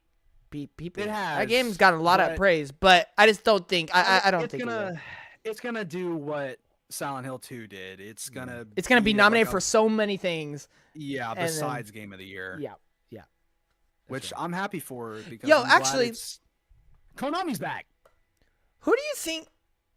Actually, we'll have to have a conversation. We'll have to have you on a podcast again soon. But we'll have to have a talk because I'm curious what you think like will be the nomination for some of the other categories. Like, who do you think is going to be nominated for best performance this year? You know, I know who's going to win. I'll tell you that. Always Norman Reedus. No, absolutely not. If he's even nominated, that would be awful. Maybe someone from Expedition, probably. No. Troy Baker's going to win from Death Stranding 2. Troy Baker is going to win from Death Stranding 2. Yeah. Dude, Higgs is one of the best villains you will ever experience in a video game. He is incredible. If Norman Reedus is nominated, I'll be honest, that's whack. I don't know. I just said because he's the protagonist, but yeah. All I know is for best art direction or whatever, or just art, I want Shinobi nominated. Like, that's a fact. Dude, there's a lot of good art games this year. Hades, Silent Hill, Ghost, Keeper. Like, I think Shinobi, Keeper, and then I think Death Stranding even has to be nominated because those visuals, like some of the best visuals you'll ever see. Man, that's, dude, what a year, bro! What a year for games. Yeah. Truly amazing. And like, there hasn't been like one standout, obvious like best game of the year. Like, I feel like everyone will have their top three. You know, like I don't feel like there's gonna be some snubs this year. There 100% will be. 100%, man. It's wild. There's some categories I think I will say easy. Like OST is gonna go to Expedition 33. There's no doubt in my mind. Oh yeah. You know what's really interesting is, dude, can you imagine we're watching the nominations be announced, Jeff Keighley, and it's like, and now your 6 nominees for Game of the Year is this game, this game, this game, this game, this game, and then it reaches the 6th one, and it's like Indiana Jones and the Great Circle. Can you imagine? I don't think that's ever happened. That game, that's another reason I hate when it's only the first 10 months. That is so stupid. Indiana Jones should have got some nominations, and now I don't think he'll get nominations. You know what? Ever. I could see Troy Baker being nominated twice, once for Higgs and once for Indiana Jones. Dude, that would be amazing. What a goat. What a goat. Indiana Jones deserved Game Awards love. Just because it came out late past the... Hopefully, and that's the thing Action Adventure, maybe it'll get nominated. Maybe, who knows? I don't think it's going to get nominated for... I don't think games that came out in the year It's happened before. ever get... It's happened before. I hope it deserves it. It really does. That game is low-key, bro. Like, if that's the case, that's one of the... I mean, it came out last year, but if they're counting it in one thing, that's one of the best games this year from last year. Yeah. Like, game's phenomenal. They do count it. It's just the people voting forget about it, and so they don't. Yeah. Because they don't actually like research, and they don't get criteria, and they don't get a list of every game. They just think, okay, what is 6th game I would say the game of the year? I think this is game of the year. I think this is game of the year. You know, it's just that's so dumb. Like to think that next year Game Awards could happen and Metroid Prime 4 could just literally not be there because it came out in December. You know what I mean? Yeah. It's really dumb, but it is really dumb. Oh well, but all right, that's gonna do it for this podcast. 4 hours, 10 minutes. What a session. It's what we do. Yeah. I gotta pee. Real bad. Me too. And then I gonna go, and I'm gonna start playing Silent Hill ASAP. I gotta go Very take a excited. shower. Okay. Thought you were about to say then- something else. No, I gotta. I thought you- Go play some Metal Gear. Oh, yeah. Dude, you're gonna. I can't Dude. wait till you're gonna text me like, I now understand what you like. Once Yeah, you dude. reach that one character, like Yeah, you were not kidding, I reached the gooning section. dude. Oh my gosh, it's insane to me. Just thinking about it. I literally had to stop and ask myself, I'm like, what are we doing here? Like, what's Hey, going on? It is what it is, man. Konami's back. I'm getting Okay, ready for that. Konami's back I'm for get- real now. I'm getting ready for that Castlevania announcement. Yeah, I'm getting ready. I will say It's I next. It's next. was holding off on saying Konami is back until like an original game came out, because up until then it was only remakes. Silent Hill I F, knew they were back. Silent Hill F depleted all that doubt. I'll have it be known. I drafted F for a reason. Yep. I knew they were back. I knew it. I had a feeling in my bones. Next, Yeah, that was a next good we'll be pickup. seeing Castlevania. I Next will we'll be seeing say Castlevania. that was my biggest mistake this year in fantasies. I did not spend my money more. I have $45 left. That's still you and I should have Jordan gotten- doesn't need to spend 62 though. I should have spent heavier for Shinobi and like Silent Hill, like honestly. Yeah. And Donkey Kong. I should have gone harder for those. Ooh, thank you for Shinobi. Yeah. I appreciate it, buddy. Yeah. I Well, knew you that spent shit $50 on Shinobi. Didn't I? No, it was like 41 or something. Oh yeah. Well, then you spent $30 on Lost Soul Side, and it gave you -6 points. Oh man. You know, you win some, you lose some, John. Yeah. Well, Jordan's probably gonna win this whole thing, so it really don't Yeah. matter. It's really- I'm just trying to go for second place at this point. I mean, I still have a It's shot. hon- To be fair, I still it's- have a it's shot. I honest- don't yeah. know. It's honestly, in my opinion, it's just a battle between both of us. I think just Jordan- me and you. I think Jordan is just like I don't like. Yeah, it's just gonna You be really do hard to have catch him. You do have a chance. I would like to get second. It'd be nice. I'm not getting first. No. I had a chance until Lost Soul aside. but- Yeah. I just could. I didn't get rid of it like the time I wanted to, and it screwed me ever since.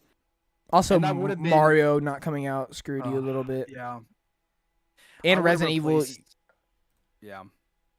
I still have another drop, but it's like if I wanted to come back, I'd need like 290. Dude, honestly, considering 2 of the 6 games I drafted at the start, I ended up having to drop Fable and Earthblade.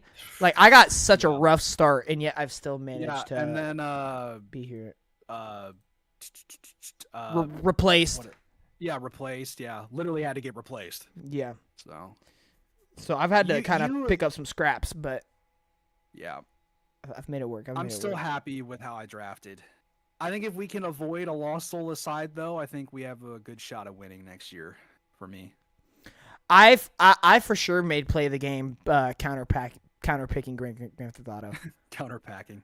Counterpacking. Yeah, you know, man, Counter picking next year is gonna be awful. Oh yeah, I will say, you probably still have a shot. I It's do. gonna be real close. I think I'm third. Cause are you looking at projections? No, because I don't trust it. Okay, yeah, I was about to say that thing's so off. Yeah, because like some games are way higher, and like F was like it wasn't that high in projected points. I'm like, you tripping? Like they out here say Octopath Traveler is only gonna give me 8 points, meaning it's Yeah. gonna score 78. Like Yeah, that's cap. crazy. That's cap. Yeah, I don't agree. But you know, I'm gonna say this.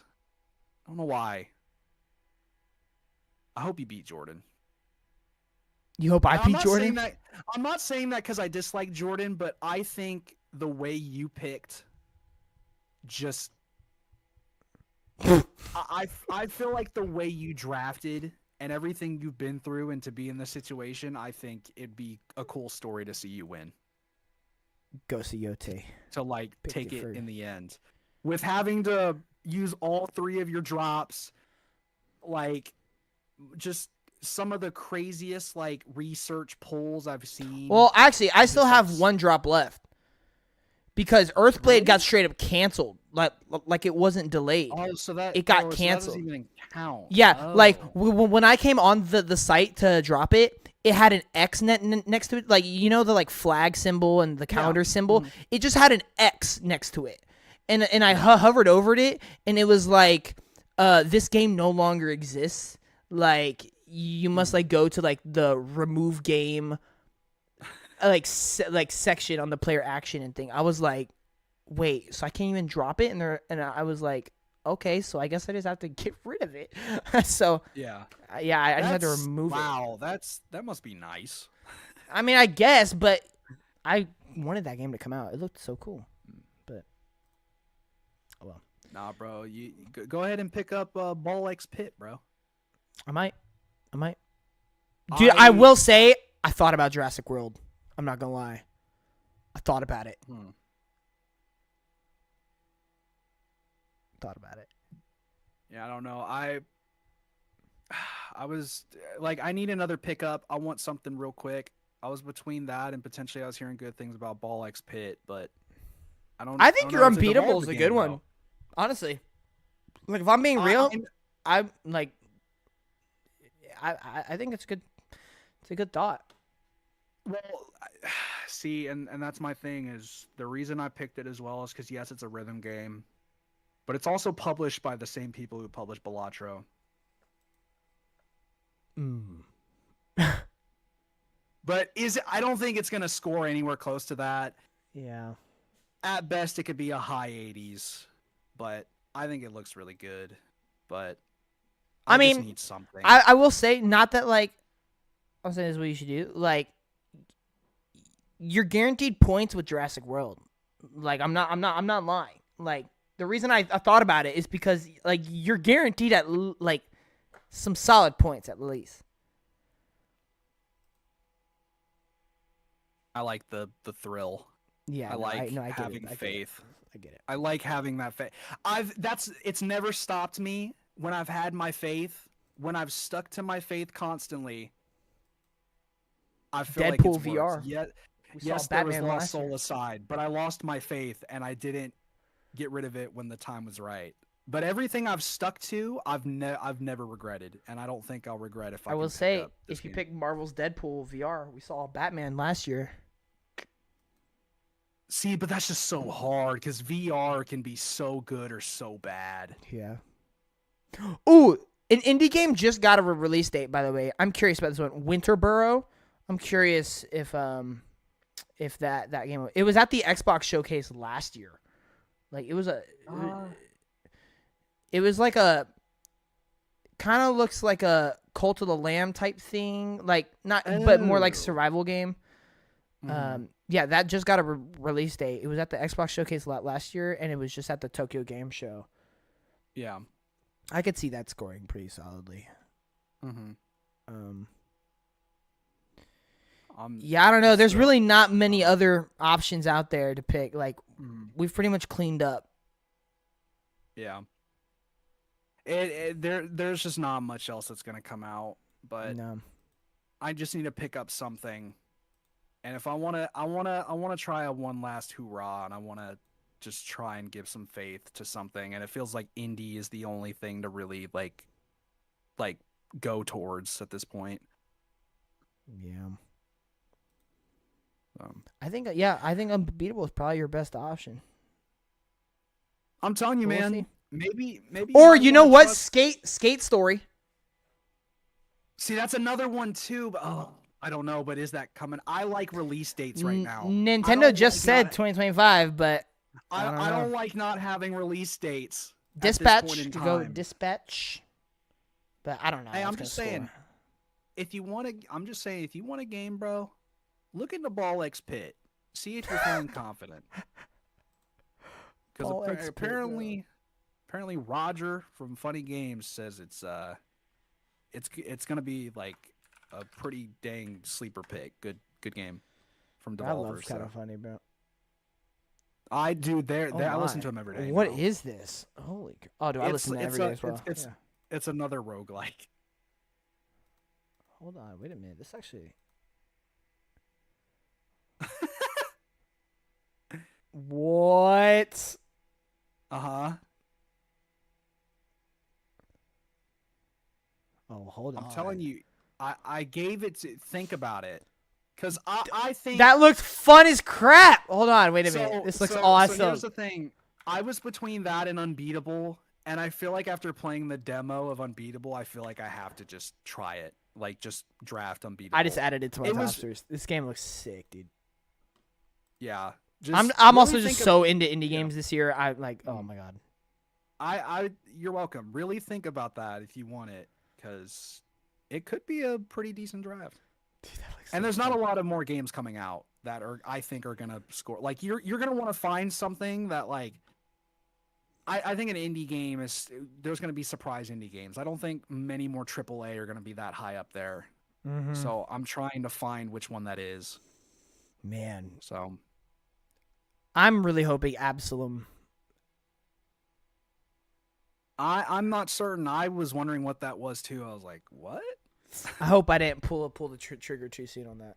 See, now dude, I wish Marvel would just put a release date on Cosmic Invasion. Because if that gets a release date, then I'm dropping Absalom and picking up something else. But if Marvel doesn't come out, then I got to drop that. So I need Mixtape to be a 90. I need it to come out this year. I need Mixtape to come out this year and be like a no. 90. You need Mina. You need Mina to go crazy. Mina's probably gonna be like low 80s. Really? You think so? It's point. I don't know. Like Dragon Age is gonna be good points. Dragon Quest, you mean? Yeah. Oh yeah. My bad. Dude, I'm telling you, I love my draft. I love my drafts. I do. It's just Metroid's gonna give you good points. I couldn't get rid of Lost Soul Aside. I knew I needed to get rid of it, but I was busy and I just couldn't. See, I thought you just weren't going to because you like spent so much money on it. You were like, no, I can't. I knew I had to get rid of it, but even a week before, like not even the week of, you have to get rid of it like 2 weeks in advance. You can't get rid of it a week before. Oh yeah, because it sets every Saturday. Yeah. So I was cooked, and I'm like, yep, that's a little scary. I will say, dude, my team would be so much better if South of Midnight and Chronos were not the low scores that they are, which is really unfortunate. I hate that Chronos score. I think it's the most bullcrap score ever. Yeah. Well, hey, at least you didn't lose any points in the counter pick, which really helps you. Yeah, I know. That's. Civ 7 getting a 79 is still the craziest thing I've seen. Dude, we all were. Whenever Isaiah picked it, we were all like, "Bro might win this thing. Bro might actually win this thing." Yeah, but then Night Rain scored lower than I thought. To be fair, and then, he would probably still be in the running if he didn't. Dude, he would legitimately be in the running if he did not counterpick Expedition. Dude, do you have that recorded on video still of him being like, I don't think Expedition 33 is gonna be that good. I might still have that video. Hold on. Oh, that is gold. We need to end the podcast, bro. I know. Hang on, I do still have that video. I still have our whole draft video. I have the whole draft. Gosh. You just need, if we get him on here for like the final results, we need to show him that video.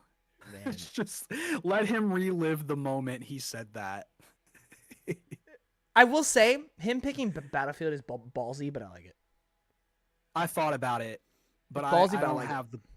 I think it'll be solid points. Pick it. I think it'll be solid points. Yeah, I'm gonna say 84, 85. Yeah. Yep. But all right, well, that's gonna do it for us, ladies and gentlemen. Thank you all so much. By the way, on the topic of scores, I feel like this year we've all learned how hard it is to actually score a 90. Oh my gosh, dude! Like it's difficult. We were spoiled in 2023 with all those 90 games. To the point in 2024 when games weren't 90, like it was shocking. It's like, man, like we're just not getting 90. But it's literally it's just so hard to get 90s. Like, in order to get 90s, majority of your reviews have to be 10. Like, that's literally the only way. And you, like, can't have any 7s, really, because, like, it just drags it. Like, it's so hard to get a 90, man. Yeah. And so many games that have, like, 88, 87 are, like, universally praised, pretty much, but they're just not a 90. It's just like, man, it's so hard to get a 90, man. Yeah, if Yote gets a 60, it's not gonna help it really get a 90. Right. You know? Right. And when everything else is like 10 and 9s with a few 8s, it's like, then you just get like 160, and there's just no way. It's like, man, it's ridiculous. But it is what it is. It is crazy. I expected more 10s this year. I or like 90s. Like, I did. I really did. And it wasn't. I mean, like Doom, like everybody loved Doom, but it's still just like an 86. Like, it was just 86, and it's just like, man, the things you have to do to get that high of a score is just unbelievable. Even Hades 2 and Hollow Knight have a 92, which makes you question, like, how did things like God of War and Astrobot get as high of a score that they do? It's like, man, that's insane. But yeah, it is what it is. It is crazy. And then random remakes coming out of nowhere, like whatever the heck, that one JRPG that has a 90. Oh, no one could have Trails in the Sky or whatever. Yeah. Like, how was I ever supposed to? You had to really do your research on that. Yeah, I think Mike picked that up in fantasy, in kind of funny. Man, he had some help, bro. That's all I'm gonna say. Yeah. I just got to do my research next year. And really all right, so to end the podcast, what are your top 3 games of the year so far? Oh, that's hard. I mean, I'll just say mine right now. Death Stranding 2, number 1, easily became my second favorite game of all time. I think you know that. I mean, if you don't know that at this point, y'all look you're stupid. Yeah. Then Expedition 33, then Chronos: The New Dawn for me. That's my top 3 so far. Man, that's hard. Because there's still so much I feel like I need to play that could be there. Okay, definitely Shinobi. That's number 1? No, I'm going to say no order. Oh, okay.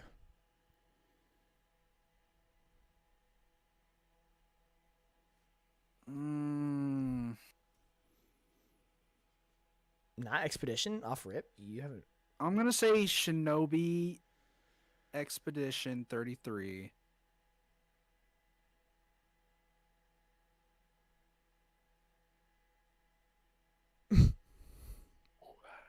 I have an idea, but I'm trying to think if anything else is.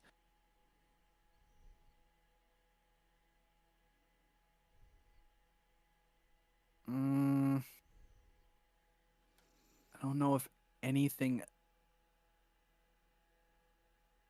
Because there's some I haven't tried yet. I mean, there's Split Fiction, Donkey Kong, Hollow Knight.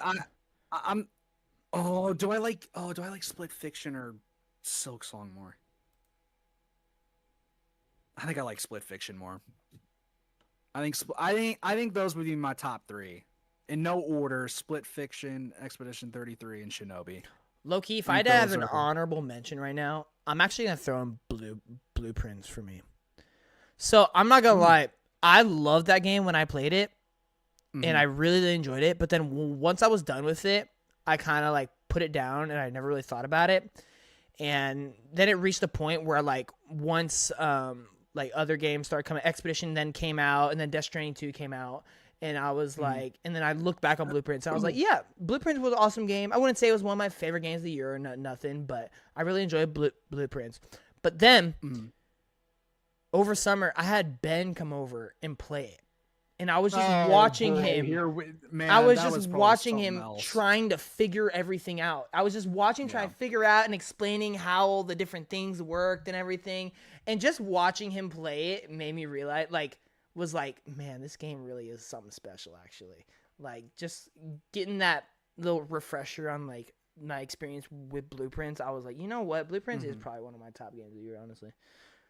Yeah. Like, It's wild. You know, Like the fact that I only have one AAA game in like probably my top 5 of the year.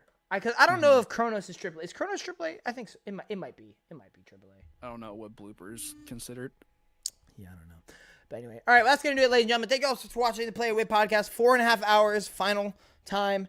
Yes, sir. We are back. A lot of content coming your way.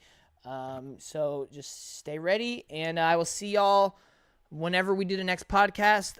Might have one with Jordan next week, talking about like Ghost of Yote before we actually get to play it. So we'll see. Definitely gonna be shorter. 100% gonna be shorter. But anyway, thank you all so much for watching, and I'm sure he'll probably have stuff to say about Wolverine. And we're all not gonna agree. Because when he said he was the minority, I think he meant to say he's the only one. But anyway,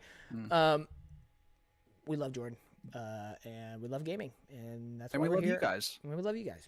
Appreciate it. Everybody for tuning in for 4.5 hours. Even though nobody's probably gonna watch this whole 4.5 hour thing, but I'll watch it. if somebody does, though, you know what? Hang on. I gotta say something real quick. I love making content and at the point of where I'm at, because I'm at the point, like I said, road to 1,000. We've crossed 900, where anything I put out gets at least a solid amount of views. Like it gets a solid amount of views. Everything I do. And I'm always getting comments now. I'm always getting comments. I'm always receiving likes. Like, and I'm able to actually have a community now, which is really, really, really awesome. Like, there are people tuning in to multiple videos and like are reoccurring and like are starting to learn like my channel and like my taste in games and stuff like that. And that's just really, it's really heartwarming. And so thank you all so much for the support and just tuning into all these videos. Like I've started to actually feel like a YouTuber rather than just making videos for the fun of it. And I'm super grateful for that. And sorry I went on hiatus, but we're back, going stronger than ever. We're closing out the year strong. We're going to get to 1,000. I'll say right now, if we don't hit 1,000 by the end of the year, I'm retiring. So make sure I hit 1,000 by the end of the year, people. All right? I honestly think I'll hit 1,000 by like November, personally. But you just got to stay consistent. Yep, just got to stay consistent. The last little bit here. That's right.